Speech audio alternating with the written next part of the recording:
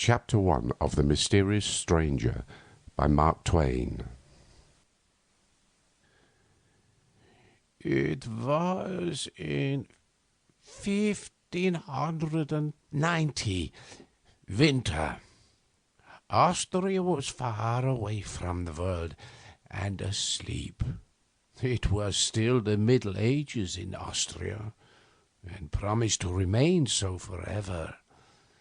Some even set it away back centuries upon centuries, and said that by the mental and spiritual clock it was still the age of belief in Austria. But they meant it as a compliment, not a slur, and it was so taken, and we were all proud of it.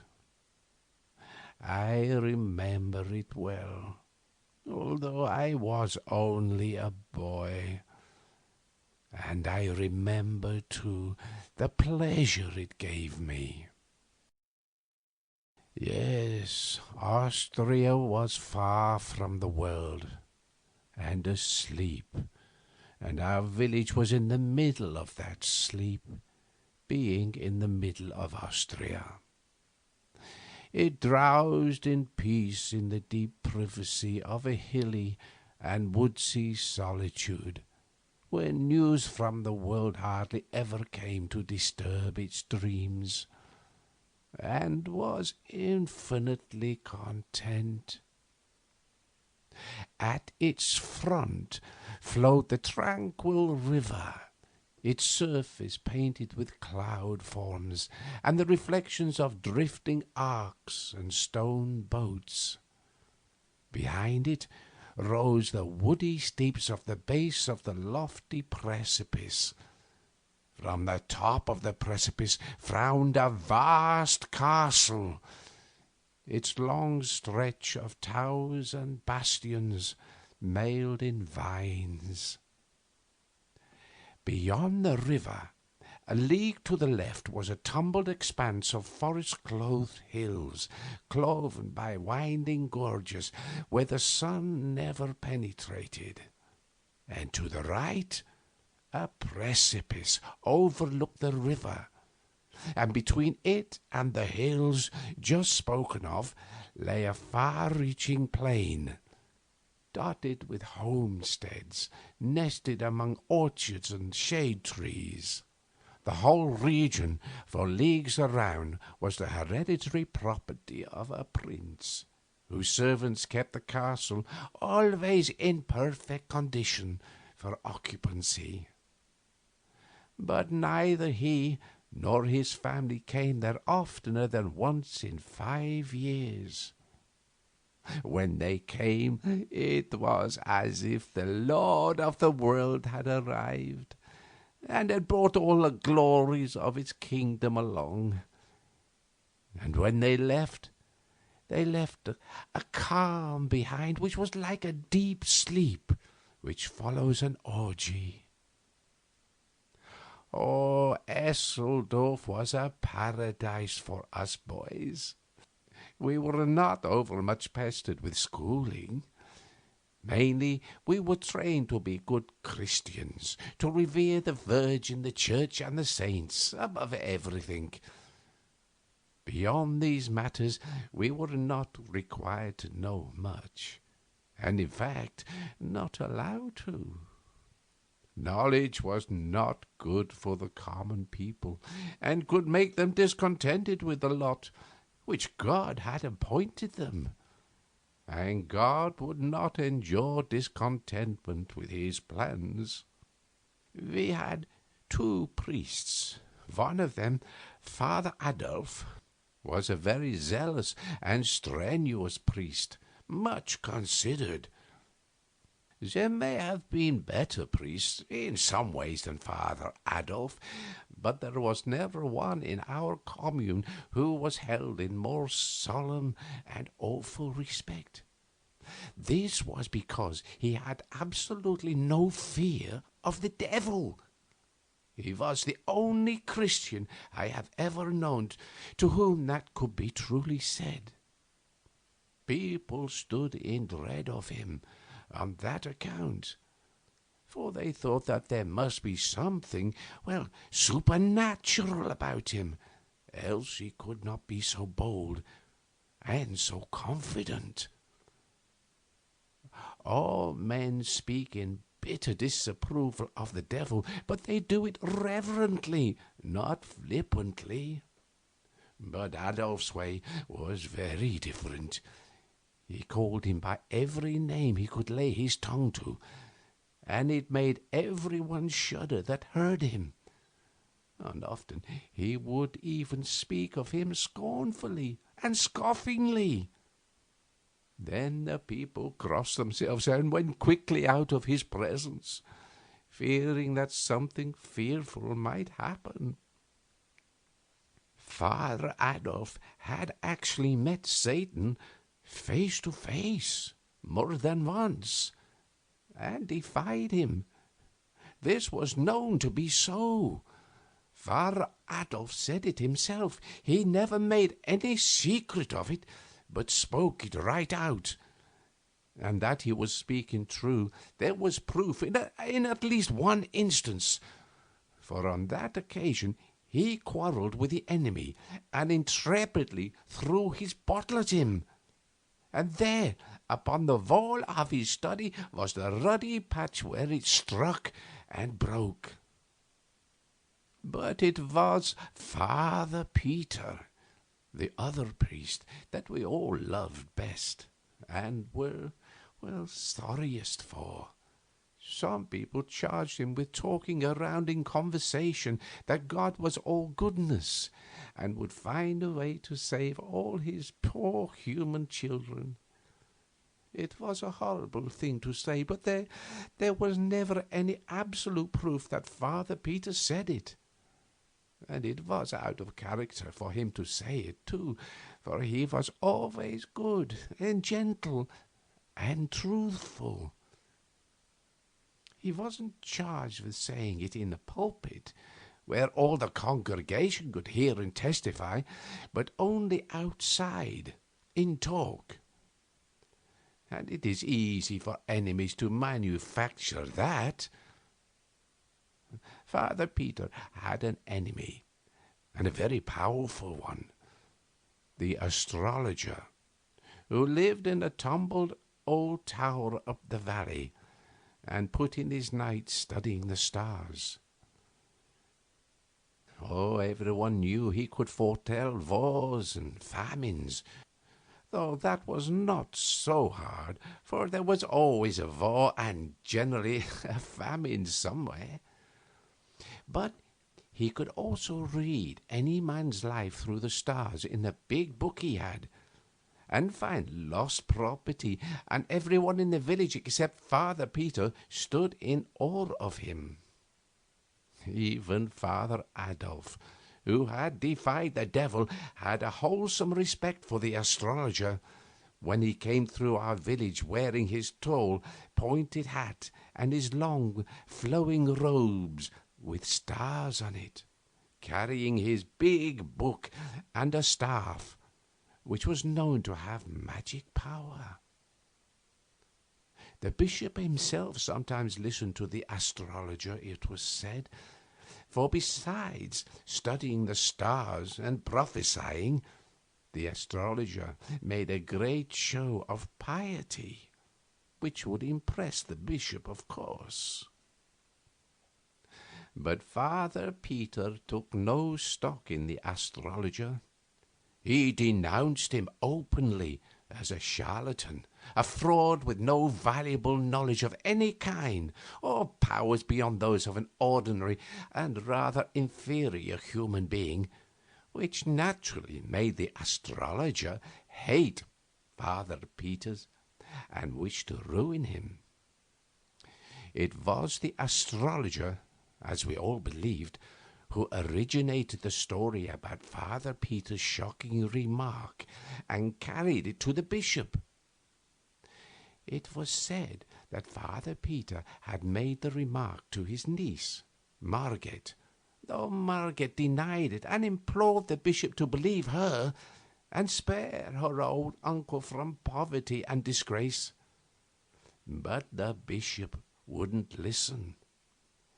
He suspended Father Peter indefinitely, though he wouldn't go so far as to excommunicate him on the evidence of only one witness. And now Father Peter has been out a couple of years, and our other priest, Father Adolf, had his flock.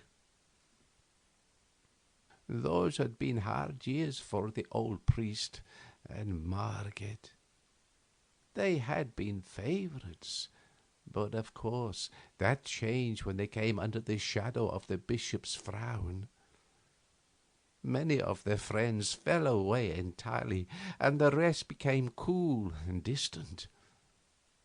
Oh, Margaret was a lovely girl of 18 when the trouble came, and she had the best head in the village, and the most in it. She taught the harp, and earned all her clothes and pocket money by her own industry, but her scholars fell away one by one now. She was forgotten when there were dances and parties among the youth of the village. The young fellows stopped coming to the house, all except Wilhelm Meidling, and he could have been spared. She and her uncle were sad and forlorn in their neglect and disgrace, and the sunshine had gone out of their lives. Matters went worse and worse all through the 2 years. Clothes were wearing out, bread was harder and harder to get. And now, at last, the very end was come. Solomon Isaacs had lent all the money he was willing to put on the house, and gave notice that tomorrow he would foreclose. End of chapter 1. Chapter 2 of The Mysterious Stranger by Mark Twain. 3 of us boys were always together, and had been so from the cradle, being fond of one another from the beginning. And this affection deepened as the years went on. Nicholas Baumann, son of the principal judge of the local court, Seppi Wollmeyer, son of the keeper of the principal inn, the Golden Stag, which had a nice garden, with shade trees reaching down to the riverside, and pleasure boats for hire.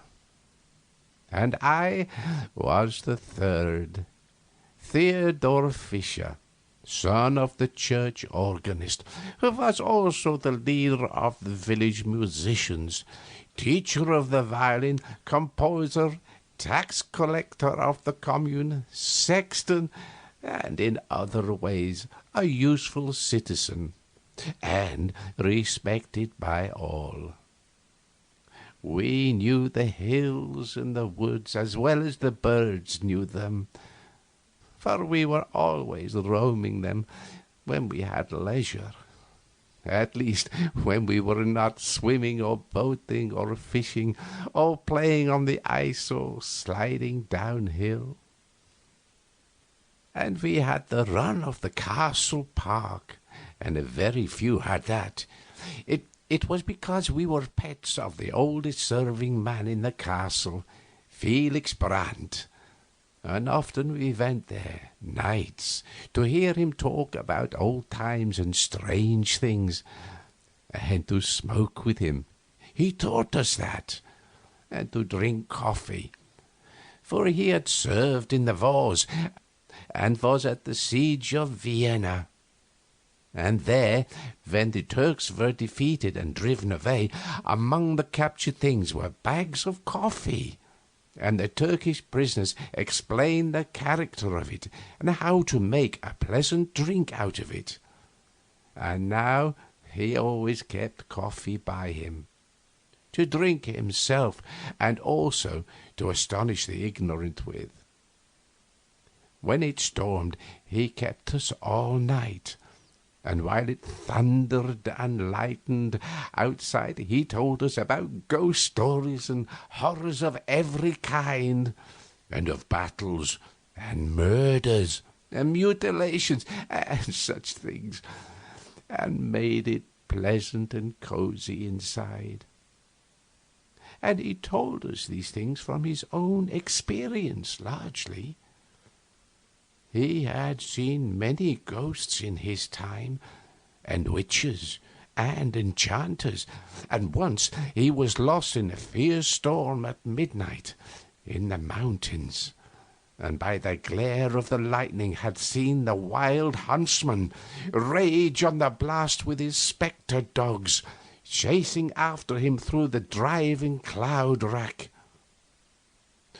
Also, he had seen an incubus once, and several times he had seen the great bat that sucks the blood from the necks of people while they are asleep, fanning them softly with their wings, and so keeping them drowsy till they die. He encouraged us not to fear these supernatural things, such as ghosts, and said they did no harm, but only wandered about because they were lonely and distressed and wanted kindly notice and compassion. And in time we learned not to be afraid, and even went down with him in the night to the haunted chamber in the dungeons of the castle. The ghost appeared only once, and went by very dim to the side, and floated noiselessly through the air, and then disappeared. And we scarcely trembled. Oh, he had taught us so well. He said it came up sometimes in the night and woke him by passing its clammy hand over his face, but it did him no hurt. It only wanted sympathy and notice. But the strangest thing was that he had seen angels, actual angels out of heaven, and had talked to them. They had no wings, and wore clothes, and talked and looked and acted just like any natural person. And you would never know them for angels, except for the wonderful things they did, which a mortal could not do, and the way they suddenly disappeared while you were talking with them, which was also a thing which no mortal could do. And he said they were pleasant and cheerful, not gloomy and melancholy like ghosts. It was after that kind of a talk one May night that we got up next morning and had a good breakfast with him, and then went and crossed the bridge and went up into the hills on the left of the woody hilltop, which was a favourite place of ours, and there we stretched out on the grass in the shade to rest and smoke and talk over these strange things, for they were in our minds yet and impressing us. But we couldn't smoke, because we had been heedless and left our flint and steel behind. Soon there came a youth strolling towards us through the trees, and he sat down and began to talk in a friendly way, just as if he knew us. But we did not answer him, for he was a stranger, and we were not used to strangers, and were shy of them. He had new and good clothes on, and was handsome, and had a winning face, and a pleasant voice, and was easy and graceful and unembarrassed, not slouchy and awkward and diffident like other boys. We wanted to be friendly with him, but didn't know how to begin. Then I thought of the pipe, and wondered if it would be taken as kindly meant if I offered it to him. But I remembered that we had no fire, so I was sorry and disappointed.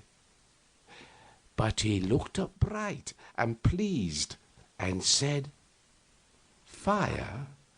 Oh, that is easy. I will furnish it."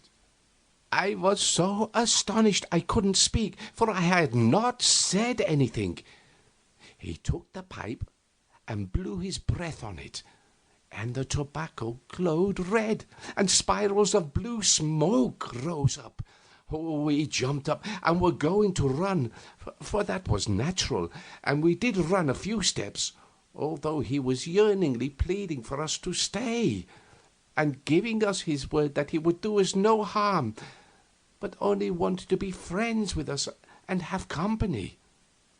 Well, so we stopped and stood and wanted to go back, being full of curiosity and wonder, but afraid to venture. He went on coaxing in his soft, persuasive way, and when we saw that the pipe did not blow up and nothing happened, our confidence returned by little and little, and presently our curiosity got to be stronger than our fear, and we ventured back, but slowly, and ready to fly at any alarm. He was bent on putting us at ease, and he had the right art. One could not remain doubtful and timorous where a person was so earnest and simple and gentle, and talked so alluringly as he did. No, he won us over, and it was not long before we were content and comfortable and chatty, and glad we had found a new friend. When the feeling of constraint was all gone, we asked him how he had learned to do that strange thing, and he said he hadn't learned it at all. It came natural to him, like other things, other curious things. What ones? Oh, a number. I don't know how many. Will you let us see you do them? Do, please. Oh, the others said. You won't run away again? Oh, no. Indeed we won't. Oh, please do, won't you? Yes, with pleasure. But you mustn't forget your promise, you know. We said we wouldn't, and he went to a puddle and came back with water in a cup which he had made out of a leaf, and he blew upon it and threw it out, and it was a lump of ice the shape of the cup. Oh, we were astonished and charmed, but not afraid any more. We were glad to be there, and asked him to go on and do more things, and he did. He said he would give us any kind of fruit we liked, whether it was in season or not. We all spoke at once. Orange, apple, grapes. They are in your pocket, he said, and it was true. They were of the best, too, and we ate them and wished we had more, though none of us said so. You will find more of them where those came from, he said, and everything else your appetites call for, and you need not name the thing you wish. As long as I am with you, you only have to wish and find. And he said true. There was never anything so wonderful or so interesting. Bread, cakes, sweets, nuts. Whatever we wanted, it was there. He ate nothing himself, but sat and chatted, and did one curious thing after another to amuse us. He made a tiny toy squirrel out of clay, and made it run up a tree, and sat on a limb overhead, and barked down to us. Then he made a dog that was not much larger than a mouse, and it treed the squirrel, and danced about the tree, excited and barking, and was alive as any dog could be. It frightened the squirrel from the tree, and followed it up until both were out of sight in the forest. He made birds out of clay and set them free, and they flew away, singing. At last I made bold to ask him to tell us who he was. An angel, he said, quite simply, and set another bird free, and clapped his hand, and made it fly away. Well, a kind of awe fell upon us when we heard him say that, and we were afraid again. But he said we need not be troubled. There was no occasion for us to be afraid of an angel. And he liked us anyway. He went on chatting as simply and unaffectedly as ever. And while he talked, he made a crowd of little men and women the size of your finger, and they went diligently to work and cleared and levelled off a space a couple of yards square in the grass, and began to build a cunning little castle in it, the women mixing the mortar and carrying it up the scaffolding in pails on their heads, just as our workwomen have always done, and the men laying the courses of masonry. 500 of these toy people swarming briskly about and working diligently and wiping the sweat off their faces as natural as life. In the absorbing interest of watching those 500 little people making the castle grow step by step and course by course and take shape and symmetry, that feeling and awe soon passed away, and we were quite comfortable and at home again. We asked if we might make some people, and he said yes, and told Seppi to make some cannon for the walls, and told Nicholas to make some halberdiers and breastplates and greaves and helmets, and I was to make the cavalry with horses. And in allotting these tasks he called us by our names, but did not say how he knew them. Then Seppi asked him what his own name was, and he said tranquilly, Satan, and held out a chip and caught a little woman on it who was falling from the scaffolding, and put her back where she belonged, and said, She is an idiot to step backwards like that and not notice where she is about. Oh, it caught us suddenly, that name did, and our work dropped out of our hands and broke to pieces, a cannon, a halberdier, and a horse. Satan laughed and asked what the matter was. I said, Nothing, only it seemed a strange name for an angel. He asked why. Well, because it's his name, you know. Yes, he is my uncle. He said it placidly, but it took our breath for a moment and made our hearts beat. He did not seem to notice that, but mended our halberdiers and things with a touch, handing them to us finished, and said, Don't you remember? He was an angel himself once. Yes, it's true, said Seppi. I didn't think of that. Before the fall, he was blameless. Yes, said Nicholas, he was without sin.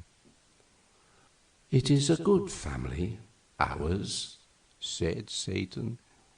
There is not a better. He is the only member of it that has ever sinned. I should not be able to make anyone understand how exciting it all was. You know, that kind of quiver that trembles around through you, and when you are seeing something so strange and enchanting and wonderful that it is just a fearful joy to be alive and look at it. And you know how you gaze when your lips turn dry and your breath comes short, but you wouldn't be anywhere but there, not for the world. I was bursting to ask one question. I had it on my tongue's end and could hardly hold it back. But I was ashamed to ask it. It might be a rudeness. Satan set an ox down that he had been making and smiled up at me and said, "It wouldn't be a rudeness, and I should forgive if it was. Have I seen him? Millions of times. From the time that I was a little child, 1,000 years old, I was his second favorite among the nursery angels of our blood and lineage, to use a human phrase. Yes, from that time until the fall, 8,000 years, measured as you count time." 8,000? Yes. He turned to Seppi and went on, as if answering something that was in Seppi's mind. "Why, naturally I look like a boy, for that is what I am. With us, what you call time is a spacious thing. It takes a long stretch of it to grow an angel to full age." There was a question in my mind, and he turned to me and answered it.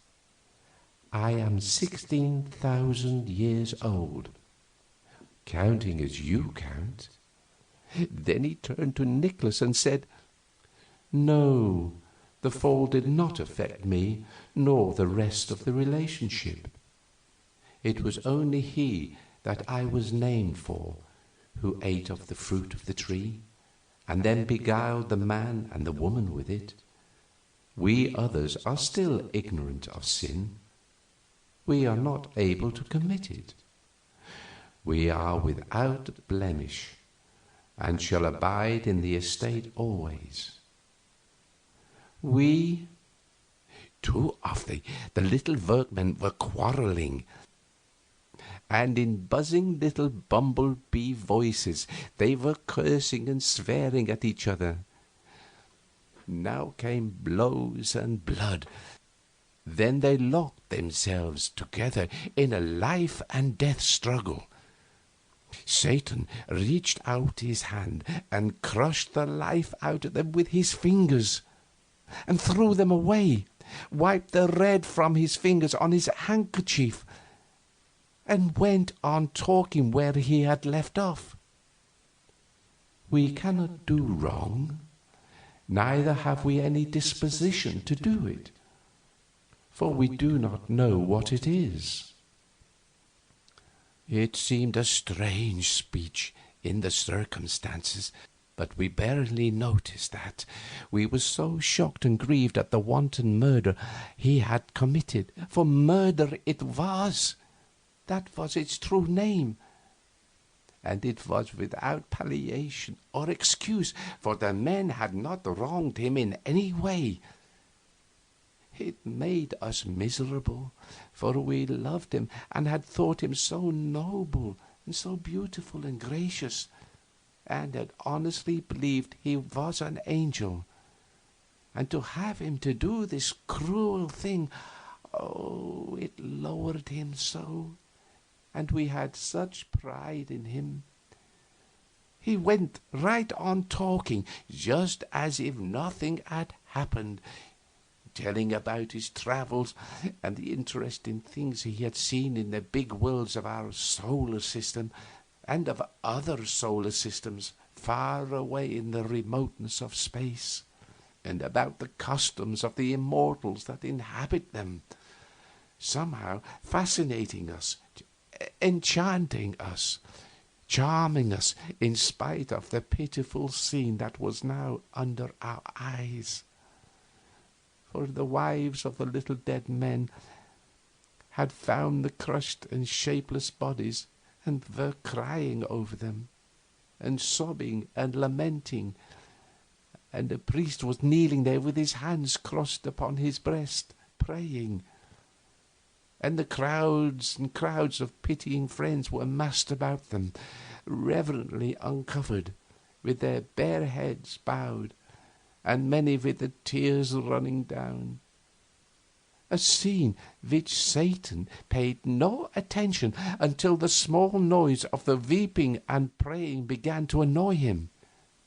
Then he reached out and took the heavy board seat out of our swing and brought it down and smashed all the people into the earth, just as if they had been flies, and went on talking just the same. An angel, and kill a priest, an angel who did not know how to do wrong, and yet destroys in cold blood hundreds of helpless poor men and women who had never done any harm. It made us sick to see that awful deed, and to think that none of those poor creatures was prepared, except the priest, for none of them had ever heard a mass or seen a church. And we were witnesses. We had seen these murders done, and it was our duty to tell and let the law take its course. But he went on talking right along, and worked his enchantments upon us with that fatal music of his voice. He made us forget everything. We could only listen to him and love him and be his slaves, to do with us as he would.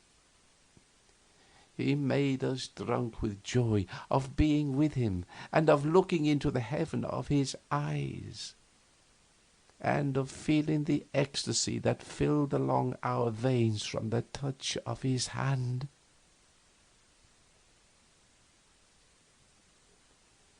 End of chapter 2.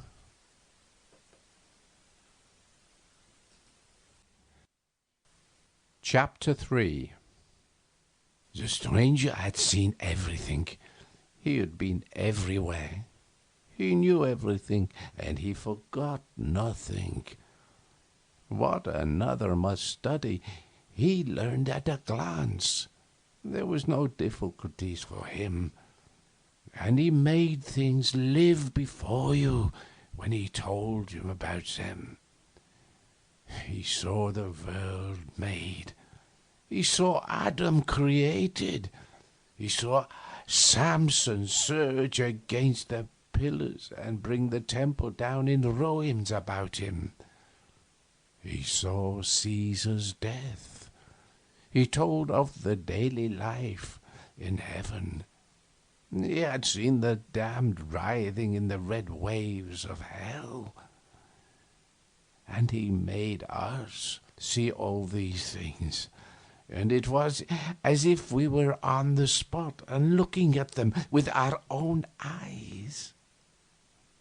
And we felt them too, but there was no sign that they were anything to him beyond mere entertainments. Those visions of hell, those poor babes and women and girls and lads and men shrieking and supplicating in anguish, why, we could hardly bear it. But he was as bland about it as if he had been so many imitation rats in an artificial fire. And always, when he was talking about men and women here on earth and their doings, even the grandest and sublimest, we were secretly ashamed, for his manner showed that to him their doings were of paltry poor consequence. Often you would think he was talking about flies, if you didn't know. Once he even said in so many words that our people down here were quite interesting to him, notwithstanding that they were so dull and ignorant and trivial and conceited, and so diseased and rickety, and such a shabby, poor, worthless lot all around. He said it in quite a matter-of-course way, and without bitterness. Just as a person might talk about bricks or manure or anything that was of no consequence and had feelings. I could see he meant no offense, but in my thoughts I set it down as, well, not very good manners. Manners? He said. Why, it is merely the truth, and truth is good manners. Manners are a fiction. The castle is done. Do you like it? Anyone would have been obliged to like it. It was lovely to look at. It was so shapely and fine, and so cunningly perfect in all its particulars, even to the little flags waving on the turrets. Satan said we must put the artillery in place now, and station the halberdiers and display the cavalry. Our men and horses were a spectacle to see. They were so little, like what they were intended for of course we had no art in making such things. Satan said they were the worst he had seen, and when we touched them and made them alive, it was just ridiculous the way they acted, on account of their legs not being of uniform length. They reeled and sprawled around as if they were drunk, and endangered everybody's lives around them, and finally fell over and lay helpless and kicking. It made us all laugh, though it was a shameful thing to see. The guns were charged with dirt to fire a salute, but they were so crooked and so badly made that they all burst when they went off, and killed some of the gunners and crippled the others. Satan said that we would have a storm now, and an earthquake if we liked, but we must stand off a piece out of danger. Well, we wanted to call the people away too, but he said never mind them. They were of no consequence, and we could make more some time or other if we needed them.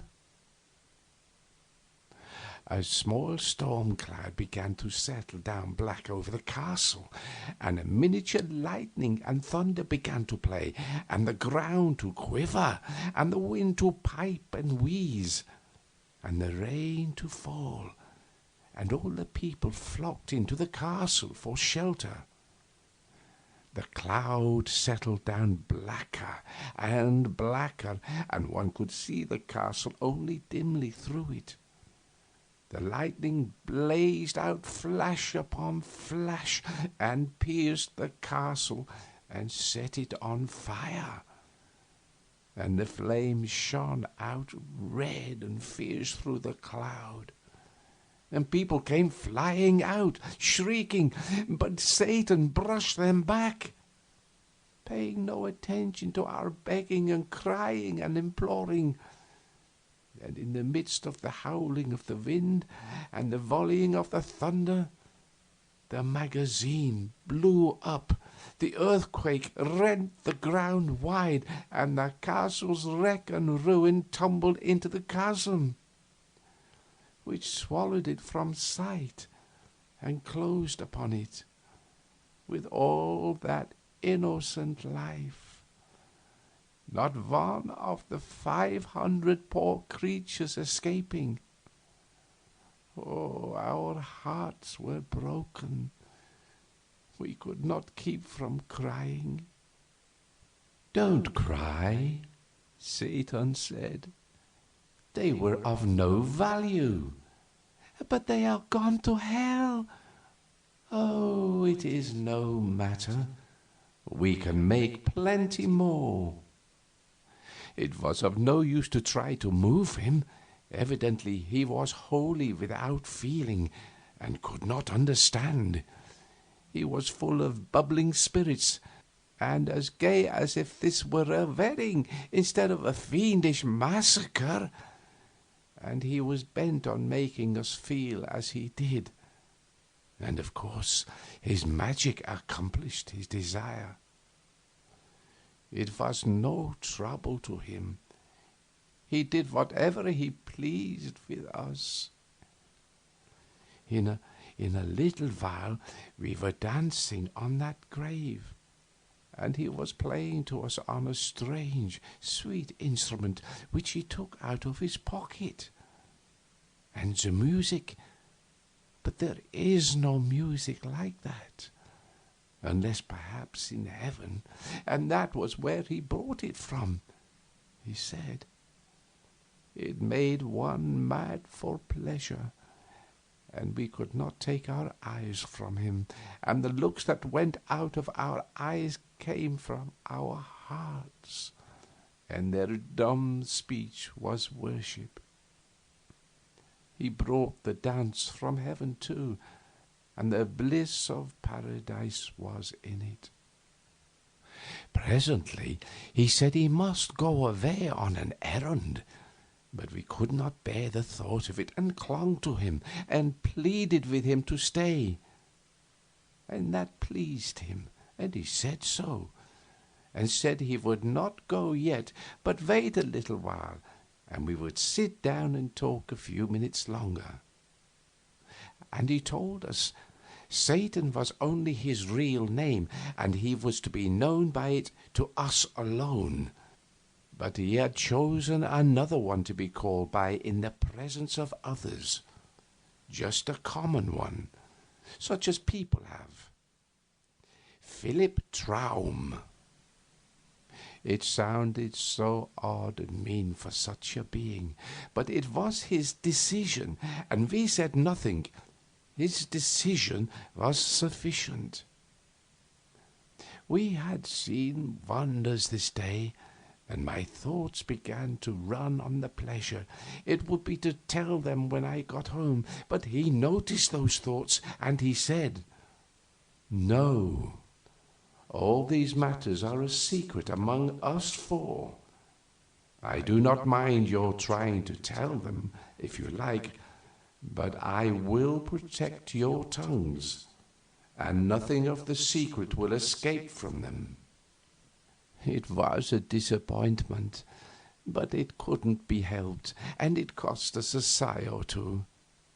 We talked pleasantly along, and he was always reading our thoughts and responding to them, and it seemed to me that this was the most wonderful of all the things he did.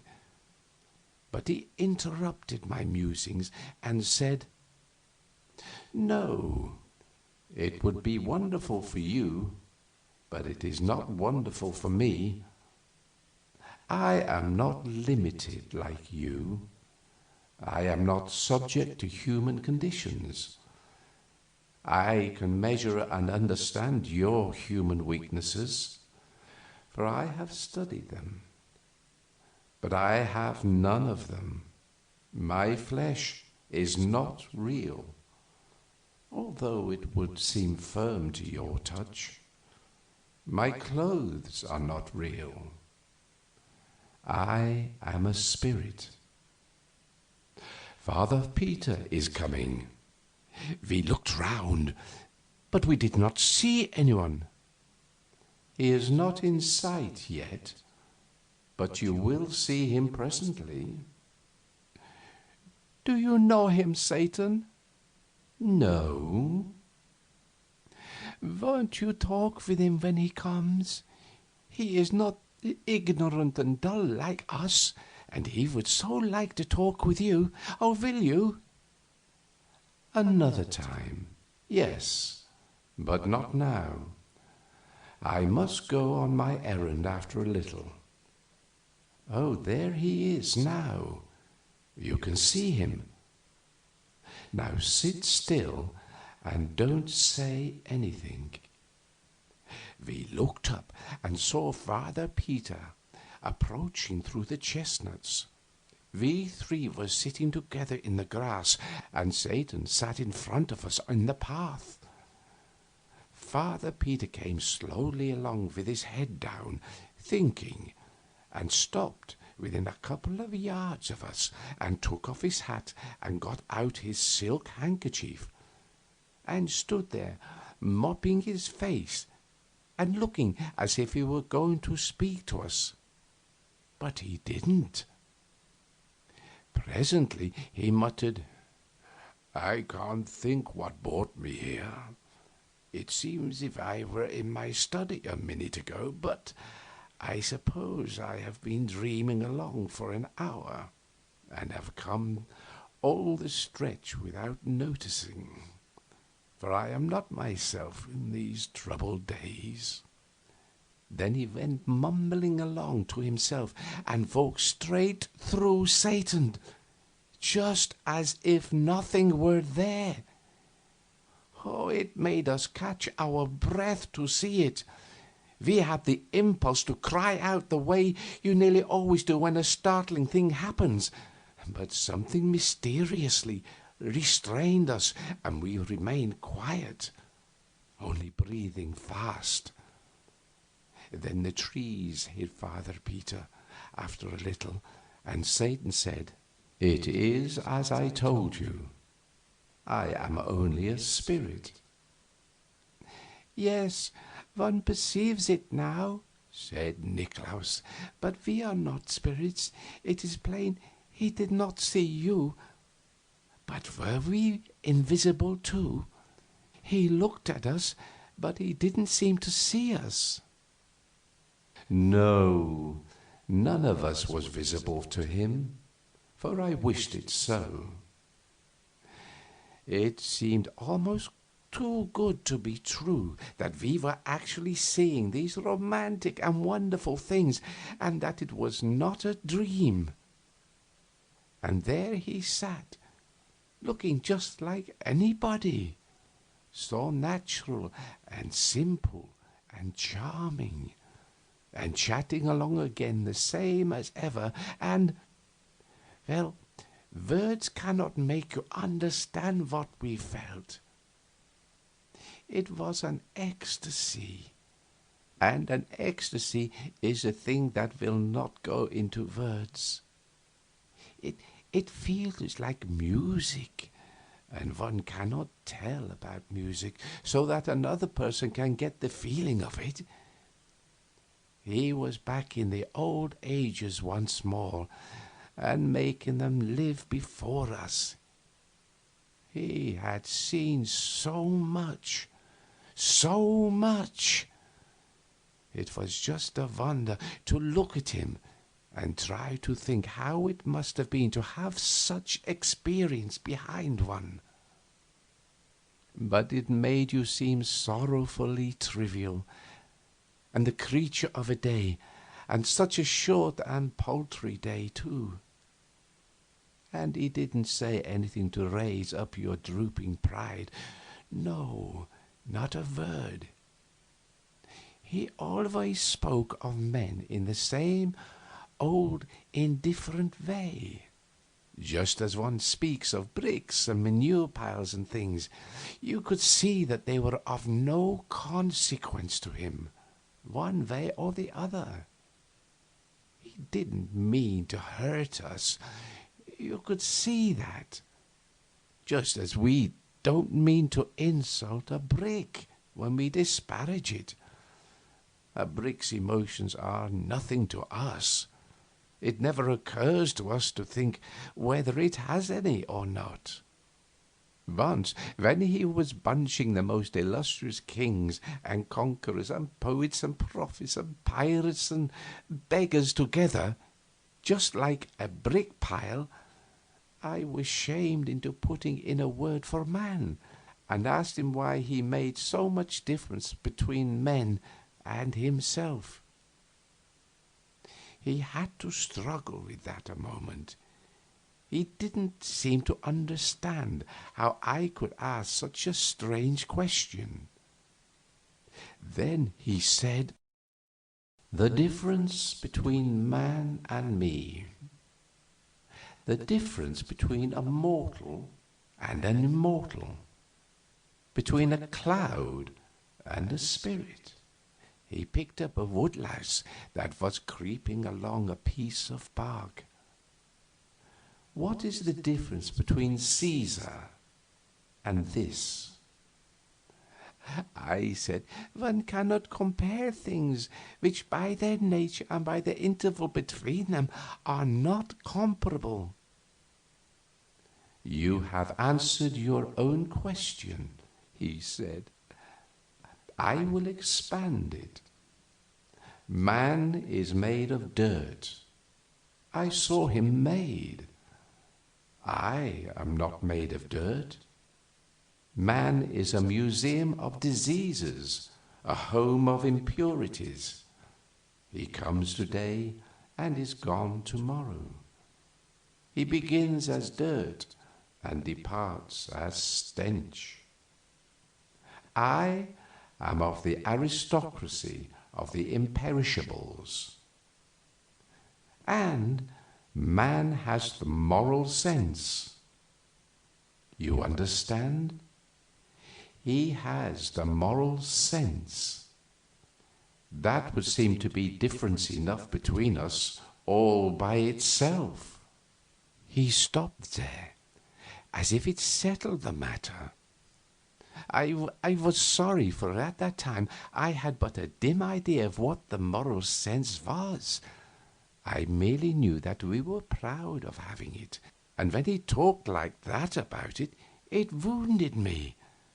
And I felt as a girl feels who thinks her dearest finery is being admired and then overhears strangers making fun of it.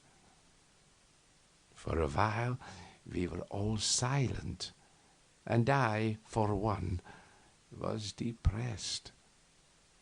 Then Satan began to chat again, and soon he was sparkling along in such a cheerful and vivacious vein that my spirits rose once more. He told some very cunning things that put us in a gale of laughters.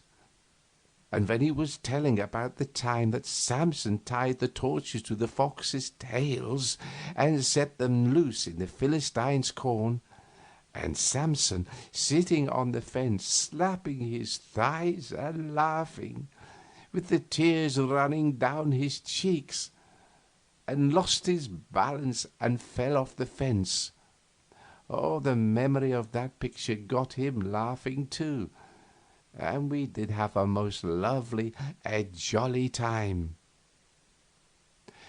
By and by he said, I am going on my errand now. Oh, don't, we all said. Don't go. Stay with us. You won't come back. Yes, I will. I give you my word. When? Tonight? Say when. Oh, it won't be long. You will see. We like you. And I you. And as proof of it, I will show you something fine to see. Usually, when I go, I merely vanish. But now, I will dissolve myself and let you see me do it. He stood up, and it was quickly finished. He thinned away and thinned away until he was a soap bubble, except that he kept his shape. You could see the bushes through him, as clearly as you see things through a soap bubble, and all over him played and flashed the delicate iridescent colors of the bubble. And along with them was that thing shaped like a window sash, which you always see on the globe of the bubble. You have seen a bubble strike the carpet and lightly bound along 2 or 3 times before it bursts. He did that.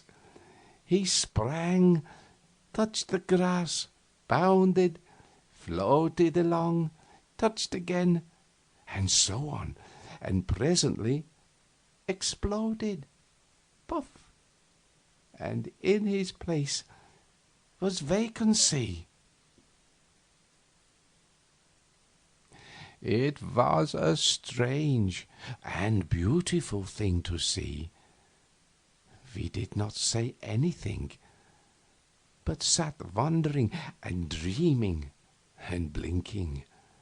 And finally Seppi roused up and said, mournfully sighing, "I suppose none of this happened."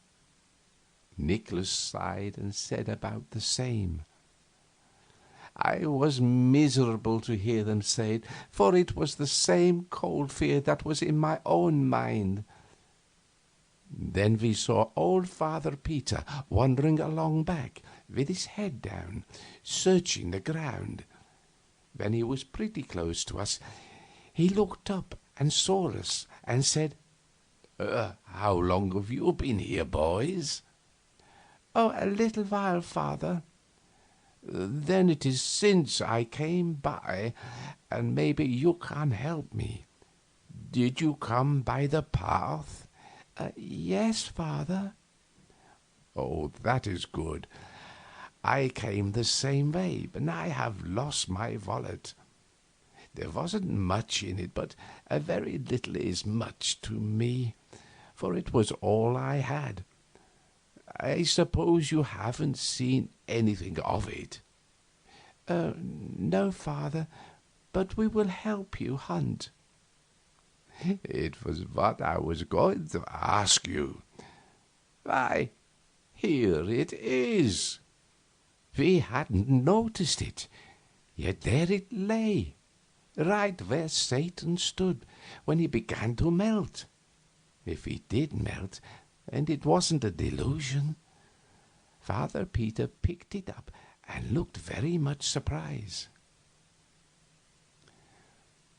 "Oh, it is mine," he said, "but not the contents. This is fat, mine is flat. Mine was light, and this is heavy." He opened it. It was stuffed as full as it could hold with gold coins. He let us gaze our fill, and of course we did gaze, for we had never seen so much money at one time before, and all our mouths came open to say, "Satan did it," but nothing came out. There it was, you see. We couldn't tell what Satan didn't want told. He had said so himself. "Boys, did you do this?" It made us laugh, and it made him laugh too, as soon as he thought what a foolish question it was. "Who has been here?" Our mouths came to answer, but stood so for a moment, because we couldn't say nobody, for it wouldn't be true, and the right word didn't seem to come out. Then I thought of the right one and said it. "Not a human being?" "That is so," said the others, and let their mouths go shut. "It is so," said Father Peter, and looked at us very severely. "I came by here a while ago, and there was no one here, but that is nothing. Someone has been here since. I don't mean to say that the person didn't pass here before you came, and I don't mean to say you saw him, but someone did pass. That I know. On your honor, you saw no one?" "Not a human being." "Oh, that is sufficient. I know you are telling me the truth." He began to count the money on the path, we on our knees, eagerly helping to stack it in little piles. "It's 1,100 ducats odd," he said. "Oh, dear. Oh, if it were only mine. And I need it so." And his voice broke and his lips quivered. "It's yours, sir," we all cried at once, "every heller." "No, it isn't mine. Only 4 ducats are mine. The rest. He fell to dreaming, poor old soul, and caressing some of the coins in his hands, and forgot where he was, sitting there on his heels, his old grey head bare. It was pitiful to see. "No," he said, waking up, "it isn't mine. I can't account for it. I think some enemy. It must be a trap." Nicholas said, "Father Peter, with the exception of the astrologer, you haven't a real enemy in the village. Nor Marget either, and not even a half enemy that's rich enough to chance 1,100 ducats to do you a mean turn. I'll ask you if that's so or not." He couldn't get around that argument, and it cheered him up. "But it isn't mine, you see. It isn't mine in any case." He said it in a wistful way, like a person who wouldn't be sorry, but glad if anybody would contradict him. "It's yours, Father Peter, and we are witness to it, aren't we, boys?" "Yes, we are, and we'll stand by it, too." "Oh, bless your hearts, you do almost persuade me. You do, indeed. If I had only 100 ducats of it. Oh, the house is mortgaged for it, and we've no home on our heads if we don't pay tomorrow. And that 4 ducats is all we've got in the... It's yours, every bit of it, and you've got to take it. We are bail, and that's all right. Aren't we, Theodore? Aren't we, Sappy?" We too said yes, and Nicholas stuffed the money back into the shabby old wallet and made the owner take it. So he said he would use 200 of it, for his house was good enough security for that, and would put the rest at interest till the rightful owner came for it.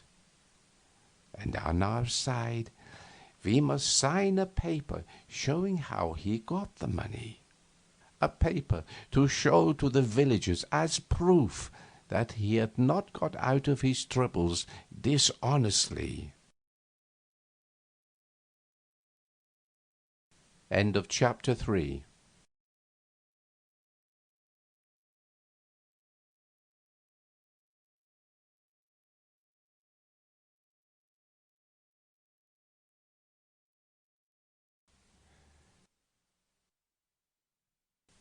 Chapter 4.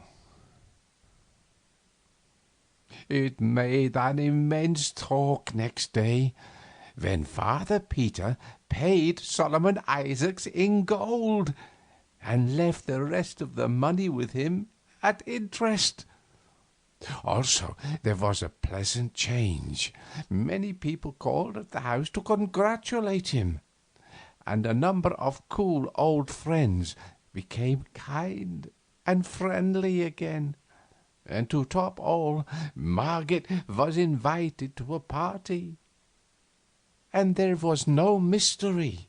Father Peter told the whole circumstance just as it happened, and said he could not account for it, only it was the plain hand of Providence, so far as he could see. 1 or 2 shook their heads and said privately it looked more like the hand of Satan. And really, that seemed a surprisingly good guess for ignorant people like that. Some came slyly buzzing around and tried to coax us boys to come out and tell the truth, and promised they wouldn't ever tell, but only wanted to know for their own satisfaction, because the whole thing was so curious. They even wanted to buy the secret and pay money for it, and if we could have invented something that would answer, but we couldn't. we hadn't the ingenuity, so we had to let the chance go by, and it was a pity. We carried that secret around without any trouble, but the other one, the big one, the splendid one, burned the very vitals of us. It was so hot to get out, and we so hot to let it out and astonish people with it. But we had to keep it in. In fact, it kept itself in. Satan said it would, and it did. We went off every day and got ourselves in woods so that we could talk about Satan, and really that was the only subject we thought of or cared anything about. And day and night we watched for him and hoped he would come, and we got more and more impatient all the time. We hadn't any interest in the other boys any more, and wouldn't take part in their games and enterprises. They seemed so tame after Satan, and their doings so trifling and commonplace after his adventures in antiquity and the constellations, and his miracles and meltings and explosions and all that. During the first day we were in a state of anxiety on account of one thing, and we kept going to Father Peter's house on one pretext or another to keep track of it. That was the gold coin. We were afraid it would crumble and turn to dust like fairy money.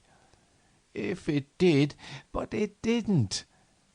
At the end of the day, no complaint had been made about it, so after that we were satisfied that it was real gold, and dropped the anxiety out of our minds. There was a question we wanted to ask Father Peter, and finally we went to the second evening, a little diffidently, after drawing straws, and I asked it as casually as I could, though it did not sound as casual as I wanted, because I didn't know how. What is moral sense, sir? He looked down surprised over his great spectacles and said, "Why, it is the faculty which enables us to distinguish good from evil." It threw some light, but not a glare, and I was a little disappointed, also to some degree embarrassed. He was waiting me to go on, so, in default of anything else to say, I asked, "Is it valuable?" "Valuable? Oh, heavens, lad! It is the one thing that lifts man above the beasts that perish and makes him heir to immortality." This did not remind me of anything further to say, so I got out with the other boys, and we went away with that indefinite sense you have often had of being filled but not fatted.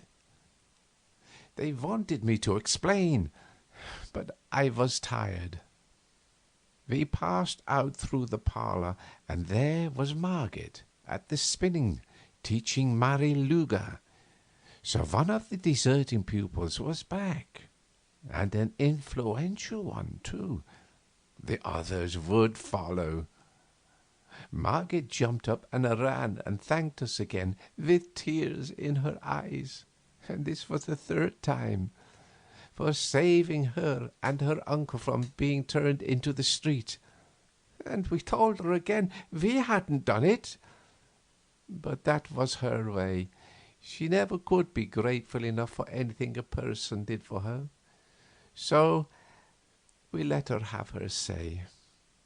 And as we passed through the garden, there was Wilhelm Meidling sitting there, waiting, for it was getting towards the edge of the evening, and he would be asking Margaret to take a walk along the river with him when she was done with the lesson. He was a young lawyer, and succeeding fairly well, and working his way along, little by little. Oh, he was fond of Margaret, and she of him.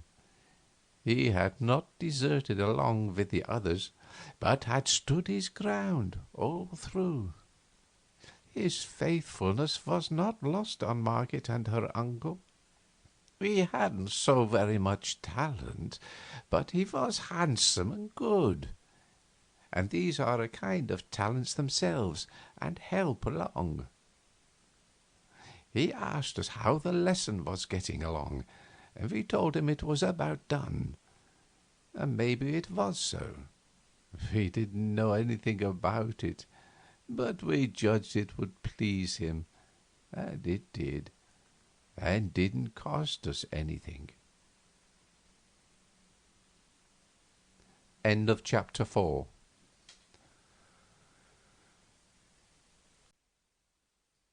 Chapter 5. On the fourth day comes the astrologer from his crumbling old tower up the valley, where he had heard the news, I reckon. He had a private talk with us, and we told him what we could, for we were mightily in dread of him. He sat there studying, and studying a while to himself. Then he asked, "How many ducats did you say?" "Oh, 1107, sir."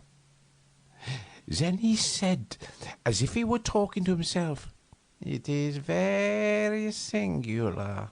Yes, very strange. A curious coincidence." Then he began to ask questions, and went over the whole ground from the beginning, we answering. By and by he said, 1106 ducats. It is a large sum." "7," said Seppi, correcting him. "Oh, 7 was it? Of course, a ducat more or less isn't of consequence, but you said 1106 before." It would not have been safe for us to say he was mistaken, but we knew he was. Nicholas said, "We ask pardon for the mistake, but we meant to say 7. "Oh, it is no matter, lad. It was merely that I noticed the discrepancy.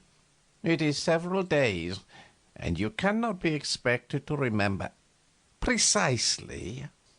One is apt to be inexact when there is no particular circumstance to impress the count upon the memory." "But there was one, sir," said Seppi eagerly. "What is it, my son?"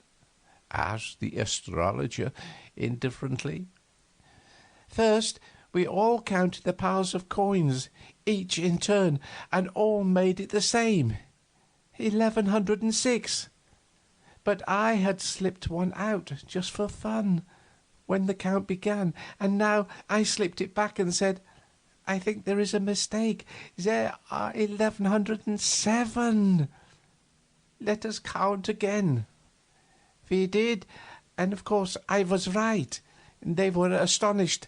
Then I told how it came about. The astrologer asked us if this was so, and we said it was. That settles it," he said. "I know the thief now. Lads, the money was stolen." Then he went away, leaving us very much troubled and wondering what he could mean.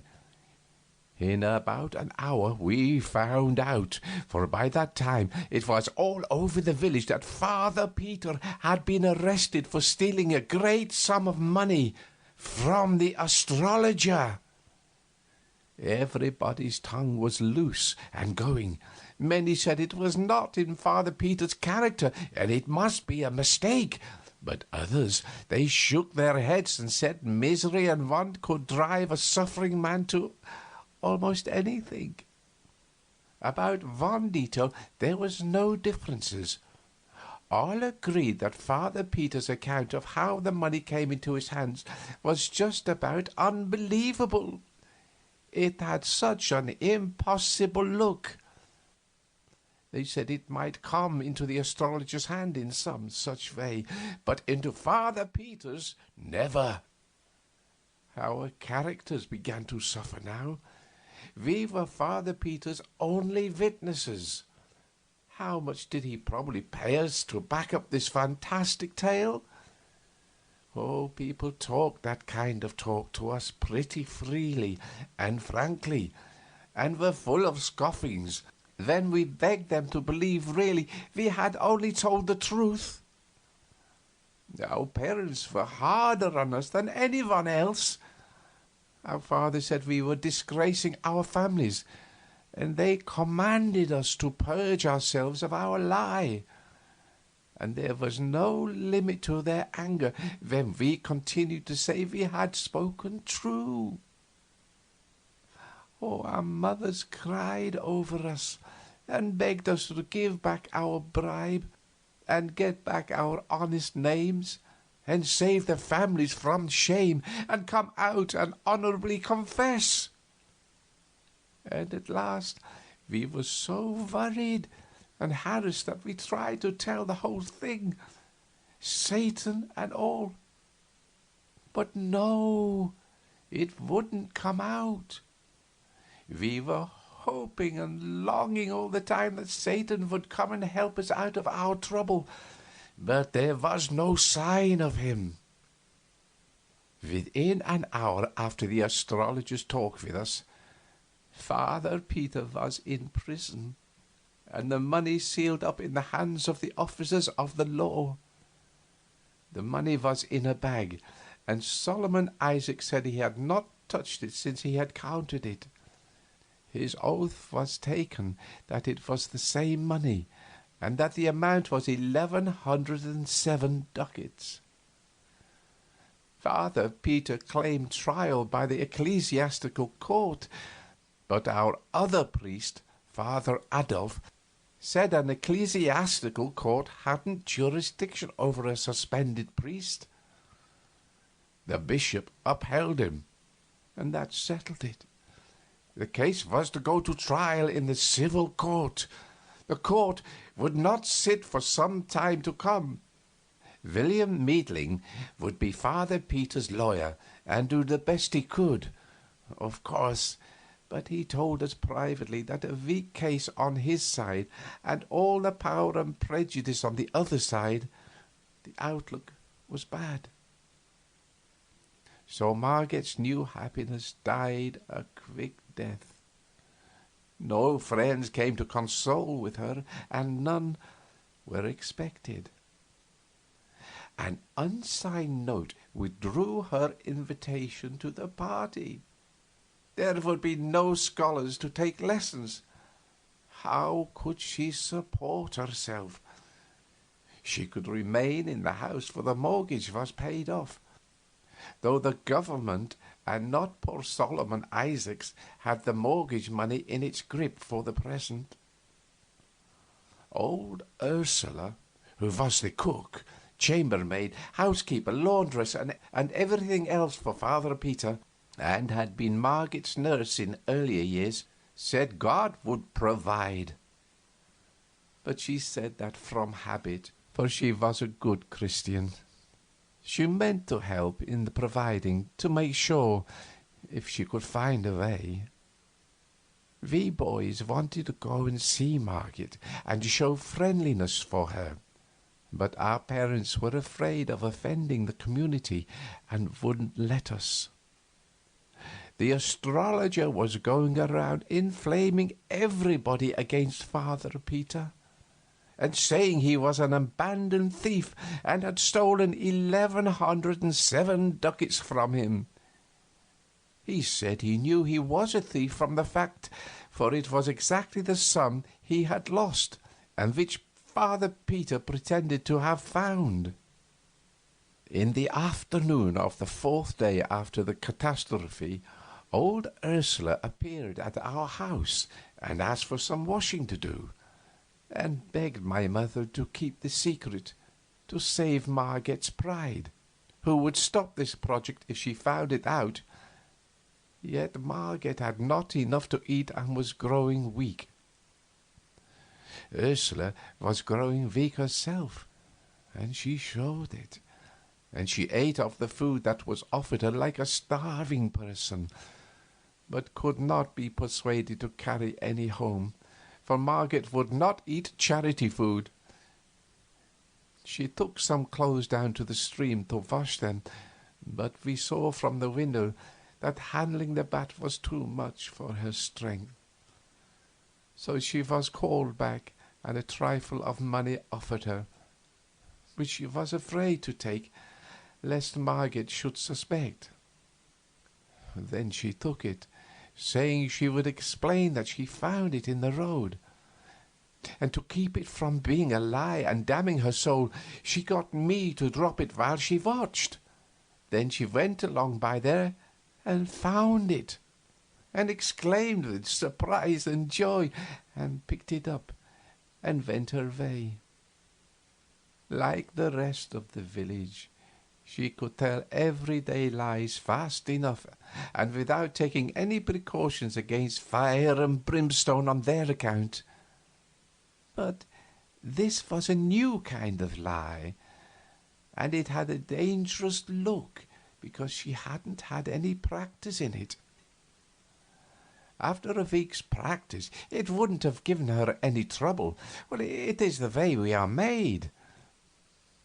I was in trouble, for how would Margaret live? Ursula could not find a coin in the road every day, perhaps not even a second one. And I was ashamed, too, for not having been near Margaret, and she so in need of friends. But that was my parents' fault, not mine, and I couldn't help it. I was walking along the path, feeling very downhearted, when a most cheery and tingling, freshening up sensation went rippling through me, and I was too glad for any words, for I knew by that sign that Satan was by. I had noticed it before. Next moment he was alongside of me, and I was telling him all my trouble and what had been happening to Margaret and her uncle. While we were talking, we turned a curve and saw old Ursula resting in the shade of a tree, and she had a lean, stray kitten in her lap and was petting it. I asked her where she got it, and she said it came out of the woods and it followed her. And she said it probably hadn't any mother or any friends, and she was going to take it home and take care of it. Satan said, "I understand you are very poor. Why do you want to add another mouth to feed? Why don't you give it to some rich person?" Oh, Ursula bridled at this and said, "Perhaps you would like to have it. You must be rich with your fine clothes and quality airs." Then she sniffed and said, "Give it to the rich. The idea! The rich don't care for anybody but themselves. It's only the poor that have the feeling for the poor and help them. The poor God will provide for this kitten." "What makes you think so?" Ursula's eyes snapped with anger. "Because I know it," she said. "Not a sparrow falls to the ground without his seeing it." "But it falls, just the same. What good is seeing it fall?" Old Ursula's jaws worked, but she could not get any word out for the moment. She was so horrified. When she got her tongue, she stormed out, "Oh, go about your business, you puppy, or I will take a stick to you." I could not speak. I was so scared. I knew that with his notions about the human race, Satan would consider it a matter of no consequence to strike her dead, there being plenty more. But my tongue stood still. I could give her no warning. But nothing happened. Satan remained tranquil and indifferent. I suppose he could not be insulted by Ursula any more than the king could be insulted by a tumblebug. The old woman jumped to her feet when she made her remark, and did it as briskly as a young girl. It had been many years since she had done the like of that. That was Satan's influence. He was a fresh breeze to the weak and the sick, wherever he came. His presence affected even the lean kitten, and it skipped to the ground and began to chase a leaf. This surprised Ursula, and she stood looking at the creature and nodding her head wonderingly, her anger quite forgotten. "But come over it," she said. "A while ago it could hardly walk." "You have not seen a kitten of that breed before?" said Satan. Ursula was not proposing to be friendly with the mocking stranger, and she gave him an ungentle look and retorted, "Who asked you to come here and pester me, I'd like to know? And what do you know about what I've seen and what I haven't seen?" "You haven't seen a kitten with hair spines on its tongue pointing to the front, have you?" "No, nor you either." "Well, examine this one and see."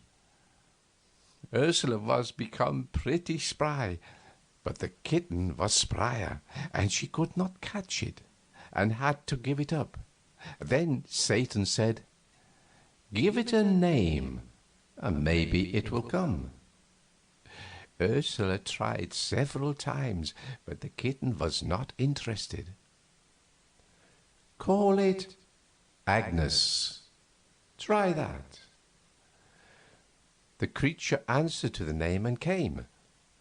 Ursula examined its tongue. "Upon my word, it's true," she said. "I have seen this kind of cat before. Is it yours?" "No." "Then how do you know its name so pat?" "Because all cats of that breed are named Agnes. They will not answer to any other." Ursula was impressed. "It is a most wonderful thing." Then a shadow of trouble came into her face, for her superstitions were aroused, and she reluctantly put the creature down, saying, "I suppose I must let it go. I am not afraid. No, not exactly that, though the priest, well, I've heard people, indeed many people, and besides, it is quite well, and now can take care of itself."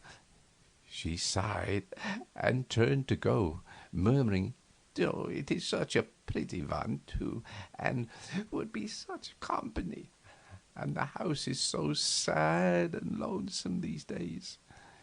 Miss Margaret so mournful and just a shadow, and the old master shut up in jail. It seems a pity not to keep it," said Satan. Ursula turned quickly, just as if she were hoping someone would encourage her. "Why?" she asked wistfully. "Because this breed brings luck." "Does it? Is it true? Young man, do you know it to be true? How does it bring luck?" "Well, it brings money, anyway." Ursula looked disappointed. "Money? A cat bring money? Oh, the idea! You could never sell it here. People do not buy cats here. One can't even give them away." And she turned to go. "I don't mean sell it. I mean have an income from it. This kind is called the lucky cat. Its owner finds 4 silver groschen in the pocket every morning." I saw the indignation rising in the old woman's face. Oh, she was insulted. This boy was making fun of her. That was her thought. She thrust her hands into her pockets and straightened up to give him a piece of her mind. Her temper was all up and hot. Her mouth came open and let out 3 words of a bitter sentence. Then it fell silent, and the anger in her face turned to surprise, or wonder, or fear, or something, and she slowly brought out her hands from her pocket and opened them and held them so. In one was my piece of money. In the other lay 4 silver groschen. She gazed a little while, perhaps to see if the groschen would vanish away, and then she said fervently, "It's true, it's true, and I'm ashamed and beg forgiveness. Oh, dear master and benefactor." And she ran back to Satan and kissed his hand over and over again, according to the Austrian custom. In her heart she probably believed it was a witch-cat and an agent of the devil.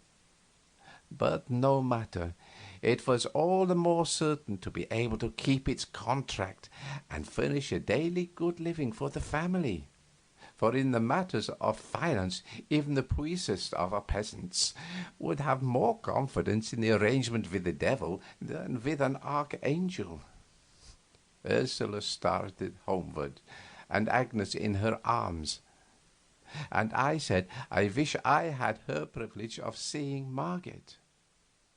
Then I caught my breath, for we were there in the parlor, and Margaret standing looking at us, astonished. She was feeble and pale, but I knew that those conditions would not last in Satan's atmosphere, and it turned out so. I introduced Satan, that is, Philip Traum, and we sat down and talked. There was no constraint.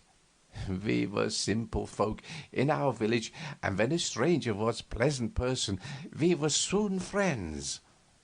Margaret wondered how we got in without her hearing us. Traum said the door was open, and we walked in and waited until she could turn round and greet us. Well, this was not true. No door was open. We entered through the walls, or the roof, or down the chimney, or somehow. But no matter what Satan wished, a person believed. The person was sure to believe, and so Margaret was quite satisfied with that explanation. And then the main part of her mind was on Traum anyway. She couldn't keep her eyes off him. He was so beautiful.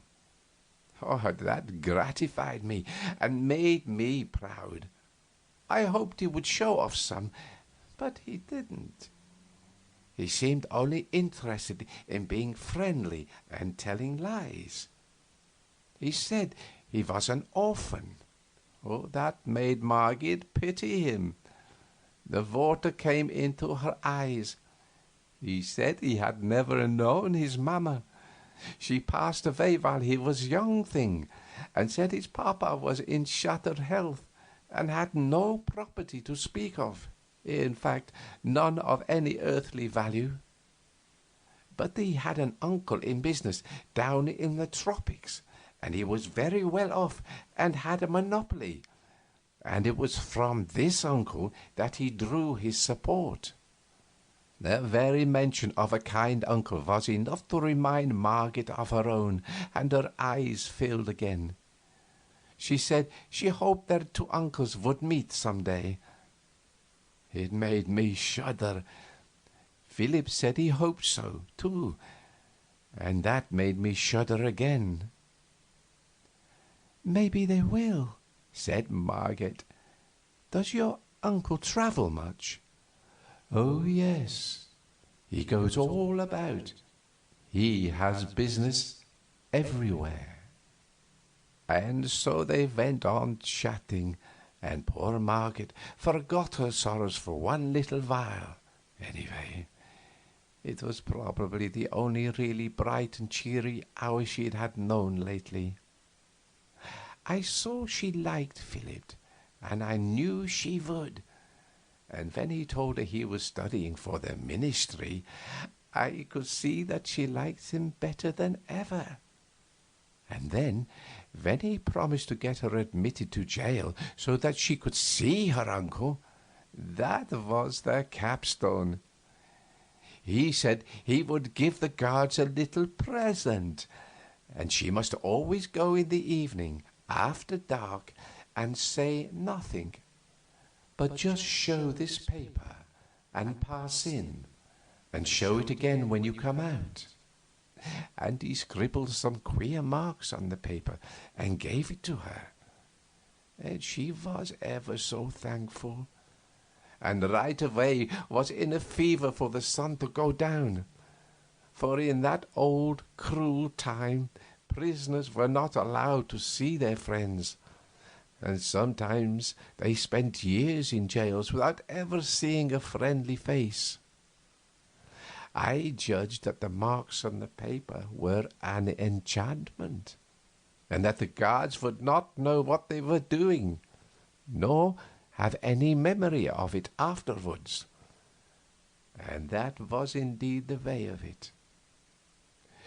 Ursula put her head in the door now and said, "Supper's ready, miss." Then she saw us and looked frightened, and motioned me to come to her, which I did, and she asked if we had told about the cat. I said no, and she was relieved, and said, "Please don't, for if Miss Margaret knew, she would think it was an unholy cat, and would send for a priest and have its gifts all purified out of it, and then there wouldn't be any more dividends." So I said we wouldn't tell, and she was satisfied. Then I was beginning to say good-bye to Margaret, but Satan interrupted me and said, ever so politely, well, I don't remember just the words, but anyway, he as good as invited himself to supper, and me too. Well, of course, Margaret was miserably embarrassed, for she had no reason to suppose there would be half enough for a sick bird. Ursula heard him, and she came straight into the room, not a bit pleased. At first she was astonished to see Margaret looking so fresh and rosy, and she said so. Then she spoke up in her native tongue, which was Bohemian, and said, well, as I learned afterwards, "Send him away, Miss Margaret. There's not victuals enough." Before Margaret could speak, Satan had the word, and was talking back at Ursula in her own language, which was a surprise for her, and for her mistress too. He said, "Didn't I see you down the road a while ago?" "Oh, yes, sir." "Ah, that pleases me. I see you remember." He stepped to her and whispered, "I told you it is a lucky cat. Don't be troubled. It will provide." That sponged the slate of Ursula's feelings, clean of its anxieties, and a deep financial joy shone in her eyes. The cat's value was augmenting. It was getting full time for Margaret to take some sort of notice of Satan's invitation, and she did it in the best way, the honest way that was natural to her. She said she had little to offer, but that we were welcome if we would share it with her. We had supper in the kitchen, and Ursula waited at table. A small fish was in the frying pan, crisp and brown and tempting, and one could see that Margaret was not expecting such respectable food as this. Ursula brought it in, and Margaret divided it between Satan and me. declining to take any of it herself, and was beginning to say she did not care for fish today. But she did not finish the remark. It was because she noticed that another fish had appeared in the pan. Oh, she looked surprised, but did not say anything. She probably meant to inquire of Ursula about this later. There were other surprises. Flesh and game and vines and fruits, things which had been strangers in that house lately. But Margaret made no exclamations, and now even looked unsurprised, which was Satan's influence, of course. Satan talked right along, and was entertaining, and made the time pass pleasantly and cheerfully. And although he told a good many lies, it was no harm in him, for he was only an angel and did not know any better. They do not know right from wrong. I know this because I remembered what he said about it. He got on the good side of Ursula. He praised her to Margaret, confidentially, but speaking just loud enough for Ursula to hear. He said, she was a fine woman, and he hoped someday to bring her and her uncle together. Very soon Ursula was mincing and simpering around in a ridiculous girly way, and smoothing out her gown and prinking herself like a foolish old hen, all the time pretending she was not hearing what Satan was saying. I was ashamed, for it showed us to be what Satan considered us, a silly race and trivial. Satan said his uncle entertained a great deal, and to have a clever woman presiding over the festivities would double the attractions of the place. "But your uncle is a gentleman, isn't he?" asked Margaret. "Yes," said Satan indifferently. "Some even call him a prince, out of compliment. But he is not bigoted. To him, personal merit is everything. Rank is nothing." My hand was hanging down by my chair. Agnes came along and licked it. By this act a secret was revealed. I started to say, "It is all a mistake. This is just a common, ordinary cat. The hair needles on the tongue point inwards, not outwards." But the words did not come, because they couldn't.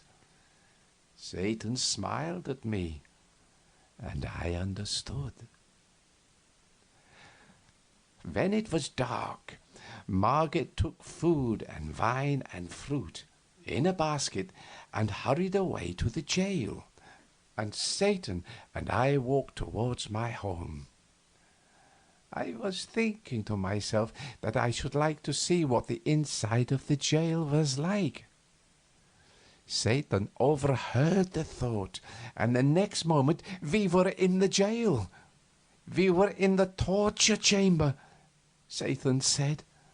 The rack was there, and the other instruments, and there was a smoky lantern or two hanging on the walls and helping to make the place look dim and dreadful. There were people there, and executioners. But as they took no notice of us, it meant that we were invisible. A young man lay bound, and Satan said he was suspected of being a heretic, and the executioners were about to inquire into it. They asked the man to confess to the charge, and he said he could not, for it was not true. Then they drove splinter after splinter under his nails, and he shrieked with pain. Satan was not disturbed, but I could not endure it and had to be whisked out of there. Oh, I was faint and sick, but the fresh air revived me, and we walked to my home. I said it was a brutal thing. No, it was a human thing. You should not insult the brutes by such a misuse of that word. They have not deserved it. And he went on talking like that. It is like your paltry race, always lying, always claiming virtues which it hasn't got, always denying them to the higher animals which alone possess them. No brute ever does a cruel thing. That is a monopoly of those with a moral sense. When a brute inflicts pain, he does it innocently. It is not wrong. For him, there is no such thing as wrong. And he does not inflict pain for the pleasure of inflicting it. Only man does that. Inspired by that mongrel moral sense of his, a sense whose function is to distinguish between right and wrong, with liberty to choose which of them he will do. Now, what advantage can he get out of that? He is always choosing, and in 9 cases out of 10, he prefers the wrong. There shouldn't be any wrong, and without the moral sense, there couldn't be any. And yet, he is such an unreasoning creature that he is not able to perceive that the moral sense degrades him to the bottom layer of animated beings and is a shameful possession. Are you feeling better? Let me show you something. End of chapter 5.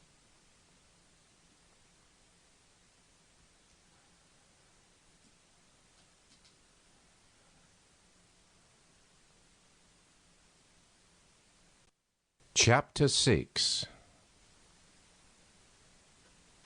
In one moment we were in a French village. We walked through a great factory of some sort, where men and women and little children were toiling in heat and dirt and a fog of dust. And they were clothed in rags and drooped at their work, for they were worn and half-starved and weak and drowsy. And Satan said, "It is some more moral sense. The proprietors are rich and very holy, but the wage they pay these poor brothers and sisters of theirs is only enough to keep them from dropping dead with hunger. The work hours are 14 per day, winter and summer, from 6 in the morning till 8 at night. Little children and all. And they walk to and from the pigsties which they inhabit, 4 miles each way, through mud and slush, rain, snow, sleet, and storm, daily, year in and year out. They get 4 hours of sleep. They kennel together, 3 families in a room, in unimaginable filth and stench. And disease comes, and they die off like flies. Have they committed a crime, these mangy things? No. What have they done that they are punished so? Nothing at all, except getting themselves born into your foolish race. You have seen how they treat a misdoer there in jail. Now you see how they treat the innocent and the worthy. Is your race logical? Are these ill-smelling innocents better off than that heretic? Indeed, no. His punishment is trivial compared with theirs. They broke him on the wheel and smashed him to rags and pulp after we left, and he is now dead, and free of your precious race. But these poor slaves here, why, they have been dying for years, and some of them will not escape from life for years to come. It is the moral sense which teaches the factory proprietors the difference between right and wrong. You perceive the result. They think themselves better than dogs. Ah, you are such an illogical, unreasoning race. And paltry. Oh, unspeakably. Then he dropped all seriousness and just overstrained himself, making fun of us and deriding our pride in our warlike deeds, our great heroes, our imperishable fames, our mighty kings, our ancient aristocracies, our venerable history, and laughed till it was enough to make a person sick to hear him. And finally he sobered a little and said, "But after all, it is not all ridiculous. There is a sort of pathos about it when one remembers how few are your days, how childish your pomps, and what shadows you are." Presently all things vanished suddenly from my sight, and I knew what it meant. The next moment we were walking along in our village, and down towards the river I saw the twinkling lights of the Golden Stag. Then, in the dark, I heard a joyful cry, "He is come again!" It was Seppi Wohlmeyer. He had felt his blood leap and his spirits rise in a way that could mean only one thing, and he knew Satan was near, although it was too dark to see him. He came to us, and we walked along, and Seppi poured out his gladness like water. It was as if he were a lover and had found his sweetheart who had been lost. Seppi was a smart and animated boy, and had enthusiasm and expression, and was a contrast to Nicholas and me. He was full of the last new mystery. Now, the disappearance of Hans Oppert, the village loafer. People were beginning to be curious about it, he said. He did not say anxious. Curious was the right word, and strong enough. No one had seen Hans for a couple of days. "Not since he did that brutal thing, you know," he said. "What brutal thing?" It was Satan that asked. "Well, he was always clubbing his dog, which is a good dog, and his only friend, and is faithful and loves him, and does no one any harm. And 2 days ago he was at it again, just for nothing, just for pleasure. And the dog was howling and begging, and Theodore and I begged too, but he threatened us and struck the dog again with all his might, and knocked one of his eyes out. And he said to us, 'There, I hope you are satisfied now. That's what you have got for him by your damned meddling.' And he laughed, and heartless brute." Oh, Seppi's voice trembled with pity and anger. I guessed what Satan would say, and he said it. There is that misused word again, that shabby slander, Brutes do not act like that, but only men. Well, it was inhuman anyway. No, it wasn't, Seppi. It was human, quite distinctly human.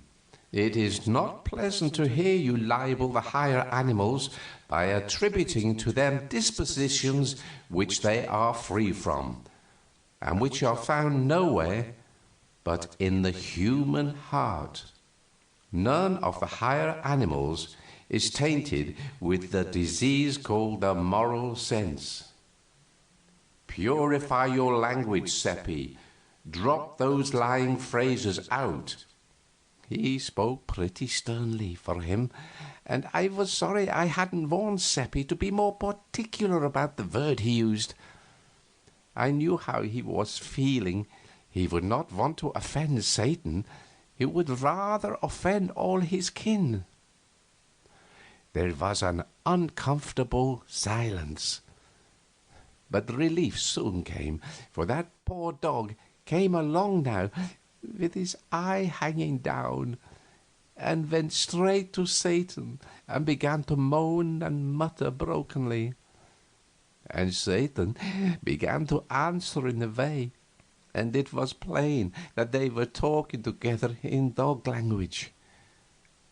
We all sat down in the grass in the moonlight, for the clouds were breaking away now, and Satan took the dog's head in his lap and put the eye back in its place. And the dog was comfortable, and he wagged his tail and licked Satan's hand, and looked thankful and said the same. I knew he was saying it, though I did not understand the words. Then the two talked together a bit, and Satan said, "He says his master was drunk." "Yes, he was," said we. And an hour later he fell over the precipice, there, beyond the cliff pasture. "Oh, we know that place. It is 3 miles from here." And the dog has been often to the village, begging people to go there, but he was only driven away and not listened to. Oh, we remembered it, but hadn't understood what he wanted. He only wanted help for the man who had misused him, and he thought only of that, and has had no food nor sought any. He has watched by his master 2 nights. What do you think of your race? Is heaven reserved for it, and this dog ruled out, as your teachers tell you? Can your race add anything to this dog's stock of morals and magnanimities? Oh, he spoke to the creature, who jumped up eager and happy, and apparently ready for orders and impatient to execute them. "Get some men, go with the dog, he will show you that carrion, and take a priest along to arrange about insurance, for death is near." With the last word he vanished, to our sorrow and disappointment. We got the men and Father Adolf, and we saw the man die. Nobody cared but the dog. He mourned in grief and licked the dead man's face, and could not be comforted. We buried him where he was, and without a coffin, for he had no money, and no friend but the dog. If we had been an hour earlier, the priest would have been in time to send the poor creature to heaven, but now he was gone down into the awful fires, to burn forever. It seems such a pity that in a world where so many people have difficulty to put their time, 1 little hour could have not been spared for this poor creature, who needed it so much, and to whom it would have made the difference between eternal joy and eternal pain. It gave an appalling idea of the value of 1 hour. and I thought I could never waste again without remorse and terror. Oh, Seppi was depressed and grieved, and said it must be so much better to be a dog and not run such awful risks. We took this one home with us and kept it for our own. Seppi had a very good thought as we were walking along, and it cheered us up and made us feel much better. He said the dog had forgiven the man that had wronged him so, and maybe God would accept that absolution. There was a very dull week now, for Satan did not come. Nothing much was going on, and we boys could not venture to go and see Margaret because the nights were moonlit, and our parents might find us out if we tried. But we came across Ursula a couple of times, taking a walk across the meadow beyond the river to air the cat, and we learned from her that things were going well. She had natty new clothes on and bore a prosperous look. The 4 groschen a day were arriving without break, but were not being spent for food and wine and such thing. The cat attended to all that. Margaret was enduring her forsakenness and isolation fairly well, all things considered, and was cheerful, by help of Wilhelm Meidling. She spent an hour or 2 every night in the jail with her uncle, and had fattened him up with the cat's contributions. But she was curious to know more about Philip Traum, and hoped I would bring him again. Ursula was curious about him herself, and asked a good many questions about his uncle. It made the boys laugh, for I had told them the nonsense Satan had been stuffing her with. She got no satisfaction out of us. Our tongues were tied. Ursula gave a small item of information. Money being plenty now, she had taken on a servant to help about the house and run errands. She tried to tell it in a commonplace, matter-of-course way, but she was so set up by it and so vain of it that her pride in it leaked out pretty plainly. It was beautiful to see her veiled delight in this grandeur. Poor old thing! But when we heard the name of the servant, we wondered if she had been altogether wise.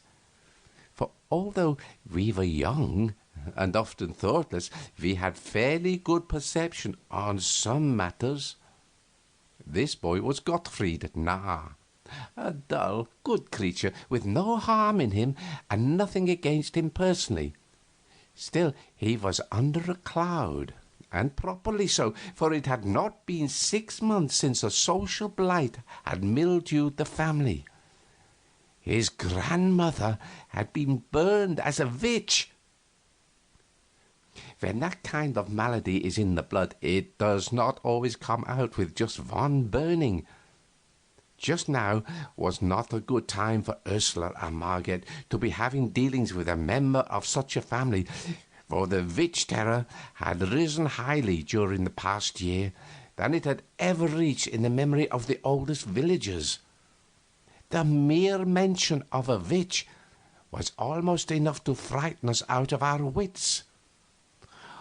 This was natural enough, because of late years there were more kinds of witches than there used to be. In olden times it had been only old women, but of late years they were of all ages, even children of 8 and 9. It was getting so that anybody might turn out to be a familiar of the devil. Age and sex hadn't anything to do with it. In our little region we had tried to extirpate the witches, but the more of them we burned, the more of the breed rose up in their places. Once, in a school for girls only 10 miles away, the teacher found that the back of one of the girls was all red and inflamed, and they were greatly frightened, believing it to be the devil's marks. The girl was scared and begged them not to denounce her and said it was only fleas. But, of course, it would not do to let the matter rest there. All the girls were examined, and 11 out of the 50 were badly marked, the rest less so. A commission was appointed, but the 11 only cried for their mothers and would not confess. Then they were shut up, each by herself, in the dark, and put on black bread and water for 10 days and nights. And by that time they were haggard and wild, and their eyes were dry, and they did not cry any more, but only sat and mumbled and would not take the food. Then one of them confessed, and said they had often ridden through the air on the broomsticks to the witches' Sabbath, and in a bleak high place up in the mountains had danced and drunk and caroused with several 100 other witches and the evil one, and all had conducted themselves in a scandalous way, and had reviled the priests and blasphemed God. That is what she said. Not in narrative form, for she was not able to remember any of the details without having them called to her mind one after another. But the commission did that, for they knew just what questions to ask. They all been written down for the use of witch commissioners 2 centuries before. They asked, "Did you do so and so?" And she always said yes, and looked weary and tired, and took no interest in it. And so when the other 10 heard that this one confessed, they confessed too, and answered yes to the questions. Then they were burned at the stake all together, which was just and right. And everybody went from all the countryside to see it. I went too. But when I saw that one of them was a bonny, sweet girl I used to play with, and looked so pitiful there, chained to the stake, and her mother crying over her and devouring her with kisses and clinging round her neck and saying, "Oh God, oh my God," it was too dreadful, and I went away. It was bitter cold weather when Godfrey's grandmother was burned. It was charged that she had cured bad headaches by kneading the person's head and neck with her fingers, as she said, but really by the devil's help, as everybody knew. They were going to examine her, but she stopped them and confessed straight off that her power was from the devil. So they appointed to burn her next morning, early, in our market square.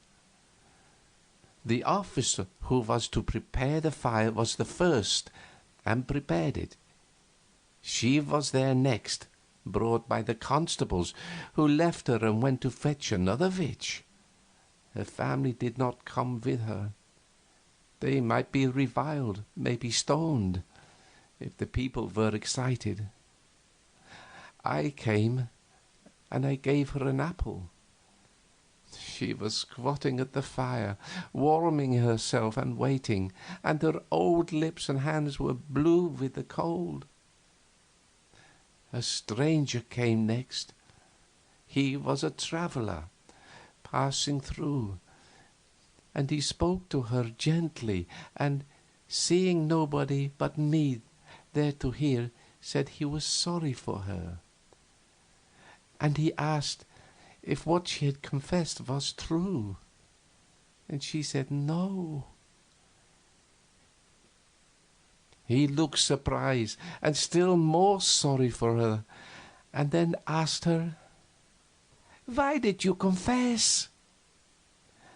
"I am old and very poor," she said, "and I work for my living.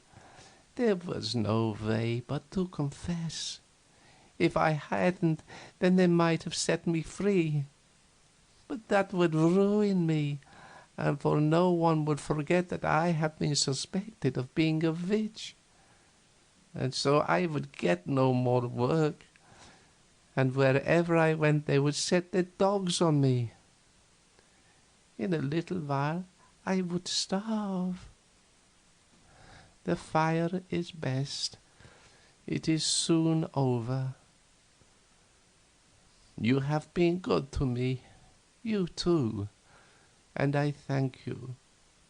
She snuggled closer to the fire and put out her hands to warm them.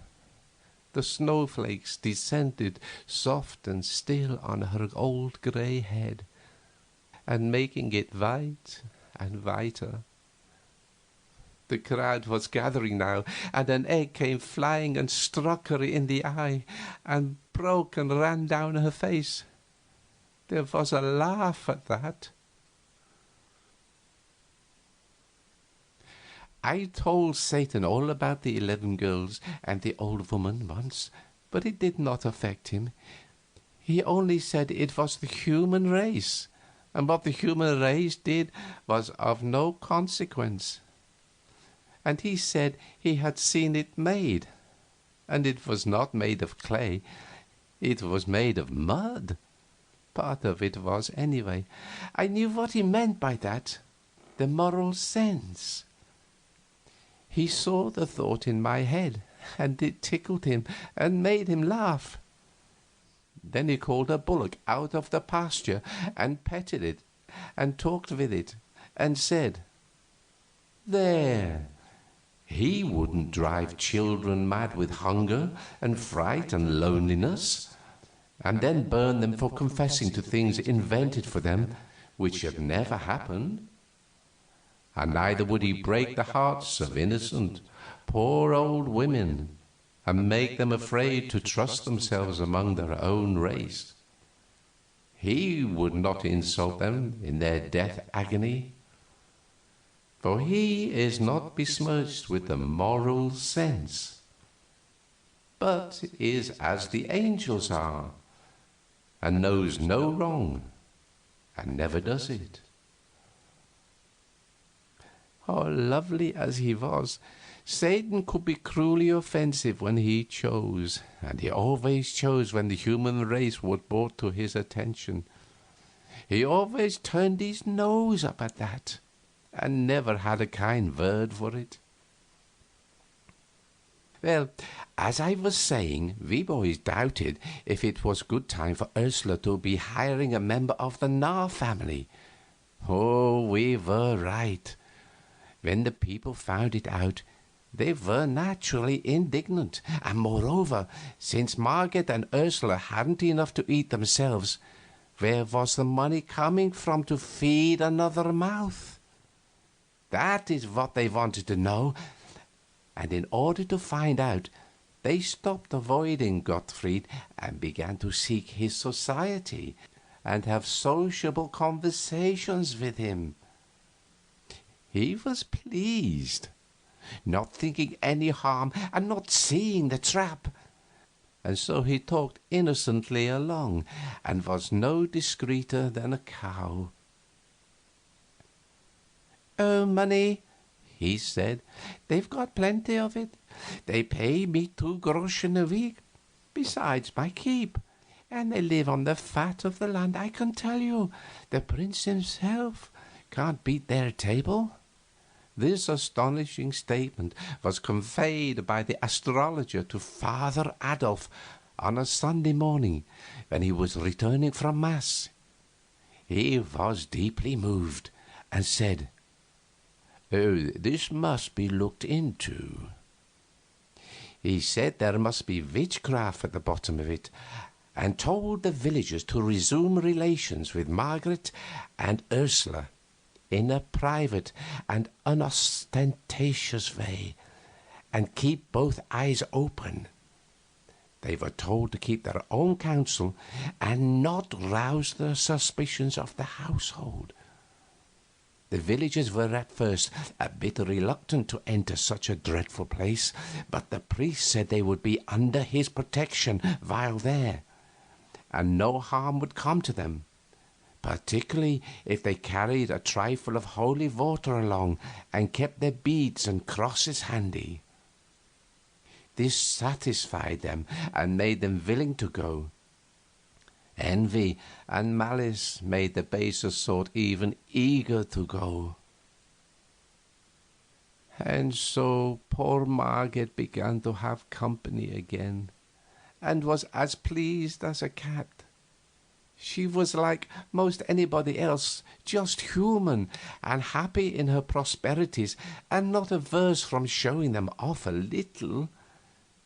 And she was humanly grateful to have a warm shoulder turned to her and be smiled upon by her friends and the village again. For of all the hard things to bear, to be cut by your neighbors and left in contemptuous solitude is maybe the hardest. The bars were down, and we could all go there now, and we did, our parents and all, day after day. The cat began to strain herself. She provided the top of everything for those companies, and in abundance.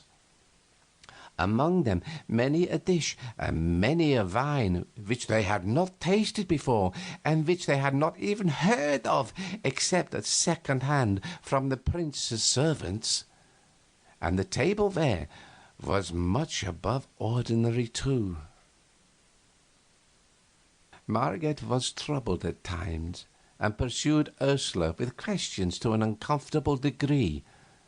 But Ursula stood her ground, and stuck to it that it was Providence, and said no word about the cat. Margaret knew that nothing was impossible to Providence, but she could not help having doubts that this effort was from there, though she was afraid to say so, lest disaster came of it. Witchcraft occurred to her, but she put the thought aside, for this was before Gottfried joined the household, and she knew Ursula was pious and a bitter hater of witches. By the time Gottfried arrived, Providence was established, unshakably entrenched, and getting all the gratitude. The cat made no murmur, but went on composedly, improving in style and prodigality by experience. In any community, big or little, there is always a fair proportion of people who are not malicious or unkind by nature, and who never do unkind things except when they are overmastered by fear, or when their self-interest is greatly in danger, or some such matter as that. Esseldorf had its proportion of such people, and ordinarily their good and gentle influence was felt.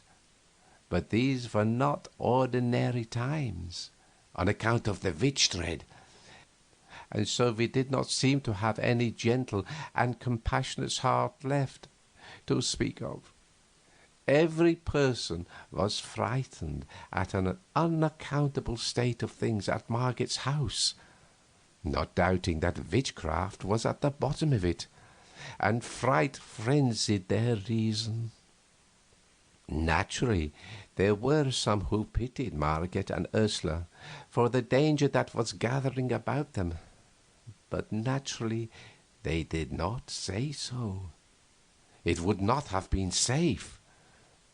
So the others had it all their own way, and there was none to advise the ignorant girl and the foolish woman and warn them to modify their doings. We boys wanted to warn them, but we backed down when it came to the pinch, being afraid. We found that we were not manly enough nor brave enough to do a generous action when there was a chance that it could get us into trouble. Neither of us confessed this poor spirit to the others, but did as other people would have done, dropped the subject and talked about something else. And I knew we all felt mean, eating and drinking Margaret's fine things along with those companies of spies, and petting her and complimenting her with the rest, and seeing with self-reproach how foolishly happy she was, and never saying a word to put her on her guard. And indeed, she was happy, and as proud as a princess, and so grateful to have friends again. And all of the time, these people were watching with all their eyes and reporting all they saw to Father Adolf. But he couldn't make head nor tail of the situation. There must be an enchanter somewhere on the premises, but who was it?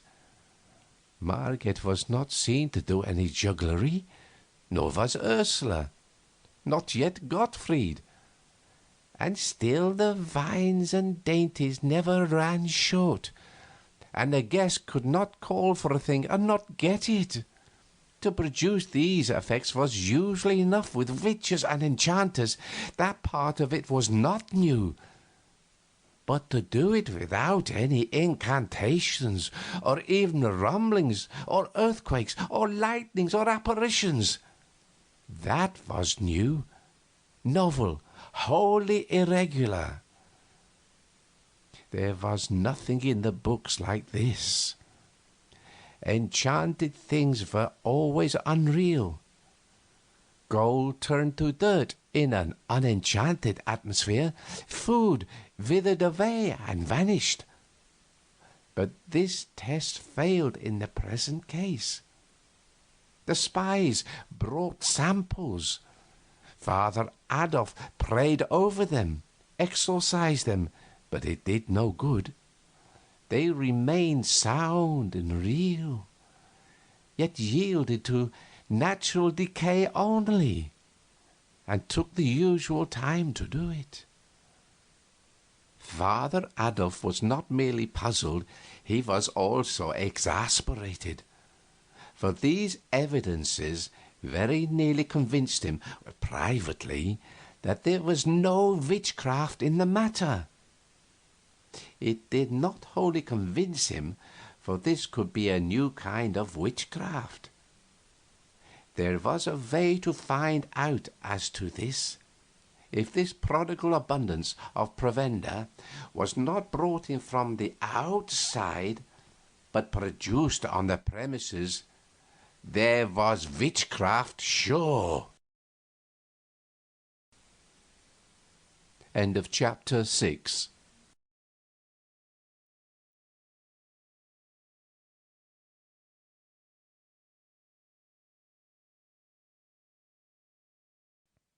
Chapter 7. Margaret announced a party and invited 40 people. The date for it was 7 days away. This was fine opportunity. Margaret's house stood by itself, and it could be easily watched.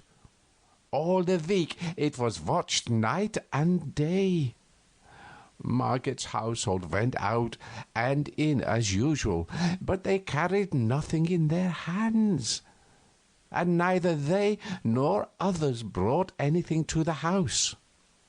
This was ascertained. Evidently, rations for 40 people were being fetched. If they were furnished any sustenance, it would have to be made on the premises. It was true that Margaret went out with a basket every evening, but the spies ascertained that she always brought it back empty.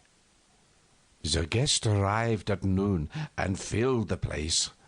Father Adolf followed. Also, after a little while, the astrologer, without invitation. The spies had informed him that neither at the back nor the front had any parcels been brought in. He entered and found the eating and drinking going on finely, and everything progressing in a lively and festive way. He glanced round and perceived that many of the cooked delicacies and all of the native foreign fruits were of a perishable character, and he also recognized that these were fresh and perfect. No apparitions, no incantations, no thunder. Oh, that settled it. This was witchcraft. And not only that, but of a new kind, a kind never dreamed of before. It was a prodigious power, an illustrious power. He resolved to discover its secret. The announcement of it would resound throughout the world, penetrate to the remotest lands, paralyze all the nations with amazement, and carry his name with it, and make him renowned forever. It was a wonderful piece of luck, a splendid piece of luck. The glory of it made him dizzy. All the house made room for him. Margit politely seated him. Ursula ordered Gottfried to bring a special table for him. Then she decked it and furnished it, and asked for his orders. Bring me what you will, he said, and the two servants brought supplies from the pantry, together with the white wine and the red, a bottle of each.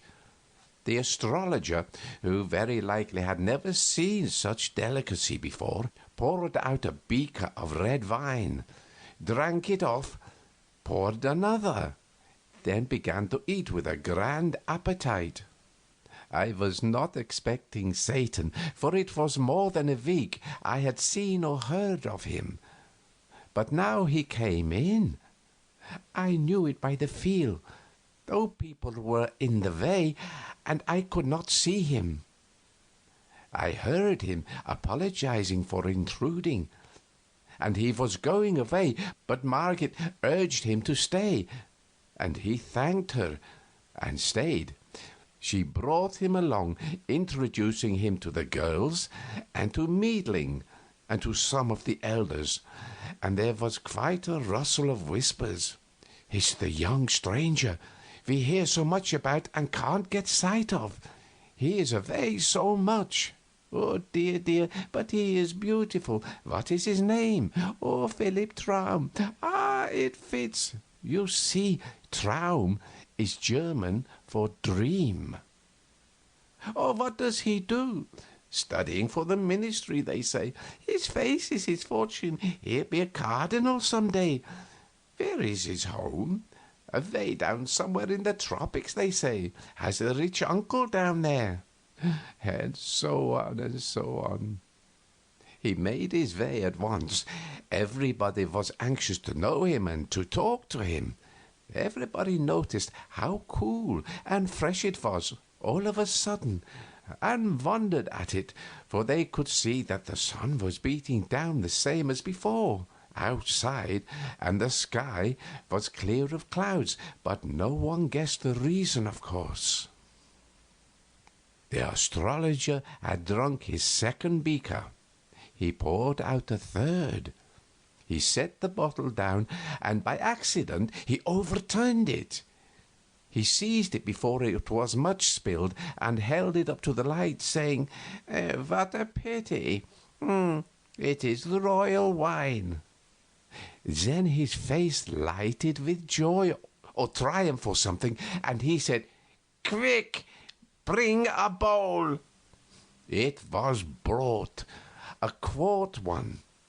He took up that 2-pint bottle and began to pour, went on pouring, and red liquor gurgling and gushing into the white bowl and rising higher and higher up its sides, everybody starting and holding their breath, and presently the bowl was full to the brim. "Look at the bottle," he said, holding it up. "It is full yet." I glanced at Satan, and in that moment he vanished. Then Father Adolf rose up, flushed and excited, crossed himself, and began to thunder in his great voice, "Oh, this house is bewitched and accursed." And people began to cry and shriek and crowd towards the door. I summoned this detected household to... His words were cut off short. His face became red and then purple, but he could not utter another sound. Then I saw Satan, a transparent film, melt into the astrologer's body. Then the astrologer put up his hand and apparently in his own voice said, "Wait, remain where you are." All stopped where they stood. "Bring a funnel." Ursula brought it, trembling and scared, and he stuck it in the bottle and took up the great bowl and began to pour the wine back, the people gazing and dazed with astonishment, for they knew the bottle was already full before it began. He emptied the whole of the bowl into the bottle, then smiled out over the room, chuckled, and said indifferently, "Oh, it is nothing. Anybody can do it. With my powers I can even do much more." Oh, a frightened cry burst out everywhere. "Oh, my God, he is possessed!" And there was a tumultuous rush for the door, which swiftly emptied the house of all who did not belong in it, except us boys and Meidling. We boys, we knew the secret and would have told it if we could, but we couldn't. We were very thankful to Satan for furnishing that good help at the needful time. Margaret was pale and crying. Meidling looked kind of petrified. Ursula the same, but Gottfried was the worst. He couldn't stand. He was so weak and scared. For he was of a witch family, you know, and it would be bad for him to be suspected. Agnes came loafing in, looking pious and unaware, and wanted to rub up against Ursula and be petted, but Ursula was afraid of her and shrank away from her, but pretending she was not meaning any incivility, for she knew very well it wouldn't answer to have strained relations with that kind of a cat.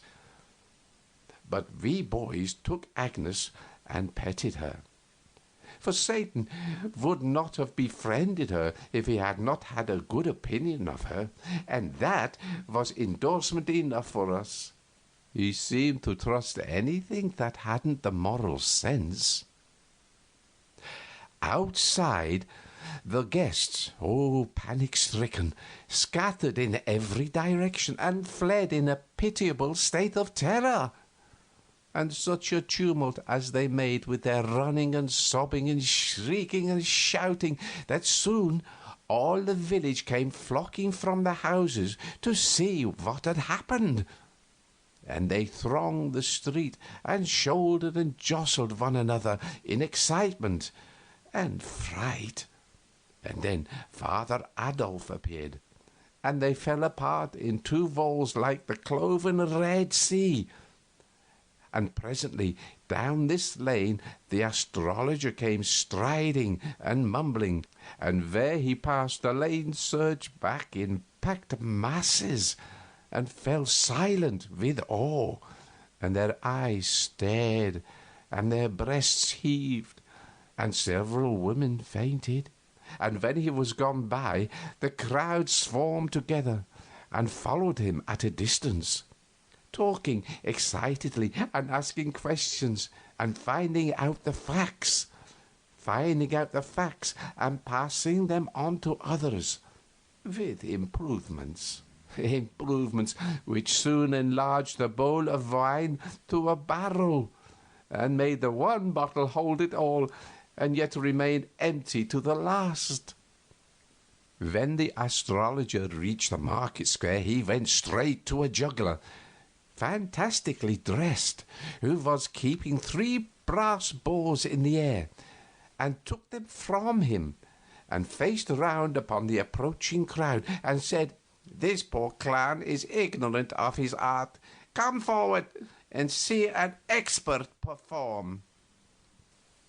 So saying, he tossed the balls up one after another and set them whirling in a slender bright oval in the air, and then added another, then another, and soon no one was seeing whence he got them, adding, the oval lengthening all the time, his hands moving so swiftly that they were just a web or a blur and not distinguishable as hands. And such as counted said there were now 100 balls in the air. The spinning great oval reached up 20 feet in the air and was a shining and glinting and a wonderful sight. Then he folded his arms and told the balls to go on spinning without his help. And they did it. After a couple of minutes he said, "There, that will do." And the oval broke and came crashing down, and the balls scattered abroad and rolled every whither, and wherever one of them came, the people fell back in dread, and no one would touch it. It made him laugh, and he scoffed at the people and called them cowards and old women. Then he turned and saw the tightrope, and said foolish people were daily wasting their money to see a clumsy and ignorant varlet degrade that beautiful art. Now they should see the work of a master. With that he made a spring into the air and lit firm on the feet of the rope. Then he hopped the whole length of it, back and forth, on one foot, with his hands clasped over his eyes. And next he began to throw somersaults, both backwards and forwards, and threw 27. The people murmured, for the astrologer was old, and always before had been halting of movement, and at times even lame. But he was nimble enough now, and went on with his antics in the liveliest manner.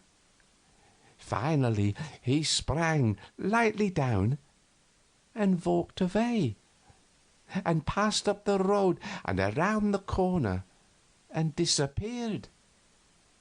Then that great, pale, silent, solid crowd drew a deep breath, and looked into one another's faces as if they said, "Was it real? Did you see it? Or was it only I? And I was dreaming?" Then they broke into a low murmur of talking, and fell apart in couples, and moved towards their homes, still talking in that odd way, with faces close together, and laying a hand on an arm and making other such gestures as people make when they have been deeply impressed by something. Oh, we boys followed behind our fathers and listened, catching all we could of what they said, and when they sat down in our house and continued their talk, they still had us for company. They were in a sad mood, for it was certain, they said, that disaster for the village must follow this awful visitation of witches and devils. Then my father remembered that Father Adolf had been struck dumb at the moment of his denunciation.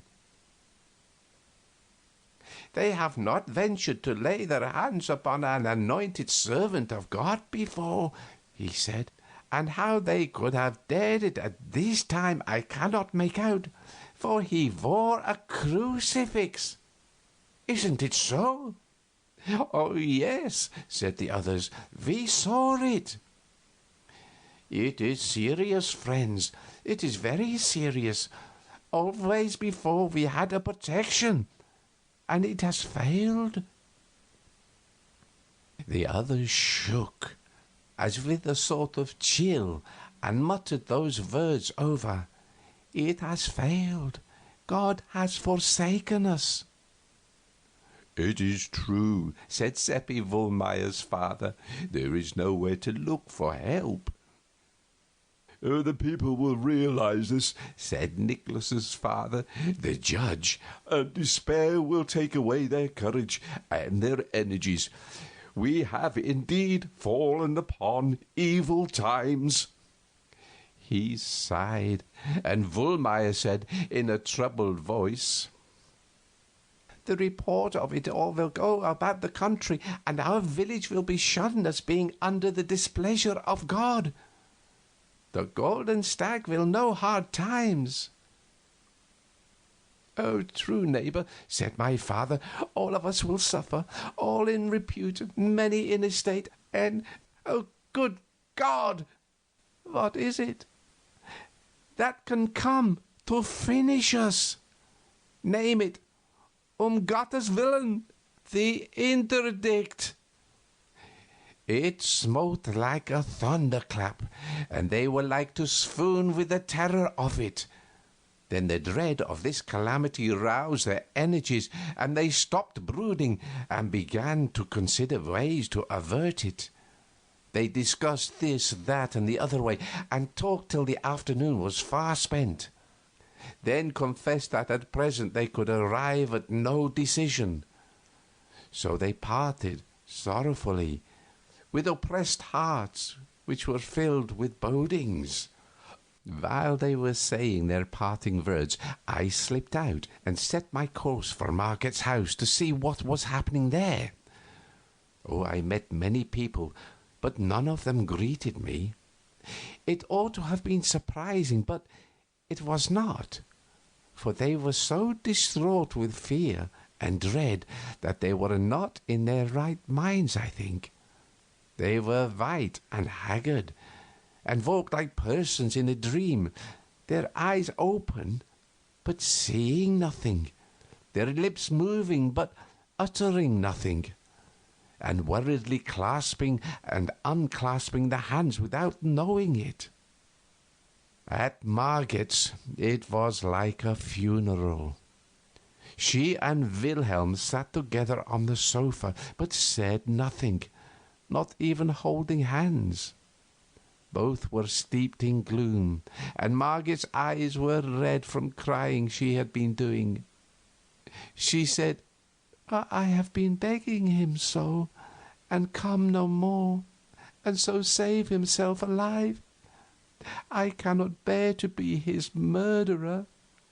Oh, this house is bewitched, and no inmate will escape the fire. But he will not go, and he will be lost with the rest." Wilhelm said he would not go. If there was danger for her, his place was by her, and there he would remain. Then she began to cry again, and it was all so mournful that I wished I had stayed away. There was a knock now, and Satan came in, fresh and cheery and beautiful, and brought that winey atmosphere of his and changed the whole thing. He never said a word about what had been happening, nor about the awful fears which were freezing the blood in the hearts of the community, but began to talk and rattle on about all manner of gay and pleasant things, and next about music, an artful stroke which cleared away the remnants of Margaret's depression and brought her spirits and her interest broad awake. She had not heard anyone talk so well and knowingly on that subject before, and she was so uplifted by it and so charmed that what she was feeling lit up her face and came out in her words. And Wilhelm noticed it, and did not look as pleased as he ought to have done. And next, Satan branched off into poetry and recited some, and did it well. and Margit was charmed again, and again Wilhelm was not as pleased as he ought to have been. And this time Margit noticed and was remorseful. I fell asleep to pleasant music that night, the patter of rain upon the panes and the dull glowing of distant thunder. Away in the night, Satan came and roused me and said, "Come with me. Where shall we go?" "Anywhere, so it is with you." Then there was a fierce glare of sunlight, and he said, "This is China." Oh, that was a grand surprise, and made me sort of drunk with vanity and gladness to think I had come so far, so much farther than anyone else in our village, including Bartle Sperling, who had such a great opinion of his travels. We buzzed around over the empire for more than half an hour, and saw the whole of it. Oh, it was wonderful, the spectacles we saw, and some were beautiful, but others were horrible to think. For instance, however, I may go into that by and by, and also why Satan chose China for his excursion instead of another place. It would interrupt my tale to do it now. Finally, we stopped flitting and lit. We sat upon a mountain commanding a vast landscape of mountain range and gorge and valley and plain and river, with cities and villages slumbering in the sunlight, and a glimpse of blue sea at the farther verge. It was a tranquil and dreamy picture, beautiful to the eye and restful to the spirit. If we could only make a change like that whenever we wanted to, the world would be easier to live in than it is. For change of scene shifts the mind's burdens to other shoulders, and banishes old, shop-worn weariness from mind and body both.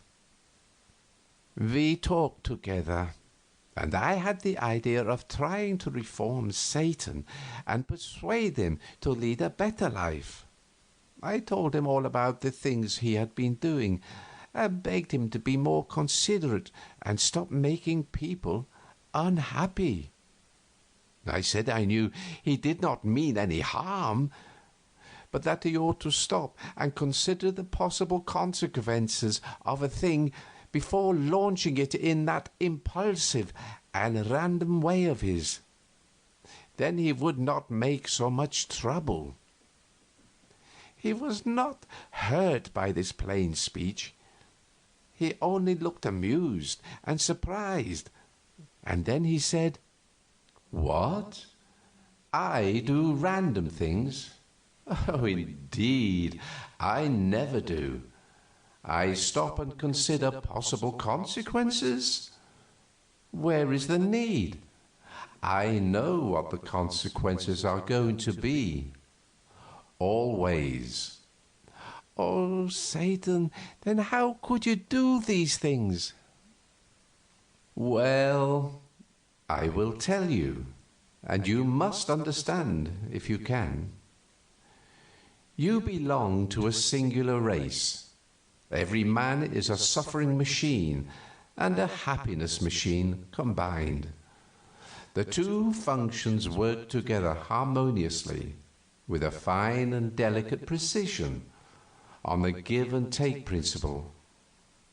For every happiness turned out in the one department, the other stands ready to modify it in the sorrow or a pain, maybe a dozen.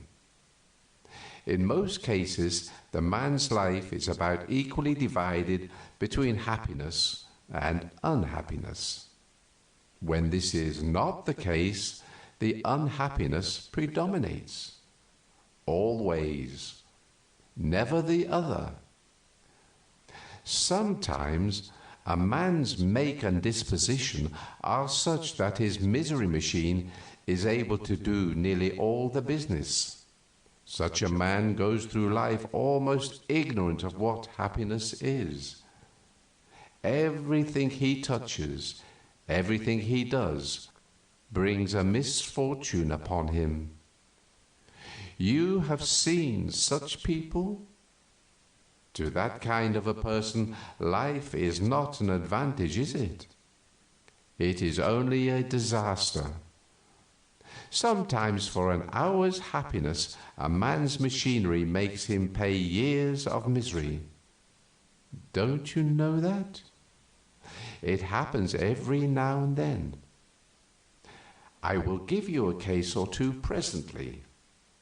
Now, the people of your village are nothing to me. You know that, don't you? I did not like to speak out too flatly, so I said I had suspected it. Well, it is true that they are nothing to me. It is not possible that they should be. The difference between them and me is abysmal, immeasurable. They have no intellect. No intellect? Nothing that resembles it.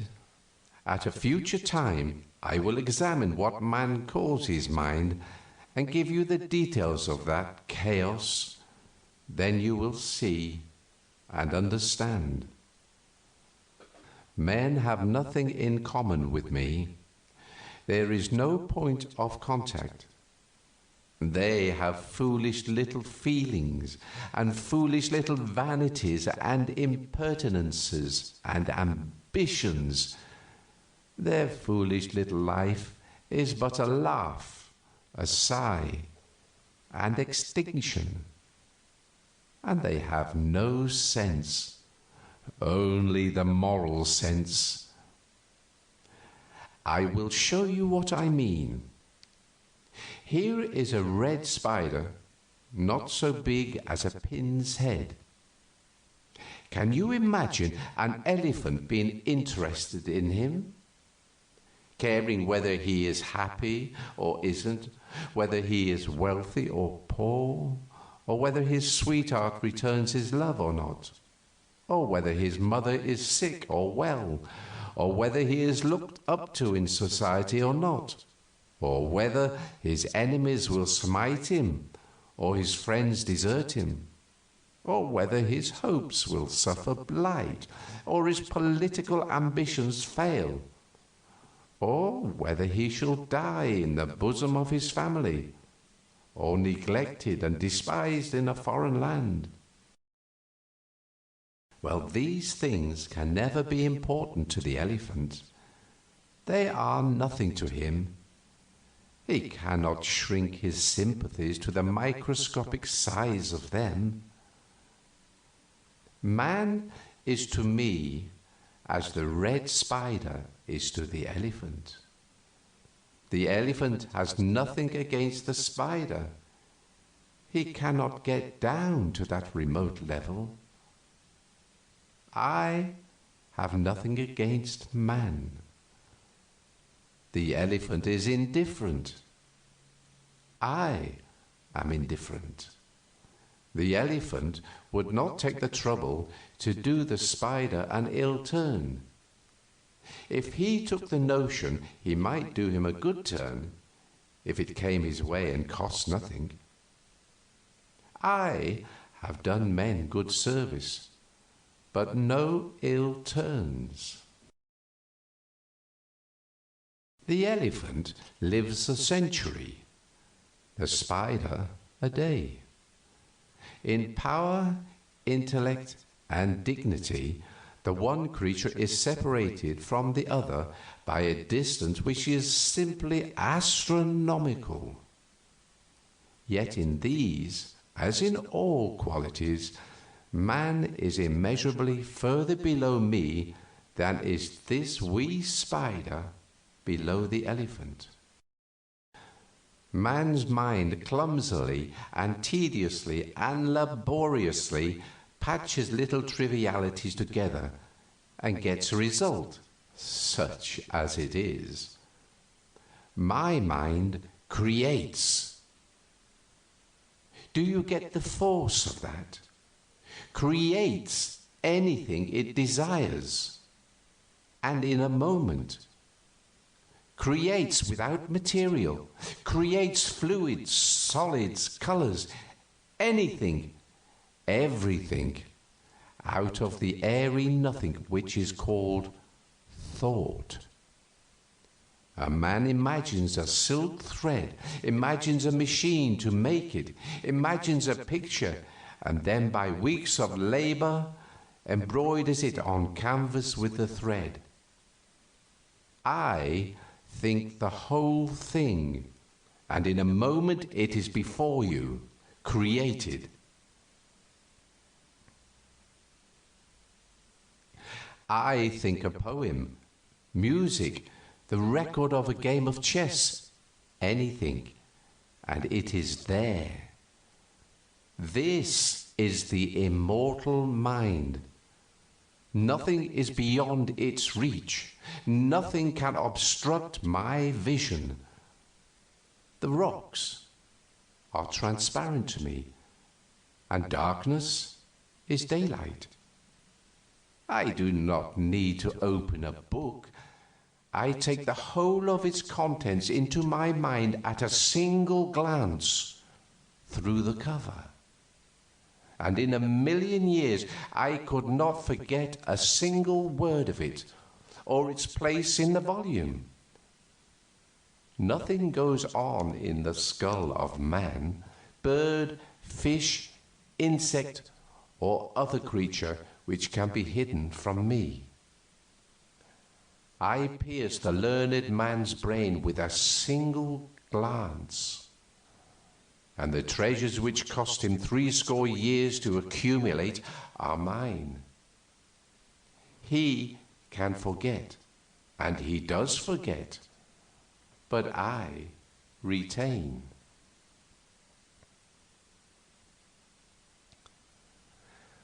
Now then, I perceive by your thoughts that you are understanding me fairly well. Let us proceed. Circumstances might so fall out that the elephant could like the spider, supposing he can see it, but he could not love it. His love is for his own kind, for his equals.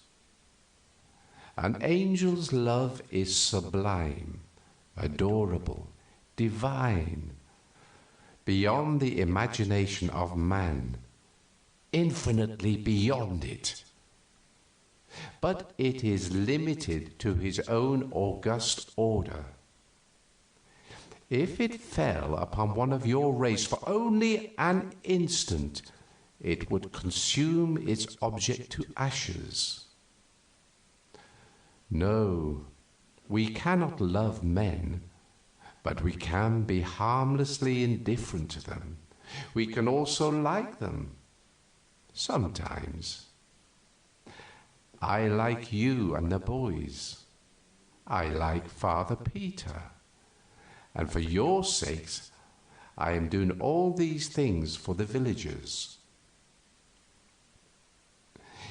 He saw that I was thinking a sarcasm, and he explained his position. I have wrought well for the villagers, though it does not look like it on the surface. Your race never knows good fortune from ill. They are always mistaking the one for the other. It is because they cannot see into the future. What I am doing for the villagers will bear good fruit some day, in some cases to themselves, in others to unborn generations of men. No one will ever know that I was the cause, but it will be done none the less true for all that. Among you boys, you have a game. You stand a row of bricks on end a few inches apart. You push a brick. It knocks its neighbor over. The neighbor knocks over the next brick. And so on till all the row is prostrate. That is human life. A child's first act knocks over the initial brick, and the rest will follow inexorably. If you could see into the future, as I can, you would see everything that was going to happen to that creature. For nothing can change the order of its life after the first event has determined it. That is, nothing will change it, because each act unfailingly begets an act. That act begets another, and so on to the end. And the seer can look forward down the line and see just when each act is to have birth from cradle to grave.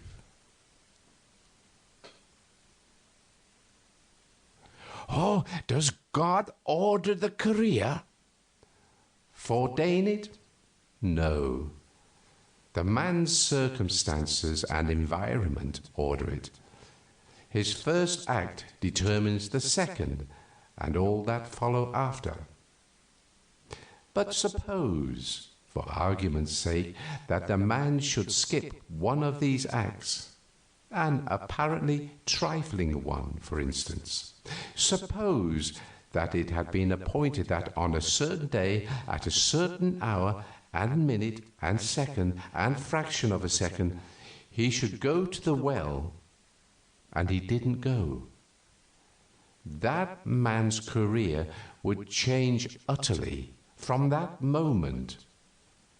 Thence to the grave, it would be wholly different from the career which his first act as a child had arranged for him.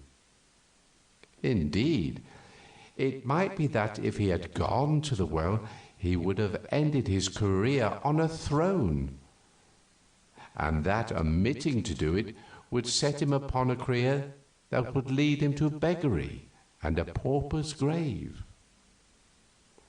For instance, if at any time, say in boyhood, Columbus had skipped the triflingest little link in the chain of acts projected and made inevitable by his first childish act, it would have changed his whole subsequent life, and he would have become a priest and died obscure in an Italian village, and America would not have been discovered for 2 centuries afterwards.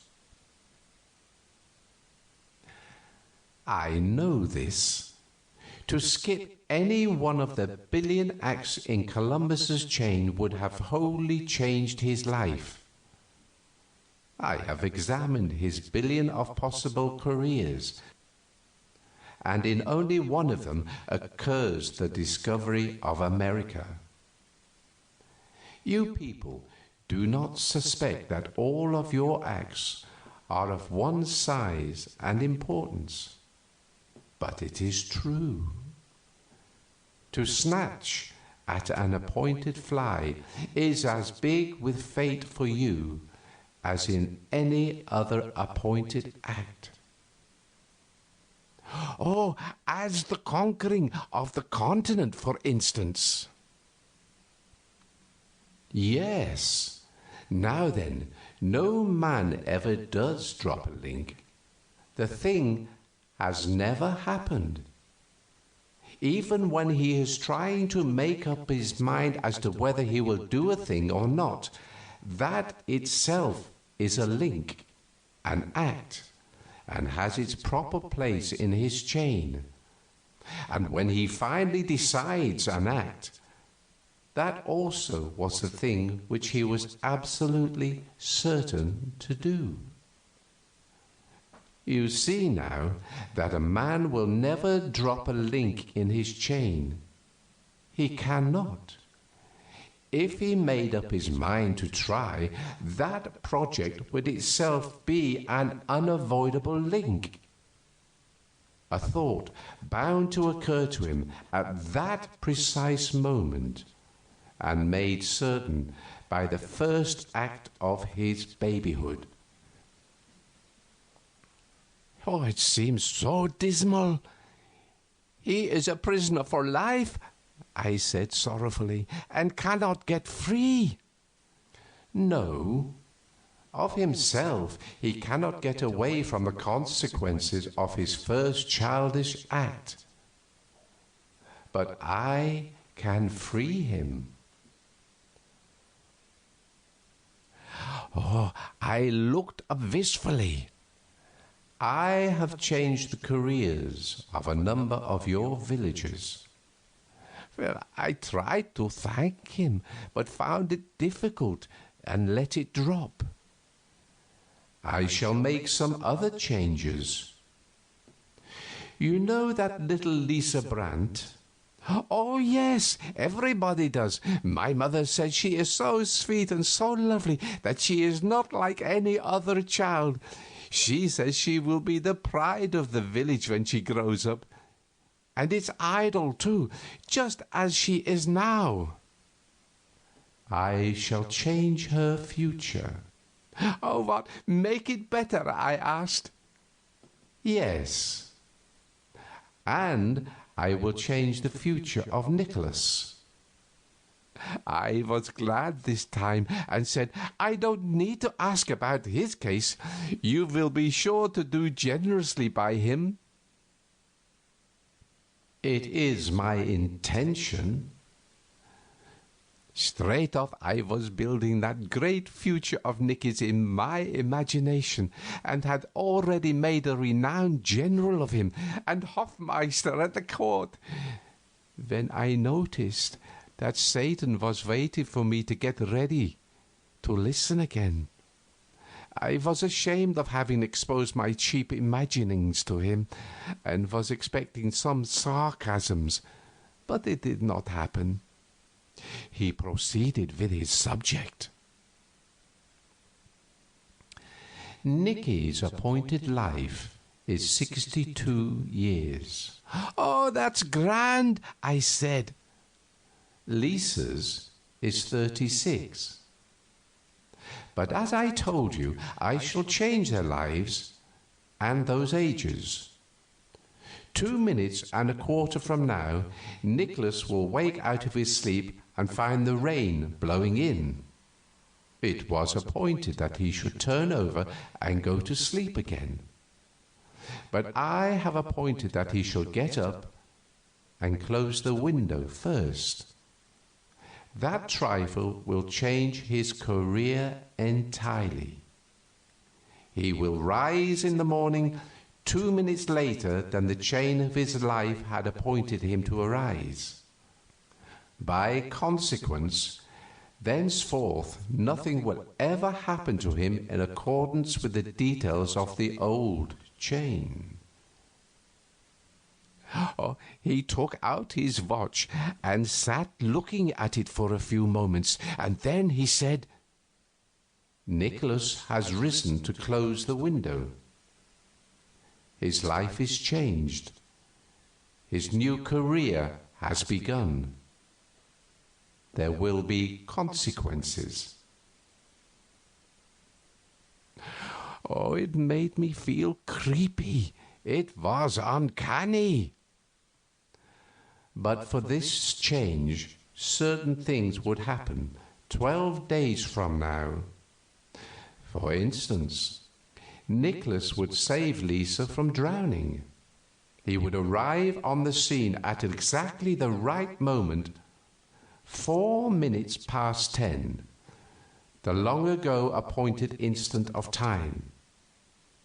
And the water would be shoal, the achievement easy to attain. But he will arrive some seconds too late now. Lisa will have struggled into deeper water. He will do his best, but both will drown. Oh, Satan! Oh, "Oh, dear Satan," I cried with the tears rising in my eyes. "Oh, save them! Don't let it happen! I can't bear to lose Nicholas. He is my loving playmate and friend. And think of Lisa's poor mother." I clung to him and begged and pleaded, but he was not moved. He made me sit down again and told me I must hear him out. "I have changed Nicholas's life, and this has changed Lisa's. If I had not done this, Nicholas would save Lisa. Then he would catch a cold from his drenching. One of your race's fantastic and desolating scarlet fevers would follow, with pathetic after effects. For 46 years he would lie in his bed a paralytic log, deaf, dumb, blind, and praying night and day for the blessed relief of death. Shall I change his life back? Oh, no! Oh, not for the world! In charity and pity, leave it as it is." "It is best so.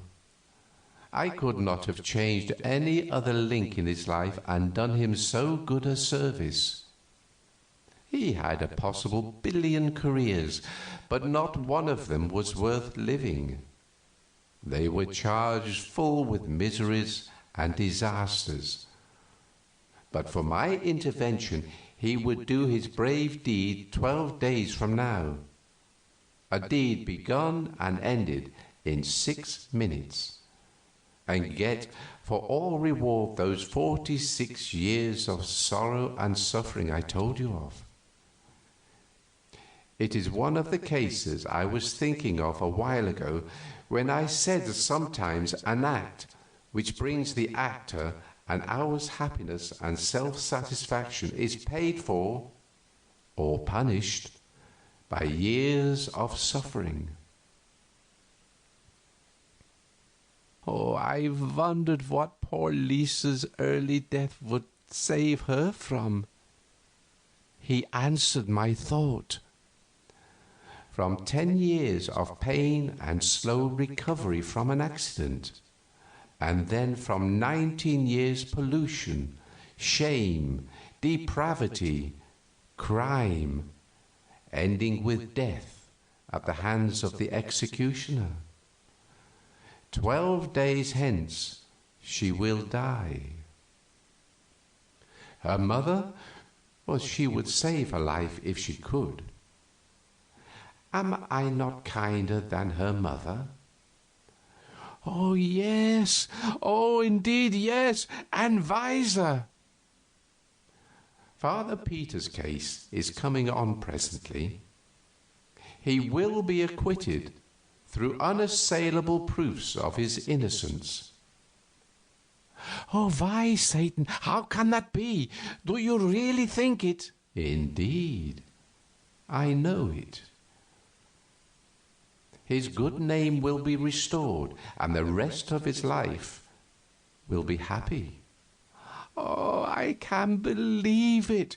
To restore his good name will have that effect. His happiness will not proceed from that cause. I shall change his life that day for his good. He will never know his good name has been restored. In my mind and modestly I asked for particulars, but Satan paid no attention to my thought. Next, my mind wandered to the astrologer, and I wondered where he might be. In a moon, said Satan, with a fleeting sound which I believed was a chuckle. I've got him on the cold side of it, too. He doesn't know where he is, and is not having a pleasant time. Still, it is good enough for him, a good place for his star studies. I shall need him presently. Then I shall bring him back and possess him again. He has a long and cruel and odious life before him, but I will change that. For I have no feeling against him, and am quite willing to do him a kindness. I think I shall get him burned. Oh, he had such strange notions of kindness. But angels are made so, and do not know any better. Their ways are not like our ways, and besides, human beings are nothing to them. They think they are only freaks. It seems to me odd that he should put the astrologer so far away. He could have dumped him in Germany just as well, where he would be handy. Far away, said Satan. To me, no place is far away. Distance does not exist for me. The sun is less than 100 million miles from here, and the light that is falling upon us has taken 8 minutes to come. But I can make that flight, or any other, in a fraction of time so minute that it cannot be measured by a watch. I have but to think of the journey, and it is accomplished. I held out my hand and said, "The light lies upon it.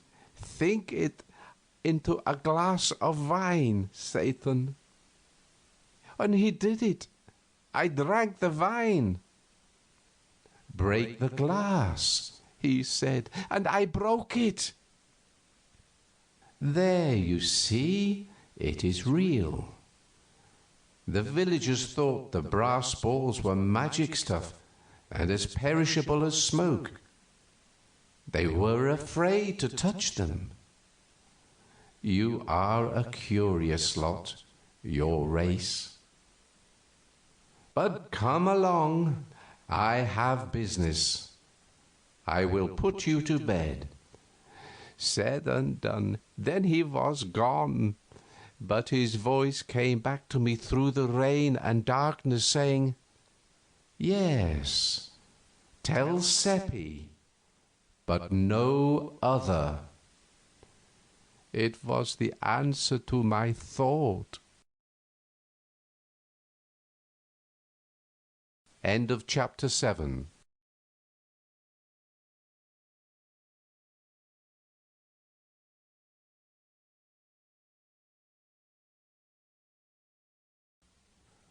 Chapter 8. Oh, sleep would not come. It was not because I was proud of my travels and excited about having been around the big world to China, feeling contemptuous of Bartle Sperling, the traveller, as he called himself, and looked down upon us others, because he had been to Vienna once, and was the only Esseldorf boy who had made such a journey, and seen the world's wonders. At another time that would have kept me awake, but it did not affect me now. No, my mind was filled with Nicholas. My thoughts ran upon him only, and the good days we had seen together at romps and frolics in the woods and the fields and the river, in the long summer days, and skating and sliding in the winter when our parents thought we were in school. And now he was going out of this young life, and the summers and winters would come and go, and we others would rove and play as before. But his place would be vacant. We should see him no more. Oh, tomorrow he would not suspect, but would be as he had always been, and it would shock me to hear him laugh, and see him do some lightsome and frivolous things, for to me he would be a corpse, with waxen hands and dull eyes, and I should see the shroud around his face. The next day he would not suspect, nor the next, and all the time his handful of days would be wasting swiftly away, and that awful thing coming nearer and nearer, his fate closing steadily around him, and no one knowing it but Seppi and me.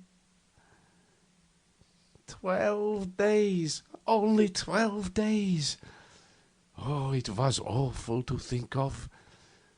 I noticed that in my thoughts I was not calling him by his familiar names, Nick and Nicky, but was speaking of him by his full name, and reverently, as one speaks of the dead. Also, as incident after incident of our comradeship came thronging into my mind out of the past, I noticed that they were mainly cases where I had wronged him or hurt him, and they rebuked me and reproached me, and my heart was wrung with remorse, just as it is when we remember our unkindnesses to friends who have passed beyond the veil, and we wish we could have them back again, if only for a moment, so that we could go on our knees and say to them, "Oh, have pity and forgive." Once, when we were 9 years old, he went a long errand of nearly 2 miles for the fruiterer, who gave him a splendid big apple for reward, and he was flying home with it, almost beside himself with astonishment and delight. And I met him, and he let me look at the apple, not thinking of treachery, and I ran off with it, eating it as I ran, he following me and begging, and when he overtook me I offered him the core, which was all that was left, and I laughed. Then he turned away, crying, and said he meant to give it to his little sister. Oh, that smote me, for she was slowly getting well of a sickness, and it would have been a proud moment for him to see her joy and surprise and have her caresses.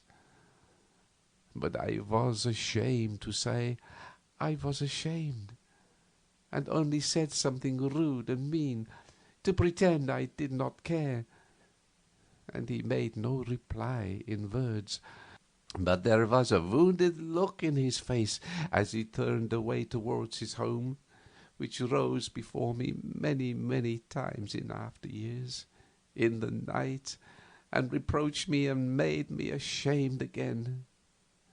It had grown dim in my mind by and by, and then it disappeared, but now it was back, and not dim. Once at school, when we were 11, I upset my ink and spoiled 4 copybooks, and was in danger of severe punishment, but I put it upon him, and he got the whipping. And only last year I had cheated him in a trade, giving him a large fish hook, which was partly broken through, for 3 small sound ones. The first fish he caught broke the hook, but he did not know I was blamable, and he refused to take back one of the small hooks, which my conscience forced me to offer him, but said, "A trade is a trade. The hook was bad, but that was not your fault." No, I could not sleep. These little shabby wrongs upbraided me and tortured me, and with a pain much sharper than one feels when the wrongs have been done to the living. Nicholas was living, but no matter, he was to me as one already dead. The wind was still moaning about the eaves, the rain still pattering upon the panes. In the morning I sought out Seppi, and I told him. It was down by the river. His lips moved, but he did not say anything. He only looked dazed and stunned, and his face turned very white. He stood like that a few moments, the tears welling into his eyes. Then he turned away, and I locked my arms in his, and we walked along, thinking, but not speaking. We crossed the bridge and wandered through the meadows and up among the hills and the woods. And at last the talk came and flowed freely. And it was all about Nicholas, and was a recalling of the life we had lived with him. And every now and then Seppi said, as if to himself, 12 days, less than 12. We said we must be with him all the time. We must have all of him we could. The days were precious now. We did not go to seek him. It would be like, meeting the dead. And we were afraid. We did not say it, but that was what the feeling was. And so it gave us a shock when we turned a curve and came upon Nicholas face to face. He shouted gaily, "Oh, hi! What is the matter? Have you seen a ghost?" We couldn't speak, but there was no occasion. He was willing to talk for us all, for he had seen Satan and was in high spirits about it. Satan had told him about our trip to China, and he begged Satan to take him a journey, and Satan had promised. It was to be a far journey, and wonderful and beautiful. And Nicholas had begged him to take us too, but he said no. He would take us some day, maybe, but not now. Satan would come for him on the 13th. And Nicholas was already counting the hours. He was so impatient. Oh, that was the fatal day. We were already counting the hours too. We wandered many a mile, always following paths which had been our favorites from the days when we were little, and always we talked about the old times. All the blitheness was with Nicholas. We others could not shake off our depression. Our tone towards Nicholas was so strangely gentle and tender and yearning that, he noticed it and was pleased. And we were constantly doing him deferential little offices of courtesy and saying, "Oh, wait, let me do that for you." And that pleased him too. I gave him 7 fishhooks, all I had, and made him take them, and Seppi gave him his new knife, and a humming top painted red and yellow, atonements for swindles practiced upon him formerly, as I learned later, and probably no longer remembered by Nicholas now. All these things touched him, and he said he could not have believed the way that we loved him so, and his pride in it and gratefulness for it cut us to the heart. We were so undeserving of them. When we parted at last, he was radiant, and said he had never had such a happy day. As we walked homeward, Seppi said we always prized him, but never so much as now, when we are going to lose him. Next day, and every day, we spent all of our spare time with Nicholas, and also added it to the time which we, and he, stole from work and other duties, and this cost the 3 of us some sharp scoldings and some threats of punishment. Every morning 2 of us woke with a heart and a shudder, saying, as the days flew along, "Only 10 days left, only 9 days left, only 8, only 7. Always it was narrowing. Always Nicholas was gay and happy, and always puzzled because we were not. He wore his invention to the bone, trying to invent ways to cheer us up, but it was only a hollow success. He could see that our jollity had no heart in it, and that the laughs we broke into came up against some obstruction or other, and suffered damage and decayed into a sigh. He tried to find out what the matter was, so that he could help us out of our trouble or make it lighter by sharing it with us. So we had to tell him many lies to deceive him and appease him. But the most distressing thing of all was that he was always making plans, and often they went beyond the 13th. Whenever that happened, it made us groan in spirit. All his mind was fixed upon some way to conquer our depression and cheer us up. And at last, when he had but 3 days to live, he fell upon the right idea and was jubilant over it. A boys and girls frolic and dance in the woods, up there where we first met Satan, and this was to occur on the 14th. Oh, it was ghastly, for that was his funeral day. We couldn't venture to protest. It would have brought a why, which we could not answer. He wanted us to help invite his guests, and we did it. One can refuse nothing to a dying friend. But it was dreadful, for really we were inviting them to his funeral.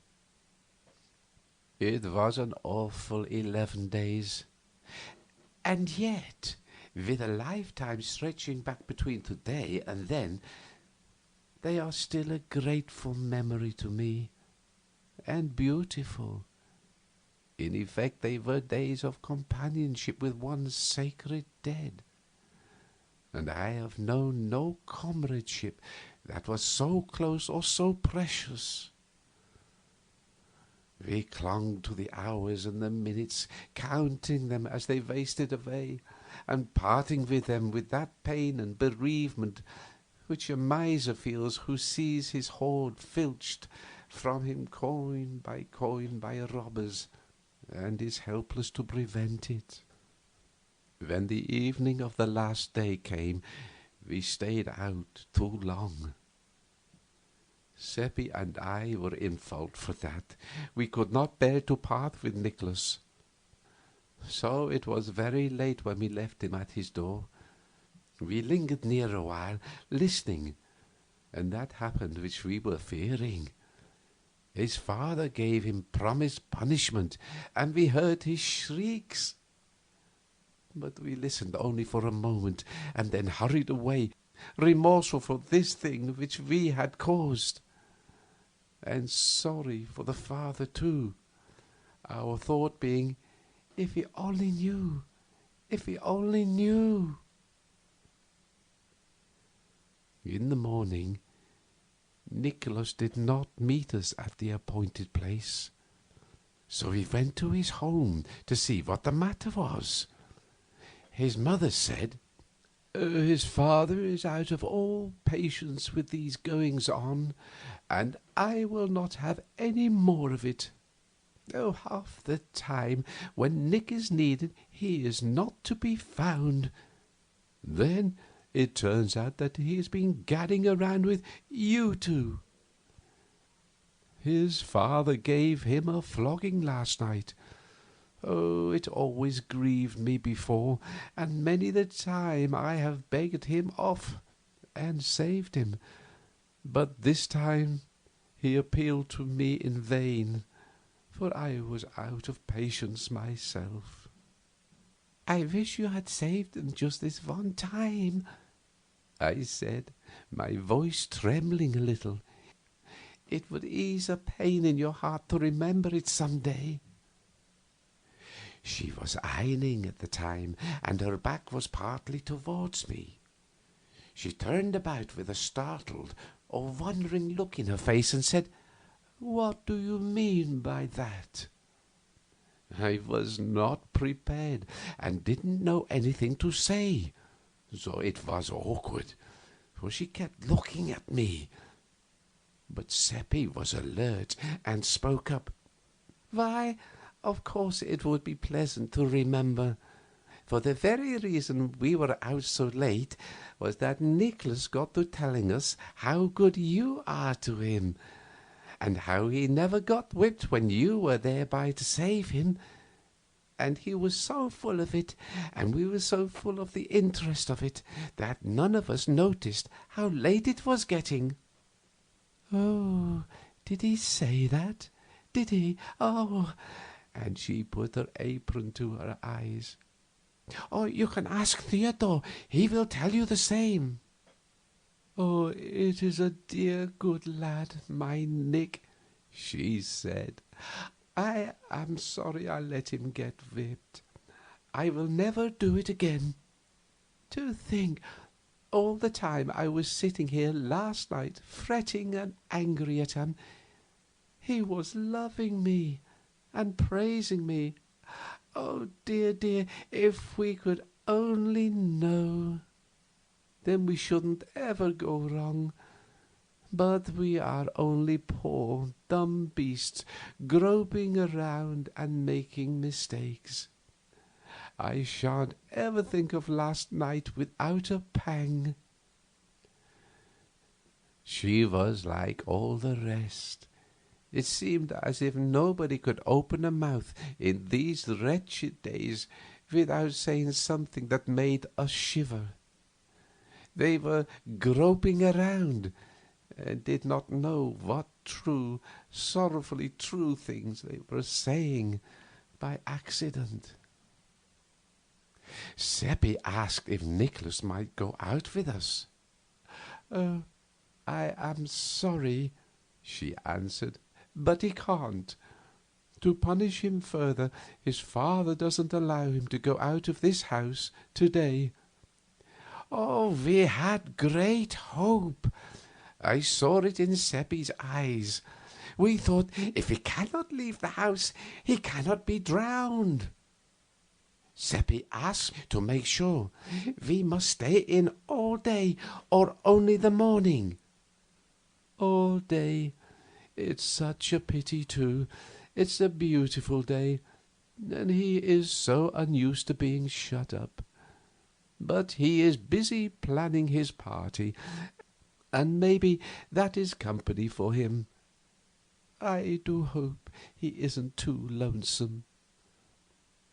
Seppi saw that in her eye which emboldened him to ask if we might go up and help him pass the time.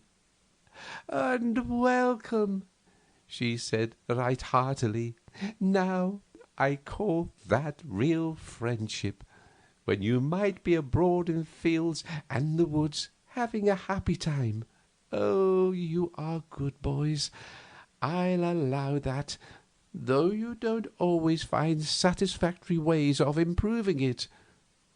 Oh, take these cakes for yourselves, and give him this one from his mother." The first thing we noticed when we entered Nicholas's room was the time. 10:15. Or could that be correct? Only such a few minutes to live. I felt a contraction at my heart. Nicholas jumped up and gave us a glad welcome. He was in good spirits over his plannings for his parties, and had not been lonesome at all. "Oh, sit down," he said, "and look what I've been doing, and I've finished a kite that you will say is a beauty. It's drying in the kitchen. I'll go and fetch it." He had been spending his penny savings in fanciful trifles of various kinds, to go as prizes in the games, and they were marshalled with fine and showy effect upon the table. He said, "Examine them at your leisure, while I get mother to touch up the kite with her iron, if it isn't dry enough yet." Then he tripped out and went clattering down the stairs, whistling. We did not look at the things. We couldn't take any interest in anything but the clock. We sat staring at it in silence, listening to the ticking, and every time the minute hand jumped, we nodded in recognition. 1 minute fewer to cover in the race for life or for death. Finally, Seppi drew a deep breath and said, 2 minutes to 10. 7 more minutes and we will pass the death point. Theodore, he is going to be saved. He's going to... Hush! I'm on needles. Watch the clock and keep still. 5 minutes more. We were panting with the strain and the excitement. After 3 minutes, and there was a footstep on the stair. Saved! And we jumped and faced the door. The mother entered, bringing the kite. "Oh, isn't it a beauty?" she said, "and dear me, how he has slaved over it, ever since daylight, I think, and only finished it a while before you came." She stood it against the wall and stepped back to take a view of it. He drew the pictures his own self, and I think they are very good. The church isn't so very good, I'll have to admit, but look at the bridge. Anyone can recognize the bridge in a minute. He asked me to bring it up. Oh, dear me, it's 7 minutes past 10, and I... But where is he? He'll be here soon. He's gone out a minute. Gone out? Yes, just as he came downstairs, little Lisa's mother came in and said the child had wandered off somewhere, and she was a little uneasy. I told Nicholas to never mind about his father's orders. Go and look her up. Why, how white you two do look. I do believe you are sick. Now, you sit down. I'll fetch something. Oh, no, that cake has disagreed with you. It is a little heavy, but I thought... She disappeared without finishing her sentence, and we hurried at once to the back window and looked towards the river. There was a great crowd at the other end of the bridge, and people were flying towards that point from every direction. Oh, it is all over. Poor Nicholas. Oh, why did she let him get out of the house? Oh, come away, said Seppi, half sobbing. Come quick, we can't bear to meet her. In 5 minutes she will know. But we were not to escape. She came upon us at the foot of the stairs with her cordials in her hand, and made us come in and sit down and take the medicine. Then she watched the effect, and it did not satisfy her, so she made us wait longer, and kept upbraiding herself for giving us the unwholesome cake. Presently the thing happened which we were dreading. There was a sound of tramping and scraping outside, and a crowd came solemnly in, with heads uncovered, and laid the 2 drowned bodies on the bed. Oh, my God! That poor mother cried out, and fell upon her knees, and put her arms about her dead boy, and began to cover the wet face with kisses. Oh, it was I that sent you, and I have been his death. If I had obeyed and kept him in the house, this would not have happened, and I am rightly punished. I was cruel to him last night, and him begging me, his own mother, to be his friend." And so she went on, and all the women cried and pitied her and tried to comfort her. But she could not forgive herself and could not be comforted, and kept on saying if she had not sent him out, he would be alive and well now, and she was the cause of his death. It shows how foolish people are when they blame themselves for anything that they have done.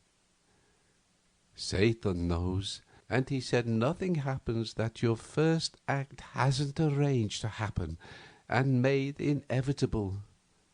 And so, of your own motion, you can't ever alter the scheme or do a thing that will break a link. Next we heard the screams, and Frau Brandt came wildly ploughing and plunging through the crowd with her dress in disorder and hair flying loose, and flung herself upon the dead child with moans and kisses and pleadings and endearments. And by she rose up almost exhausted with her outpourings of passionate emotion, and clenched her fist and lifted it towards the sky, and her tear-drenched face grew hard and resentful, and she said, "For nearly 2 weeks I have had dreams and presentiments and warnings that death was going to strike what was most precious to me, and day and night and day I have grovelled in the dirt before him, praying him to have pity on my innocent child and save it from harm. And here is his answer." Why, he had saved it from harm, but she did not know. She wiped the tears from her eyes and cheeks, and stood a while gazing down at the child and caressing its face and its hair with her hand. Then she spoke again in that bitter tone. "But in his hard heart is no compassion. I will never pray again." She gathered her dead child to her bosom and strode away, the crowd falling back to let her pass, and smitten dumb by the awful words they had heard. Ah, that poor woman! It is as Satan said, we do not know good fortune from bad, and are always mistaking the one for the other. Many a time since then I have heard people pray to God to spare the life of sick persons, but I have never done it. Both funerals took place at the same time in our little church the next day. Everybody was there, including the party guests. Satan was there, too, which was proper, for it was on account of his efforts that the funeral had happened. Nicholas had parted his life without absolution, and the collection was taken up for masses to get him out of purgatory. Only 2/3 of the required money was gathered, and the parents were going to try to borrow the rest, but Satan furnished it. He told us privately that there was no purgatory, but he had contributed in order that Nicholas's parents and their friends might be saved from worry and distress. We thought it very good of him, but he said money did not cost him anything. At the graveyard, the body of little Lisa was seized for a debt by a carpenter to whom the mother owed 50 groschen for work done the year before. She had never been able to pay this, and was not able now. The carpenter took the corpse home and kept it 4 days in his cellar. Oh, the mother weeping and imploring about his house all the time. Then he buried it in his brother's cattle yard, without religious ceremonies. It drove the mother wild with grief and shame, and she forsook her work and went daily about the town, cursing the carpenter and blaspheming the laws of the emperor and the church. And it was pitiful to see. Seppi asked Satan to interfere, but he said the carpenter and the rest were members of the human race and were acting quite neatly for that species of animal. He would interfere if he found the horse acting in such a way, and we must inform him when we came across that kind of a horse doing that kind of a human thing, so that he could stop it. Oh, we believed this was sarcasm, for of course there wasn't any such horse. But after a few days we found that we could not abide the poor woman's distress, so we begged Satan to examine her several possible careers, and see if he could not change her, to her profit, to a new one. He said the longest of her careers as they now stood gave her 42 years to live, and the shortest one 29, and that both were charged with grief and hunger and cold and pain. The only improvement he could make would be to enable her to skip a certain 3 minutes from now, and he asked us if he should do it. This was such a short time to decide, in that we went to pieces with nervous excitement, and before we could pull ourselves together and ask for particulars, he said the time would be up in a few more seconds. So then we grasped out, "Do it!" "It is done," he said. "She was going round a corner. I have turned her back. It has changed her career." "Then what will happen, Satan?" "It is happening now. She is having words with Fisher, the weaver. In his anger, Fisher will straightway do what he would not have done but for this accident. He was present when she stood over her child's body and uttered those blasphemies." "What will he do?" "He is doing it now, betraying her. In 3 days she will go to the stake." We could not speak. We were frozen with horror, for if we had not meddled with her career, she would have been spared this awful fate. Satan noticed these thoughts and said, "What you are thinking is strictly human-like, that is to say, foolish. The woman is advantaged. Die when she might, she would go to heaven. By this prompt death she gets 29 years more of heaven than she is entitled to, and escapes 29 years of misery here." A moment before, we were bitterly making up our minds that we would ask no more favors of Satan for friends of ours, for he did not seem to know any way to do a person a kindness but by killing them. But the whole aspect of the case was changed now, and we were glad of what he had done, and full of happiness in the thought of it. After a little while I began to feel troubled about Fisher, and asked timidly, "Does this episode change Fisher's life scheme, Satan?" "Change it? Why, certainly, and radically. If he had not met Frau Brandt a while ago, he would die next year, 34 years of age. Now he will live to be 90 and have a pretty prosperous and comfortable life of it, as human lives go. We felt a great joy and pride in what we had done for Fisher, and were expecting Satan to sympathize with this feeling.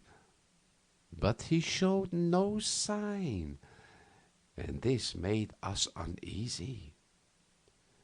We waited for him to speak, but he didn't. So, to assuage our solicitude, we had to ask him if there was any defect in Fisher's good luck. Satan considered the question a moment, then said, with some hesitation, "Well, the fact is, it is a delicate point. Under his several former possible life careers, he was going to heaven." Oh, we were aghast. "Oh, Satan, and under this one?" "There, don't be so distressed. You were sincerely trying to do a kindness. Let that comfort you." "Oh, dear, dear, that cannot comfort us. You ought to have told us what we were doing, then we wouldn't have acted so." But it made no impression on him.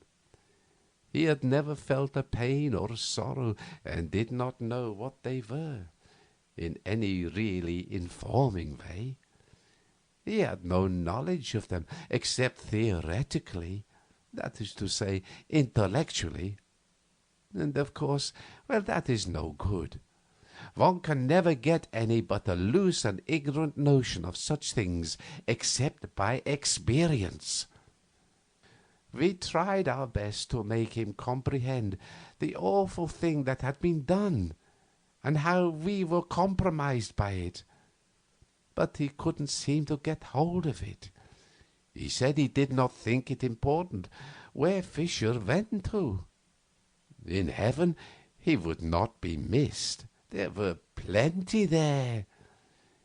We tried to make him see that he was missing the point entirely, that Fisher, and not other people, was the proper one to decide about the importance of it. But it all went for nothing. He said he did not care for Fisher.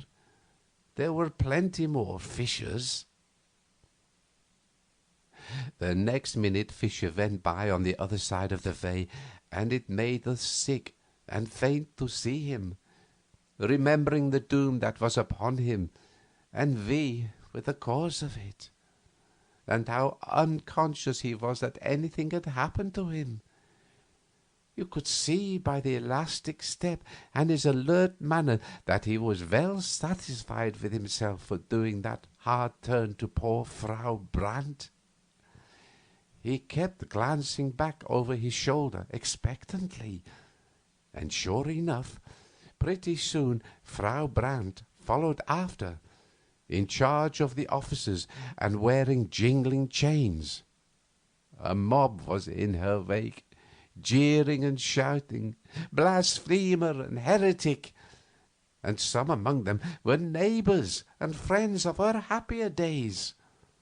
Some were trying to strike her, and the officers were not taking as much trouble as they might to keep them from it. "Oh, stop them, Satan!" It was out before we remembered that he could not interrupt them for a moment without changing their whole afterlives. He puffed a little towards them with his lips, and they began to reel and stagger and grab at the empty air. Then they broke apart and fled in every direction, shrieking as if in intolerable pain. He had crushed a rib of each of them with that little puff. We could not help asking if their life chart was changed. Yes, entirely. Some have gained years, some have lost them. Some few will profit in various ways by the change, but only that few. We did not ask if we had brought poor Fisher's luck to any of them. We did not wish to know. We fully believed in Satan's desire to do us kindness, but we were losing confidence in his judgment. It was at this time that our growing anxiety to have him look over our life charts and suggest improvements began to fade out and give place to other interests. For a day or two the whole village was chattering turmoil over Frau Brandt's case, and over the mysterious calamity that had overtaken the mob, and at her trial the place was crowded. She was easily convicted of her blasphemies, for she uttered those terrible words again, and said she would not take them back. When warned that she was imperiling her life, she said they could take it in welcome. She did not want it. She would rather live with the professional devils in perdition than with those imitators in the village. They accused her of breaking all those ribs by witchcraft, and asked if she was not a witch.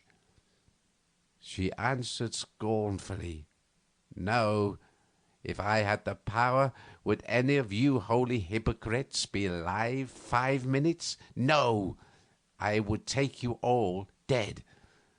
Pronounce your sentence and let me go. I am tired of your society." So they found her guilty, and she was excommunicated and cut off from the joys of heaven and doomed to the fires of hell. Then she was clothed in a coarse robe and delivered to the secular arm and conducted to the marketplace, the bell solemnly tolling the while. We saw her chained to the stake, and saw the first thin film of blue smoke rise in the still air. Then her hard face softened, and she looked upon the packed crowd in front of her and said, with gentleness, "We played together once, in long ago days when we were innocent little creatures. For the sake of that, I forgive you." We went away then, and did not see the fires consume her. Oh, but we heard the shrieks, although we put our fingers in our ears.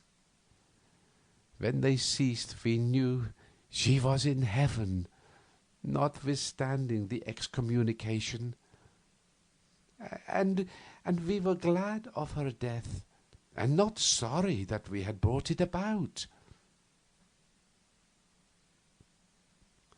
One day, a little while after this, Satan appeared again. We were always watching out for him, for life was never very stagnant when he was by. He came upon us at the place in the woods where we had first met him.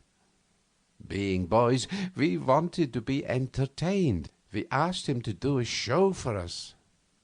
"Very well," he said. "Would you like to see a history of the progress of the human race? Its development of that product which it calls civilization?" We said we should. So with a thought he turned the place into the Garden of Eden, and we saw Abel praying by his altar. Then Cain came walking towards him with his club, and did not seem to see us, and we would have stepped on my foot if I had not drawn it in. He spoke to his brother in a language which we did not understand. Then he grew violent and threatening, and we knew what was going to happen, and turned away our heads for that moment. But we heard the crash of the blows, and heard the shrieks and the groans. Then there was silence, And we saw Abel lying in his blood and gasping out his life, and Cain standing over him and looking down at him, vengeful and unrepentant. Then the vision vanished and was followed by a long series of unknown wars and murders and massacres. Next, we had the flood, and the ark tossing around in the stormy waters, with lofty mountains in the distance showing veiled and dim through the rain. Satan said, "The progress of your race was not satisfactory. It is to have another chance now." And the scene changed, and we now saw Noah overcome with wine. Next we saw Sodom and Gomorrah, the attempt to discover 2 or 3 respectable persons there, as Satan described it. Next, Lot and his daughters in the cave. Next came the Hebraic Wars, and we saw victims massacre the survivors and their cattle, and save the young girls alive and distribute them around. Next we had Jael, and saw her slip into the tent and drive the nail into the temple of her sleeping guest. And we were so close that when the blood gushed out, it trickled in a little red stream right to our feet, and we could have stained our hands in it if we'd wanted to. Next we had Egyptian wars, Greek wars, Roman wars, hideous drenchings of the earth with blood, and we saw the treacheries of the Roman towards the Carthaginians, and the sickening spectacle of the massacre of the brave people. And we saw Caesar invade Britain.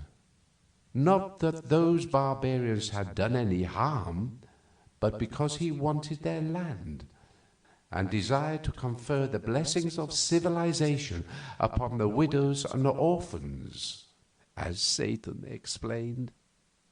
Next, Christianity was born. Then ages of Europe passed in review before us, and we saw Christianity and civilization march hand in hand through the ages, leaving famine and death and desolation in their wake, and other signs of the progress of the human race, as Satan observed. And always we had wars, and more wars, and still other wars, all over Europe, all over the world. Sometimes, in the private interest of royal families, Satan said, sometimes to crush a weak nation, but never a war started by the aggressor for any clean purpose. There is no such war in the history of the race. Now, said Satan, you have seen your progress down to the present, and you must confess that it is wonderful in its way. We must now exhibit the future. He showed us slaughters more terrible in their destruction of life, more devastating in their engines of war than any we had seen. You perceive, he said, that you have made continual progress. Cain did his murder with a club. The Hebrews did their murders with javelins and swords. The Greeks and Romans added protective armor and the fine arts of military organization and generalship. The Christian has added guns and gunpowder. A few centuries from now, he will have so greatly improved the deadly effectiveness of his weapons of slaughter that all men will confess that without Christian civilization, war must have remained a poor and trifling thing to the end of time. Then he began to laugh in the most unfeeling way, and made fun of the human race. although he knew that what he had been saying shamed us and wounded us. No one but an angel could have acted so. But suffering is nothing to them. They do not know what it is, except by hearsay. More than once Seppi and I tried in a humble and diffident way to convert him, and as he had remained silent, we have taken his silence as a sort of encouragement. Necessarily, then, this talk of his was a disappointment to us, for it showed that we had made no deep impression upon him. The thought made us sad, and we knew then how the missionary must feel when he has been cherishing a glad hope and has seen it blighted. We kept our grief to ourselves, knowing that this was not the time to continue our work. Satan laughed his unkind laugh to a finish. Then he said, "It is a remarkable progress. In 5 or 6,000 years, 5 or 6 high civilizations have risen, flourished, commanded the wonder of the world, then faded out and disappeared. And not one of them, except the latest, ever invented any sweeping and adequate way to kill people.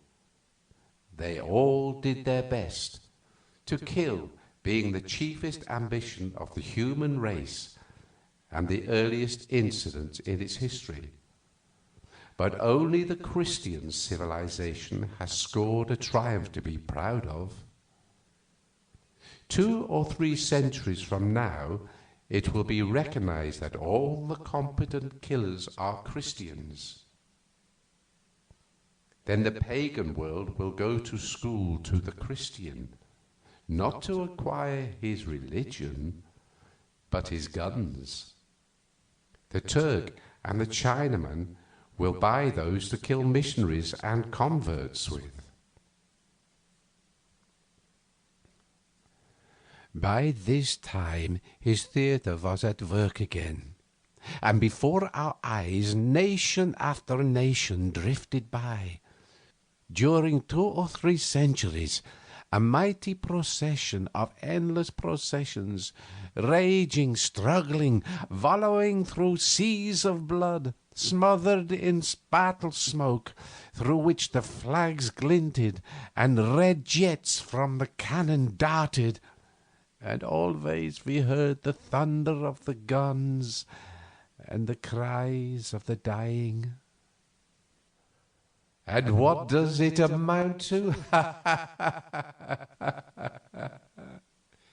said Satan with his evil chuckle. Nothing at all.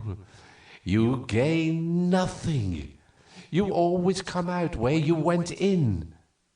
For 1,000,000 years the race has gone on, monotonously propagating itself and monotonously reperforming this dull nonsense. And to what end? No wisdom can guess. Who gets profit out of it? Nobody but a parcel of usurping little monarchs and nobilities who despise you, would feel defiled if you touched them, would shut the door in your face if you proposed to call, whom you slave for, fight for, die for, and are not ashamed of it, but proud, whose existence is a perpetual insult to you, and you are afraid to resent it, who are mendicants, supported by your alms, yet assume towards you the airs of benefactor towards beggar, who address you in the language of master to slave, and are answered in the language of slave to master, who are worshipped by you with your mouth, while in your heart, if you have one, you despise yourselves for it. The first man was a hypocrite and a coward, qualities which have not yet failed in this line. It is the foundation upon which all civilizations have been built. Drink to their perpetuation. Drink to their augmentation. Drink to... Then he saw by our faces how much we were hurt, and he cut his sentence short and stopped chuckling, and his manner changed.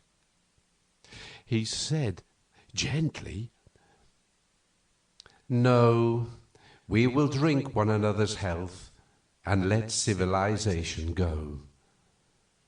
The wine which has flown to our hands out of space by desire is earthly and good enough for that other toast. But throw away the glasses.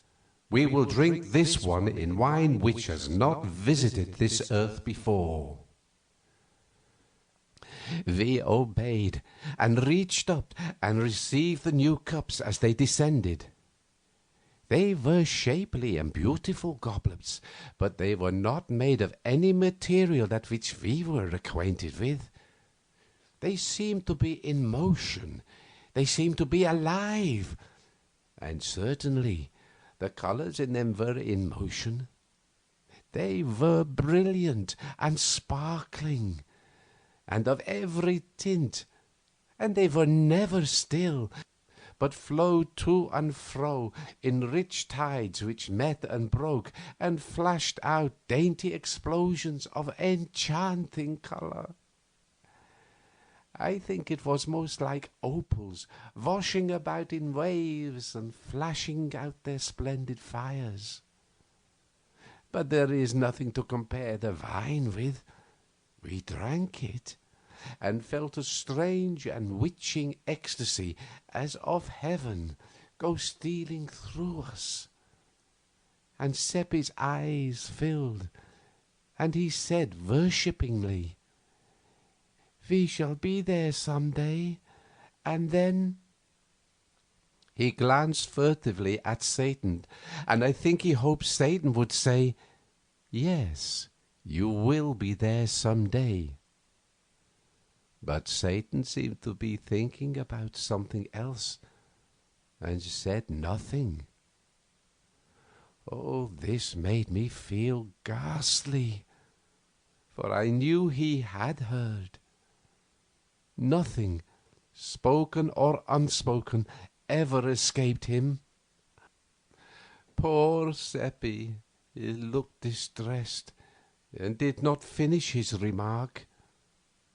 Those goblets rose and clove their way into the sky, a triplet of radiant sun-dogs, and disappeared. Why didn't they stay?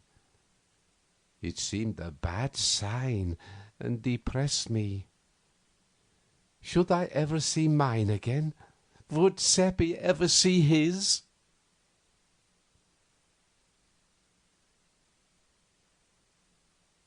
End of chapter 8.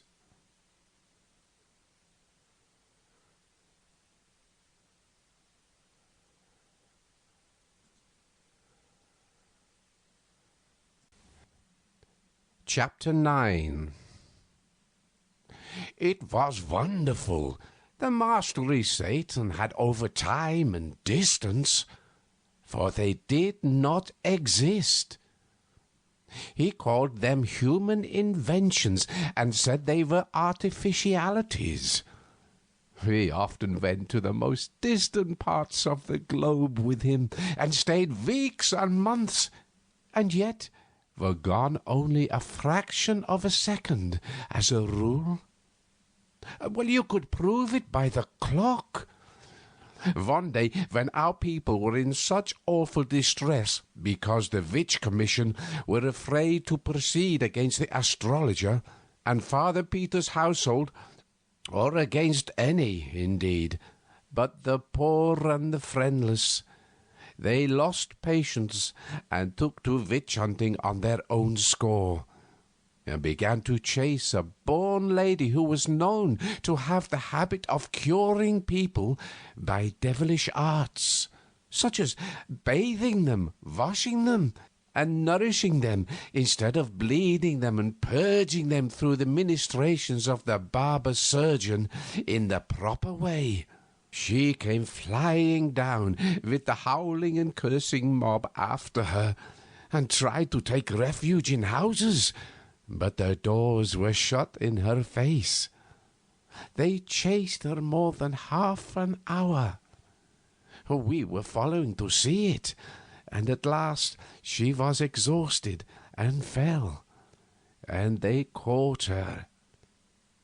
They dragged her to a tree and threw a rope over the limb and began to make a noose in it, some holding her meantime, and she crying and begging, and her young daughter looking on and weeping, but afraid to say or do anything.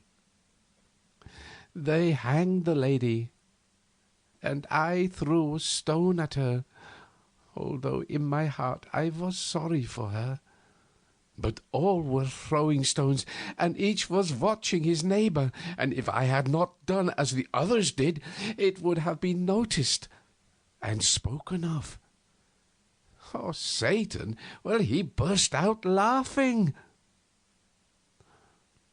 All that were near by turned upon him, astonished and not pleased. It was an ill time to laugh, for his free and scoffing ways and his supernatural music had brought him under suspicion all over the town, and turned many, privately, against him. The big blacksmith called attention to him now, raising his voice so that all should hear, and he said, "What are you laughing at? Answer! Moreover, please explain to the company why you threw no stone." "Are you sure I did not throw a stone?" "Yes. You needn't try to get out of it. I had my eye on you." "And I noticed you," shouted two others. "3 witnesses," said Satan.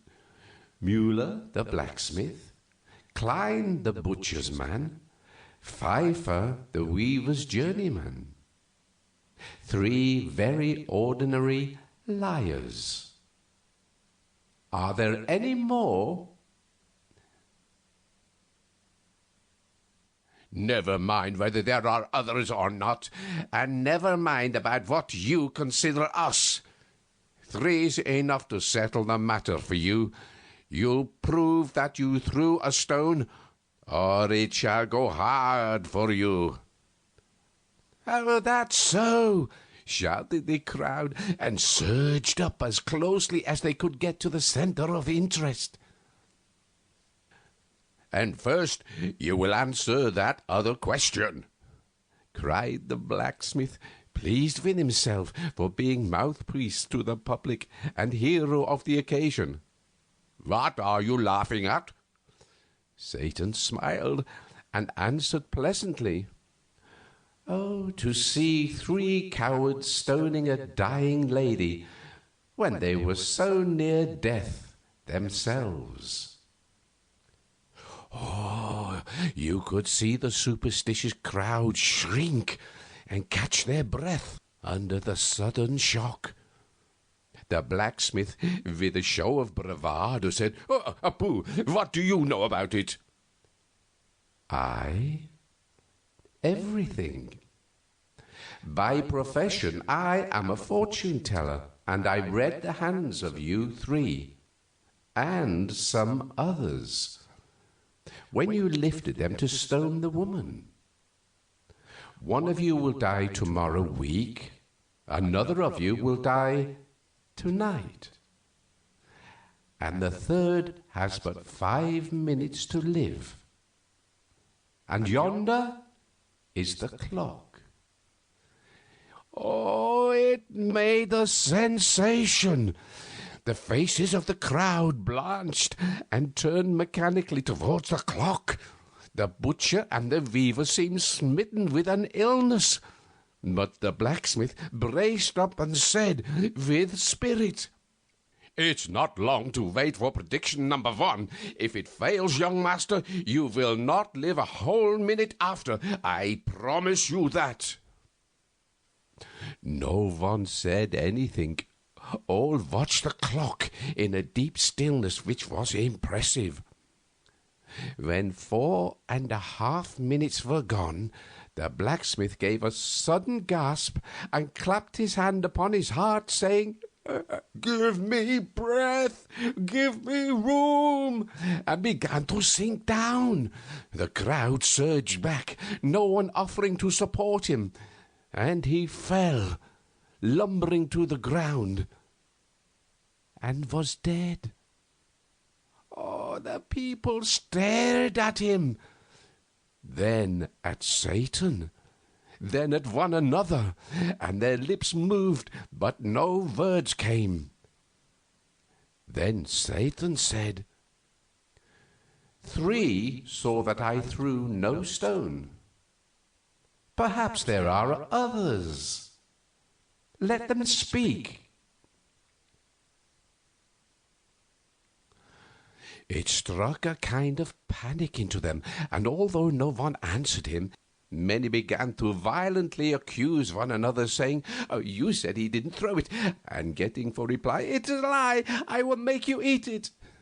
And so in a moment they were in a raging and noisy turmoil, and beating and banging one another, and in the midst was the only indifferent one, the dead lady hanging from the rope, her troubles forgotten, her spirit at peace. So we walked away, and I was not at ease, but was saying to myself, "Oh, he told them he was laughing at them, but it was a lie. He was laughing at me." Oh, that made him laugh again, and he said, "Yes, I was laughing at you, because in fear of what others might report about you, you stoned the woman when your heart revolted at the act. But I was laughing at the others too." "Oh, why?" "Because their case was yours." "How is that?" "Well, there were 68 people there, and 62 of them had no more desire to throw a stone than you had." "Satan!" "Oh, it's true. I know your race. It is made up of sheep. It is governed by minorities, seldom or never by majorities. It suppresses its feelings and its beliefs, and follows the handful that makes the most noise. Sometimes the noisy handful is right, sometimes wrong. But no matter, the crowd follows it. The vast majority of the race, whether savage or civilized, are secretly kind-hearted and shrink from inflicting pain. But in the presence of the aggressive and pitiless minority, they don't dare to assert themselves. Well, think of it. One kind-hearted creature spies upon another and sees to it that he loyally helps in iniquities which revolt both of them. Speaking as an expert, I know that 99 out of 100 of your race were strongly against the killing of witches, when that foolishness was first agitated by a handful of pious lunatics a long time ago. And I know that even today, after ages of transmitted prejudice and silly teaching, only 1 person in 20 puts any real heart into the harrying of a witch. And yet, apparently, everybody hates witches and wants them killed. Someday, a handful will rise up on the other side and make the most noise. Perhaps even a single daring man with a big voice and a determined front will do it. And in a week all the sheep will wheel and follow him, and witch hunting will come to a sudden end. Monarchies, aristocracies, and religions are all based upon the large defect in your race, the individual distrust of his neighbor, and his desire for safety's or comfort's sake to stand well in his neighbor's eye. These institutions will always remain, and always flourish, and always oppress you, affront you, and degrade you, because you will always be and remain slaves of minorities. There was never a country where the majority of the people were in their secret hearts loyal to any of these institutions. I did not like to hear our race called sheep, and said I did not think they were. Still, it is true, lamb, said Satan. Look at you in war. What mutton you are, and how ridiculous. In war? How? There has never been a just one, never an honorable one, on the part of the instigator of the war. I can see 1,000,000 years ahead, and this rule will never change in so many as 6 instances. The loud little handful, as usual, will shout for the war. The pulpit will, warily and cautiously, object at first. The great, big, dull bulk of the nation will rub its sleepy eyes and try to make out why there should be no war, and will say, well, earnestly and indignantly, it is unjust and dishonorable, and there is no necessity for it. Then a handful will shout louder. A few fair men on the other side will argue the reason against the war with speech and pen, and at first will have a hearing and be applauded. But it will not last long. Those others will outshout them, and presently the anti-war audiences will thin out and lose popularity. Before long, you will see this curious thing: the speakers stoned from the platform, and free speech strangled by hordes of furious men who in their secret hearts are still at one with those stoned speakers, as earlier, but do not dare to say so. And now the whole nation, pulpit and all, will take up the war cry, and shout itself hoarse, and mob any honest man who ventures to open his mouth. And presently such mouths will cease to open. Next, the statesman will invent cheap lies, putting the blame upon the nation that is attacked, and every man will be glad of those conscience-soothing falsities, and will diligently study them, and refuse to examine any refutations of them. And thus he will, by and by, convince himself that the war is just, and will thank God for the better sleep he enjoys after this process of grotesque self-deception. End of chapter 9.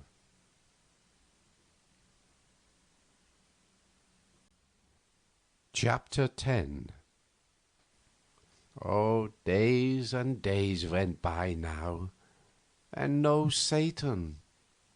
It was dull without him, but the astrologer, who had returned from his excursion to the moon, went about the village, braving public opinion, and getting a stone in the middle of his back now and then, when some witch-hater got a safe chance to throw it, and dodge out of sight. Meantime, 2 influences had been working well for Margaret. that Satan, who was quite indifferent to her, had stopped going to her house after a visit or two had hurt her pride, and she had set herself the task of banishing him from her heart. Reports of Wilhelm Meidling's dissipation, brought to her from time to time by old Ursula, had touched her with remorse, jealousy of Satan being the cause of it. And so now, these two matters working upon her together, she was getting a good profit out of the combination. Her interest in Satan was steadily cooling. Her interest in Wilhelm was steadily warming. All that was needed to complete her conversion was that Wilhelm should brace up and do something that should cause favorable talk and incline the public towards him again. Oh, the opportunity came now. Margaret sent and asked him to defend her uncle in the approaching trial, and he was greatly pleased, and stopped drinking and began his preparations with diligence. With more diligence than hope, in fact, for it was not a promising case. He had many interviews in his office with Seppi and me, and thrashed out our testimonies pretty thoroughly, thinking to find some valuable grains among the chaff, but the harvest was poor, of course. If Satan would only come, that was my constant thought. He could invent some way to win the case, for he had said it would be won, so he necessarily knew how it could be done. But the days dragged on, and still he did not come. Of course, I did not doubt that it would win, and that Father Peter would be happy for the rest of his life, since Satan had said so. Yet I knew I should be much more comfortable if he would come and tell us how to manage it. It was getting high time for Father Peter to have a saving chance towards happiness, for by general report he was worn out with his imprisonment and the ignominy that was burdening him, and was like to die of his miseries unless he got relief soon. At last the trial came on, and the people gathered from all around to witness it, many of them strangers from considerable distances. Yes, everybody was there except the accused. He was too feeble in body for the strain. But Margaret was present, and keeping up her hope and her spirit the best she could. The money was present too. It was emptied on the table, and was handled and caressed and examined by such as were privileged. The astrologer was put in the witness box. He had on his best hat and robe for the occasion. "You claim that this money is yours?" "I do." "How did you come by it?" "I found the bag in the road when I was returning from a journey." "When?" "Oh, it was more than 2 years ago." "And what did you do with it?" "I brought it home and hid it in a secret place, in my observatory, intending to find the owner if I could." "You endeavored to find him?" "I made diligent inquiry during several months, but nothing came of it." "And then?" "I thought it not worth while to look further, and was minded to using the money in finishing the wing of the foundling asylum connected with the priory and nunnery. So I took it out of its hiding place and counted it to see if any of it was missing. And then... Why do you stop? Now, proceed. No, well, I am sorry to have to say this, but just as I had finished and was restoring the bag to its place, I looked up, and there stood Father Peter behind me. Oh, several murmured, "Oh, that's bad," but others answered, but he is such a liar." And that made you uneasy? Oh, no. I thought nothing of it at the time, for Father Peter often came to me, unannounced, to ask for a little help in his need. Margaret blushed crimson at hearing her uncle falsely and impudently charged with begging, especially from one he had always denounced as a fraud, and was going to speak, but remembered herself in time, and held her peace. Well, proceed. In the end, I was afraid to contribute the money to the foundling asylum, but elected to wait yet another year and continue my inquiries. When I heard of Father Peter's find, well, I was glad, and no suspicions entered my mind.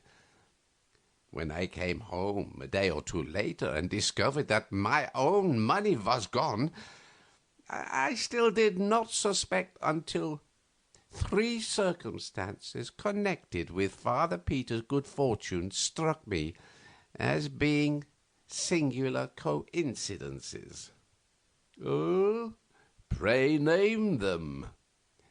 Father Peter had found his money in a path. I had found mine in a road. Father Peter's find consisted exclusively of gold ducats. Mine also. Father Peter found 1,107 ducats.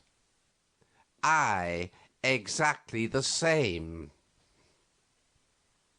Oh, this closed his evidence, and certainly it made a strong impression on the house. One could see that. Well, Wilhelm Meidling asked him some questions, then called us boys, and we told our tale. It made the people laugh, and we were ashamed. We were feeling pretty badly anyhow, because Wilhelm was hopeless, and showed it. He was doing as well as he could, poor young fellow, but nothing was in his favor. And such sympathy as there was now plainly not with his client. It might be difficult for court and people to believe the astrologer's story, considering his character, but it was almost impossible to believe Father Peter's. We were already feeling badly enough, but when the astrologer's lawyer said he believed he could not ask us any questions, for our story was a little delicate, and it would be cruel for him to put any strain upon it, everybody tittered, and it was almost more than we could bear. Then he made a sarcastic little speech, and got so much fun out of our tale, and it seemed so ridiculous and childish and every way impossible and foolish, that it made everybody laugh till the tears came. And at last Margaret could not keep up her courage any longer, but broke down and cried. Oh, I was so sorry for her. Now, I noticed something that braced me up. It was Satan standing alongside of Wilhelm. Oh, there was such a contrast. Satan looked so confident, had such a spirit in his eyes and face, and Wilhelm looked so depressed and despondent. We two were comfortable now, and judged that he would testify and persuade the bench and the people that black was white and white black, or any color he wanted it. We glanced around to see what the strangers in the house thought of him, for he was beautiful, stunning, in fact. But no one was noticing him. So we knew by that he was invisible. The lawyer was saying his last words, and while he was saying them, Satan began to melt into Wilhelm. He melted into him and disappeared. Then there was a change, when his spirit began to look out of Wilhelm's eyes. That lawyer finished quite seriously and with dignity. He pointed to the money and he said, "The love of it is the root of all evil. There it lies, the ancient tempter, newly red with the shame of its latest victory, the dishonor of a priest of God, and his two poor juvenile helpers in crime. If it could but speak, let us hope that it would be constrained to confess that of all its conquest, this was the basest and the most pathetic." Oh, he sat down. Wilhelm rose and said, "From the testimony of the accuser, I gather that he found this money in a road more than 2 years ago. Correct me, sir, if I misunderstood you." The astrologer said his understanding of it was correct, and the money so found was never out of his hands thenceforth up to a certain definite date, the last day of last year. Correct me, sir, if I am wrong." The astrologer nodded his head. Wilhelm turned to the bench and said, "If I prove that this money here was not that money, then it is not his?" Well, certainly not. But this is irregular. If you had such witness, it was your duty to give proper notice of it and have him here too. He broke off and began to consult with the other judges. Meantime, that other lawyer got up excited and began to protest against allowing new witnesses to be brought into the case at this late stage. The judges decided that his contention was just and must be allowed. "But this is not a new witness," said Wilhelm. "It has already been partly examined." "Well, I speak of the coin." The coin? What can the coin say?" "It can say it is not the coin that the astrologer once possessed. It can say it was not in existence by last December. By its date it can say this." And it was so.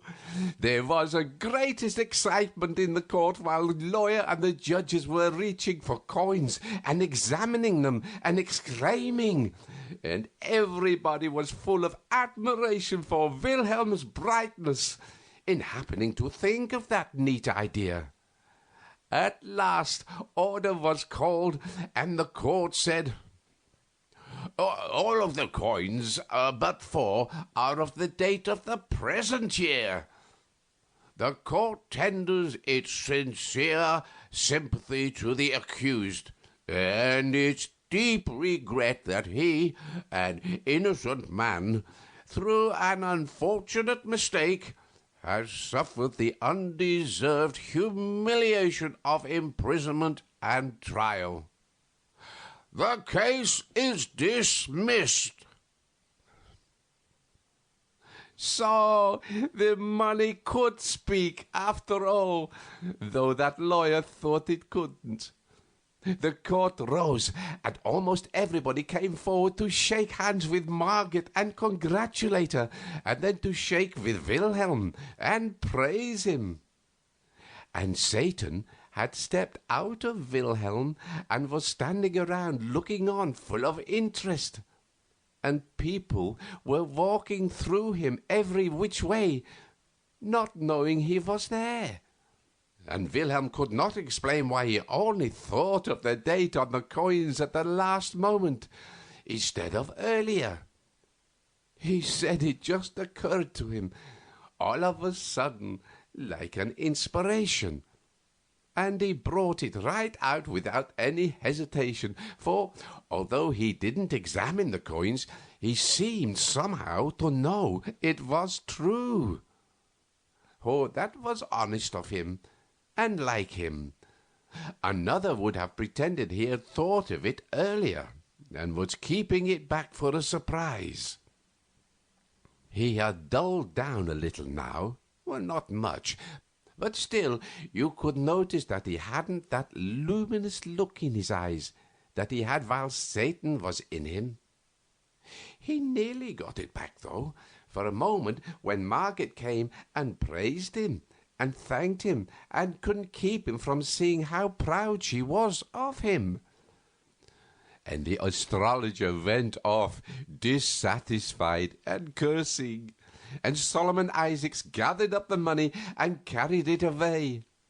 It was Father Peter's for good and all now. Satan was gone. I judged that he had spirited himself away to the jail to tell the prisoner the news. And in this I was right. Margaret and the rest of us hurried thither at our best speed, in a great state of rejoicing. Well, what Satan had done was this.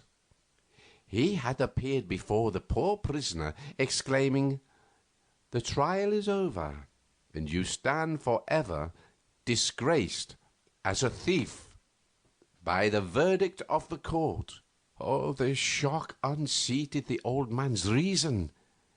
When we arrived 10 minutes later, he was parading pompously up and down and delivering commands to this and that and other constable or jailer, and calling them Grand Chamberlain, and Prince this and Prince that, and Admiral of the Fleet, Field Marshal in command, and all such fustian, and was as happy as a bird.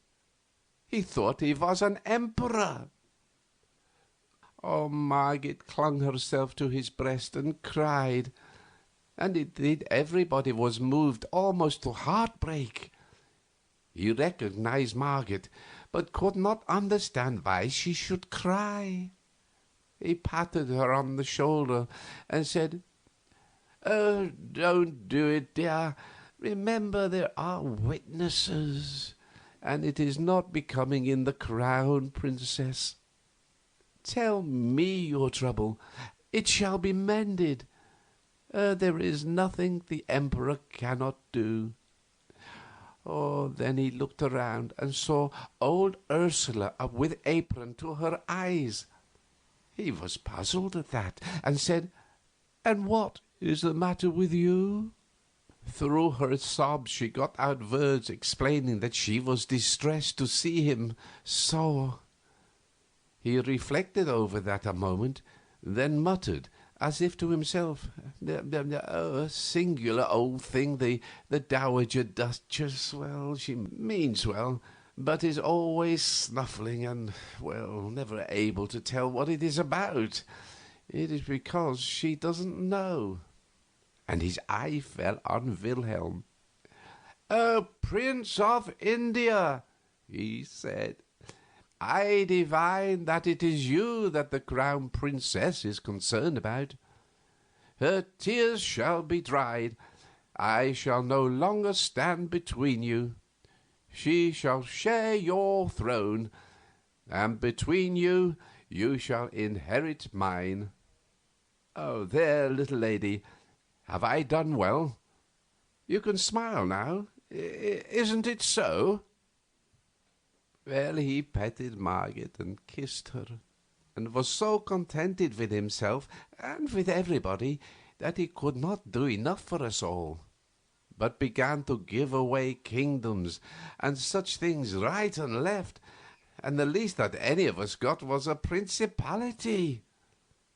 And so, at last, being persuaded to go home, he marched an imposing state, and when the crowds along the way saw how it gratified him to be so hurrahed at, they honored him at the top of his desire, and he responded with condescending bows and gracious smiles, and often stretched out a hand and said, "Oh, bless you, my people." As pitiful a sight as ever I saw, and Margaret and old Ursula crying all the way. On my road home I came upon Satan, and I reproached him with deceiving me with that lie. He was not embarrassed, but said quite simply and composedly, "Ah, you mistake. It was the truth. I said he would be happy the rest of his days, and he will, for he will always think he is the emperor, and his pride in it and his joy in it will endure to the end. He is now, and will remain, the one utterly happy person in this empire." "But the method of it, Satan, the method! Couldn't you have done it without depriving him of his reason?" Oh, it was difficult to irritate Satan, but that accomplished it. "What an ass you are!" he said. "Are you so unobservant as to have found out that sanity and happiness are an impossible combination? No sane man can be happy, for to him life is real, and he sees what a fearful thing it is. Only the mad can be happy, and not many of those. The few that imagine themselves kings or gods are happy. The rest, well, they're no happier than the sane. Of course, no man is entirely in his right mind at any time, but I have been referring to the extreme cases. I have taken from this man that trumpery thing which the race regards as a mind. I have replaced his tin life with a silver-gilt fiction. And you see the result? And you criticize. I said I would make him permanently happy, and I have done it. I have made him happy by the only means possible to this race. And you are not satisfied." Oh, he heaved a discouraged sigh and said, "It seems to me that this race is hard to please." Oh, there it was, you see. He didn't seem to know any way to do a person a favor except by killing him or making a lunatic out of him. I apologized as well as I could, but privately I did not think much of his processes at that time.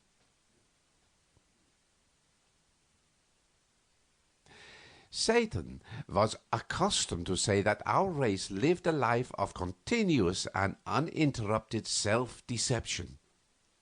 It duped itself from cradle to grave with shams and delusions which it mistook for realities, and this made its entire life a sham. Of the score of fine qualities which it imagined it had, and was vain of, it really possessed hardly one. It regarded itself as gold and was only brass.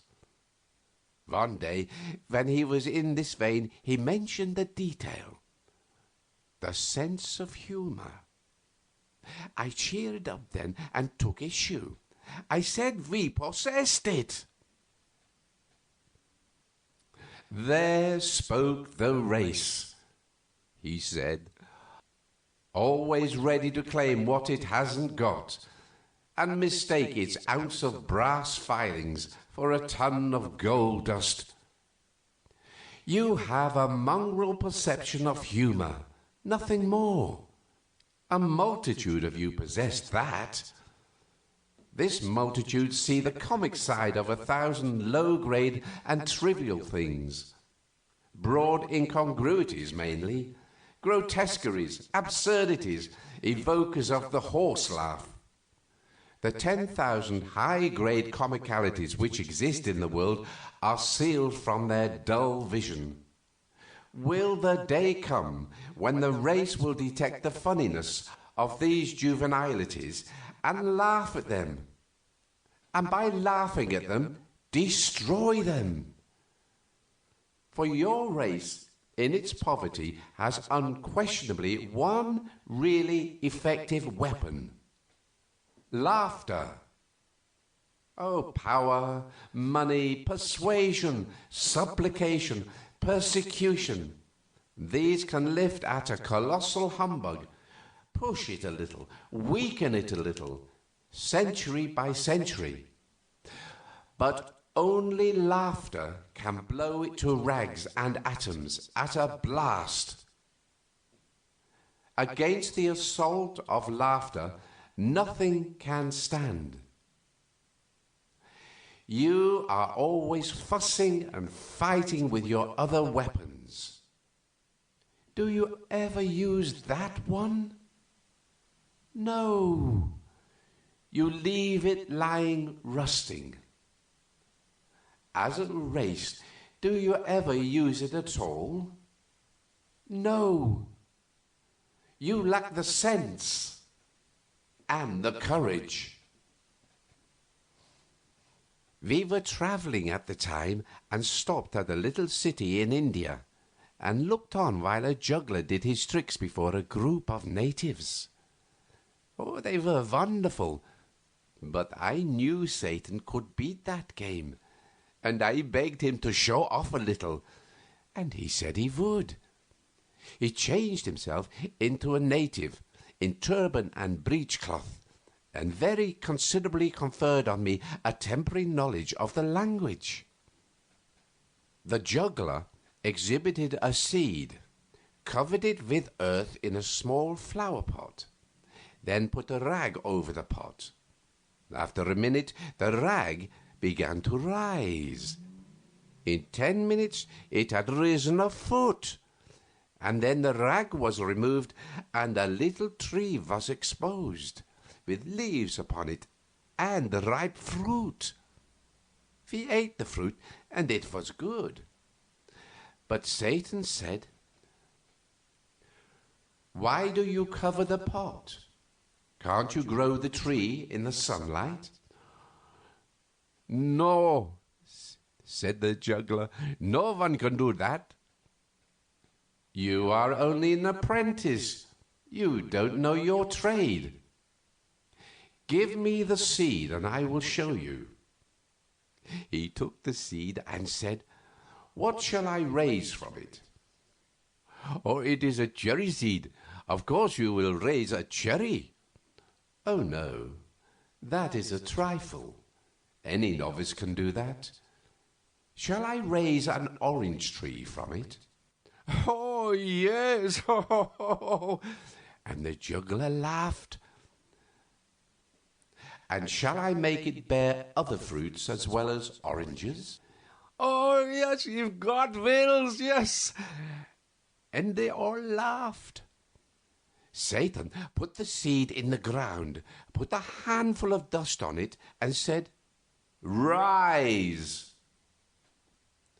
A tiny stem shot up and began to grow, and grew so fast that in 5 minutes it was a great tree, and we were sitting in the shade of it. There was a murmur of wonder. Then all looked up and saw a strange and pretty sight, for the branches were heavy with fruits of many kinds and colors: oranges, grapes, bananas, peaches, cherries, apricots, and so on.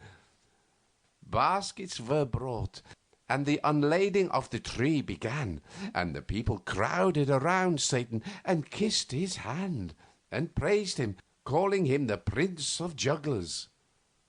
The news went about to the town, and everybody came running to see the wonder, and they remembered to bring baskets too.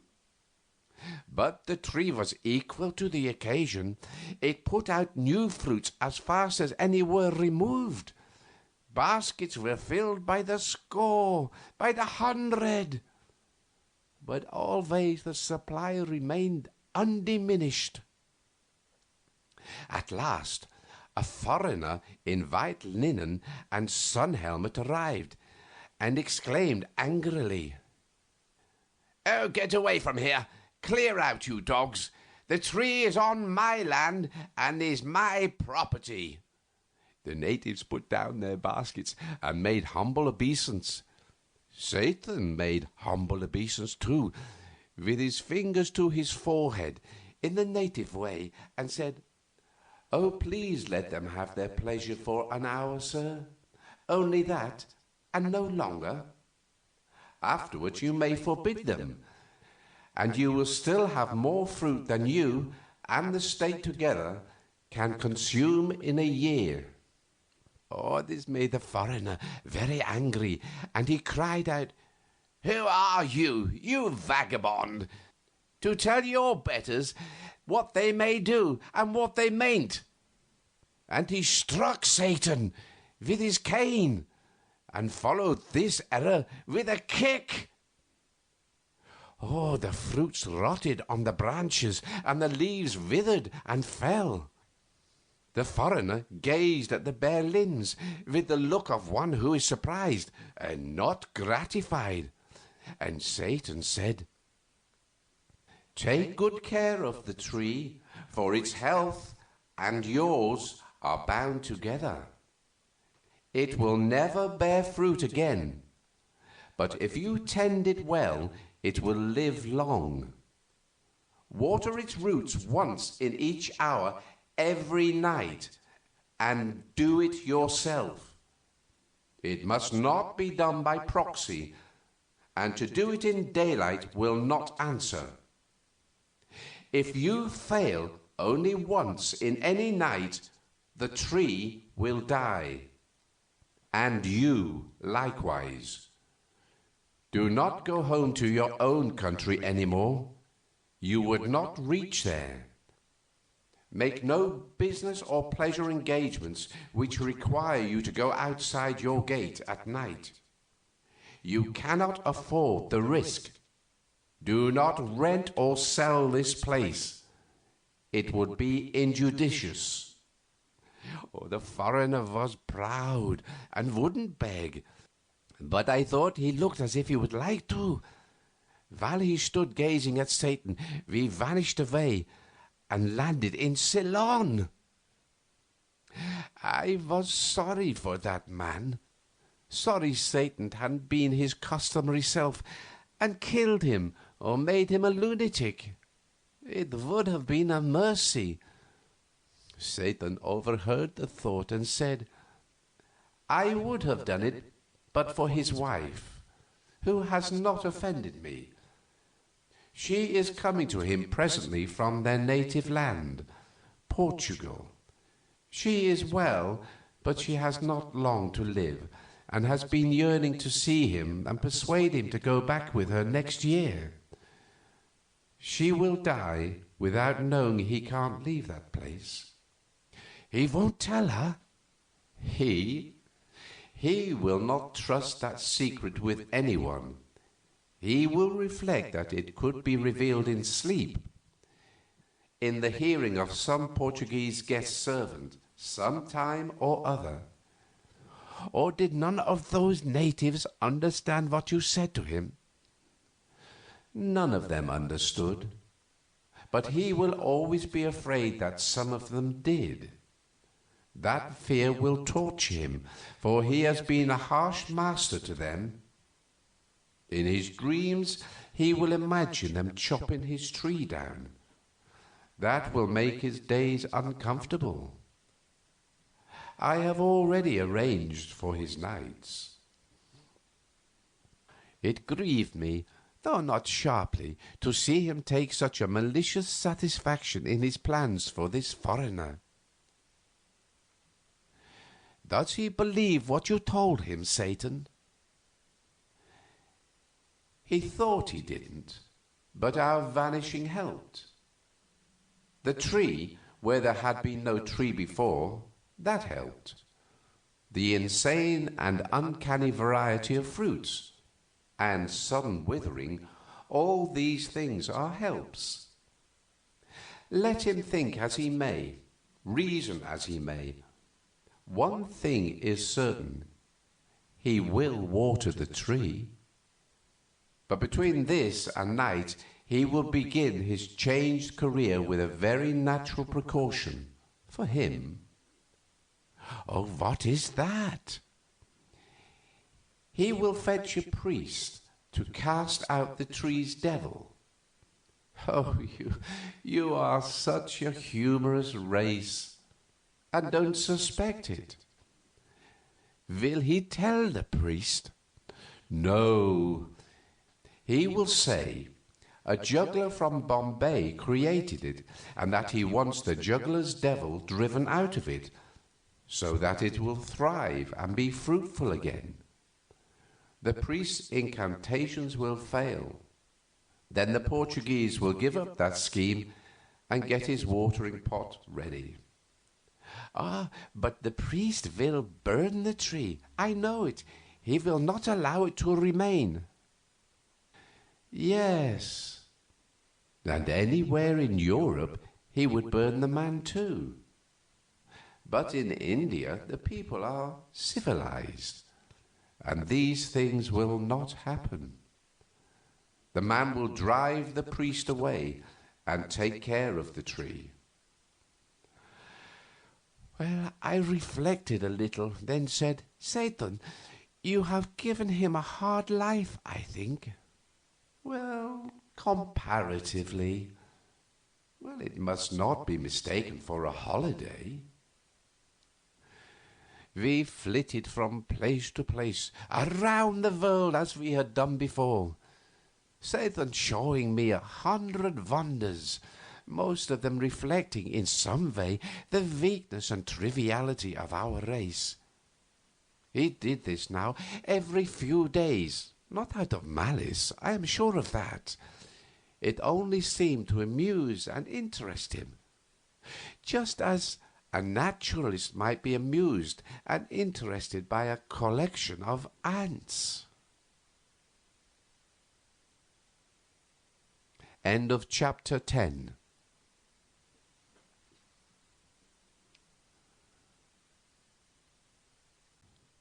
Chapter 11.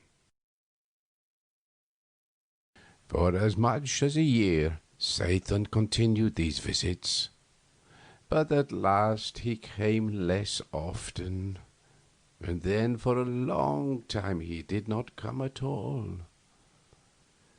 This always made me feel lonely and melancholy.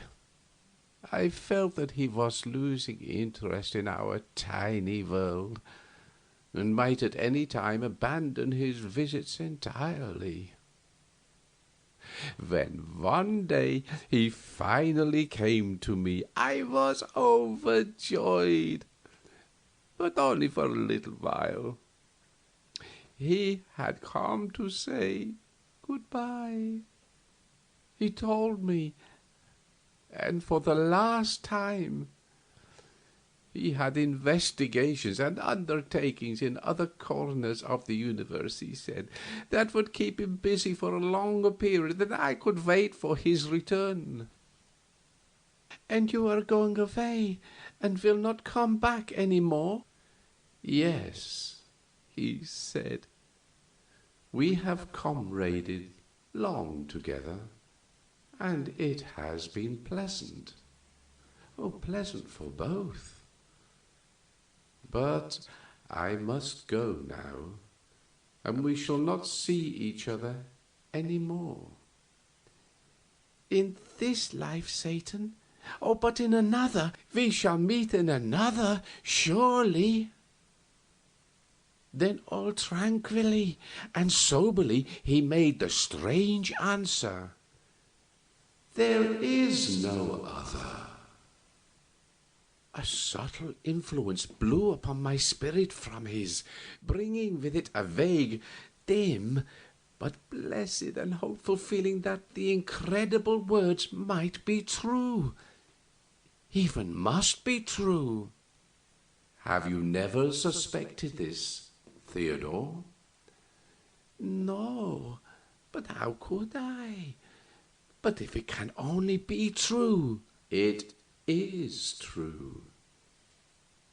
A gust of thankfulness rose in my breast, but a doubt checked it before it could issue in words, and I said, But we have seen that future life, seen it in its actuality, and so it was a vision. It had no existence. I could hardly breathe for the great hope that was struggling in me. A vision, a vision. Life itself is only a vision, a dream. It was electrical. By God, I had had that very thought 1,000 times in my musings. Nothing exists. All is a dream. God, man, the world, the sun, the moon, the wilderness of stars, a dream. All a dream. They have no existence. Nothing exists save empty space. And you. I? And you are not you. You have no body, no blood, no bones. You are but a thought. I myself have no existence. I am but a dream. Your dream. Creature of your imagination. In a moment you will have realized this. Then you will banish me from your visions, and I shall dissolve into nothingness, out of which you made me. I am perishing already. I am failing. I am passing away. In a little while you will be alone in shoreless space, to wander its limitless solitudes without friend or comrade forever. For you will remain a thought, the only existent thought, and by your nature inextinguishable, indestructible. But I, your poor servant, have revealed you to yourself and set you free. Dream other dreams, and better. Strange that you should not have suspected years ago, centuries, ages, aeons ago. For you have existed companionless through all the eternities. Strange indeed that you should not have suspected that your universe and its contents were only dreams, visions, fiction. Strange because they are so frankly and hysterically insane, like all dreams. A God who could make good children as easily as bad, yet preferred to make bad ones.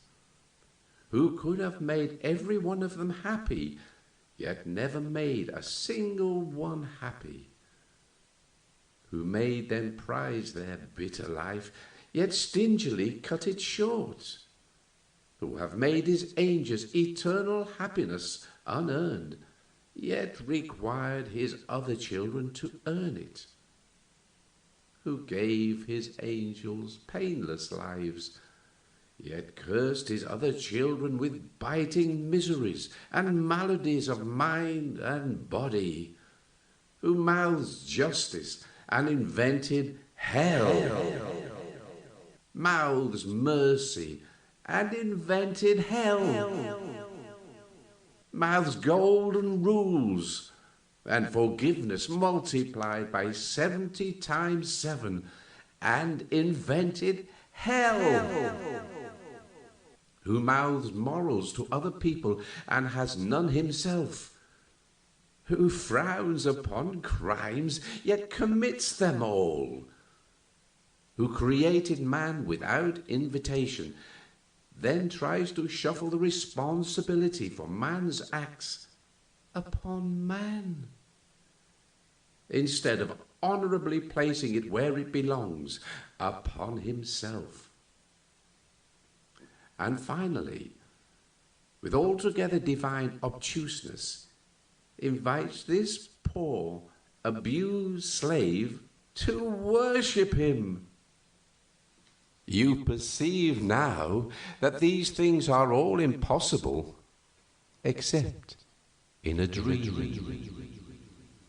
You perceive that they are pure and puerile insanities, the silly creations of an imagination that is not conscious of its freaks. In a word, that they are a dream, and you the maker of it. The dream marks are all present. You should have recognized them earlier. It is true, that which I have revealed you. There is no God, no universe, no human race, no earthly life, no heaven, no hell. It is all a dream, a grotesque and foolish dream. Nothing exists but you, and you are but a thought, a vagrant thought, a useless thought, a homeless thought, wandering forlorn among the empty eternities.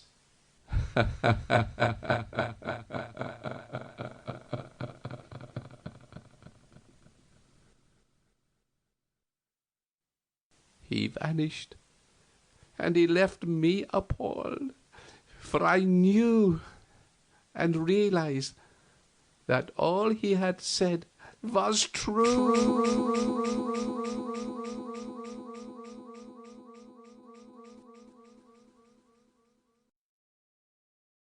The End of The Mysterious Stranger by Mark Twain.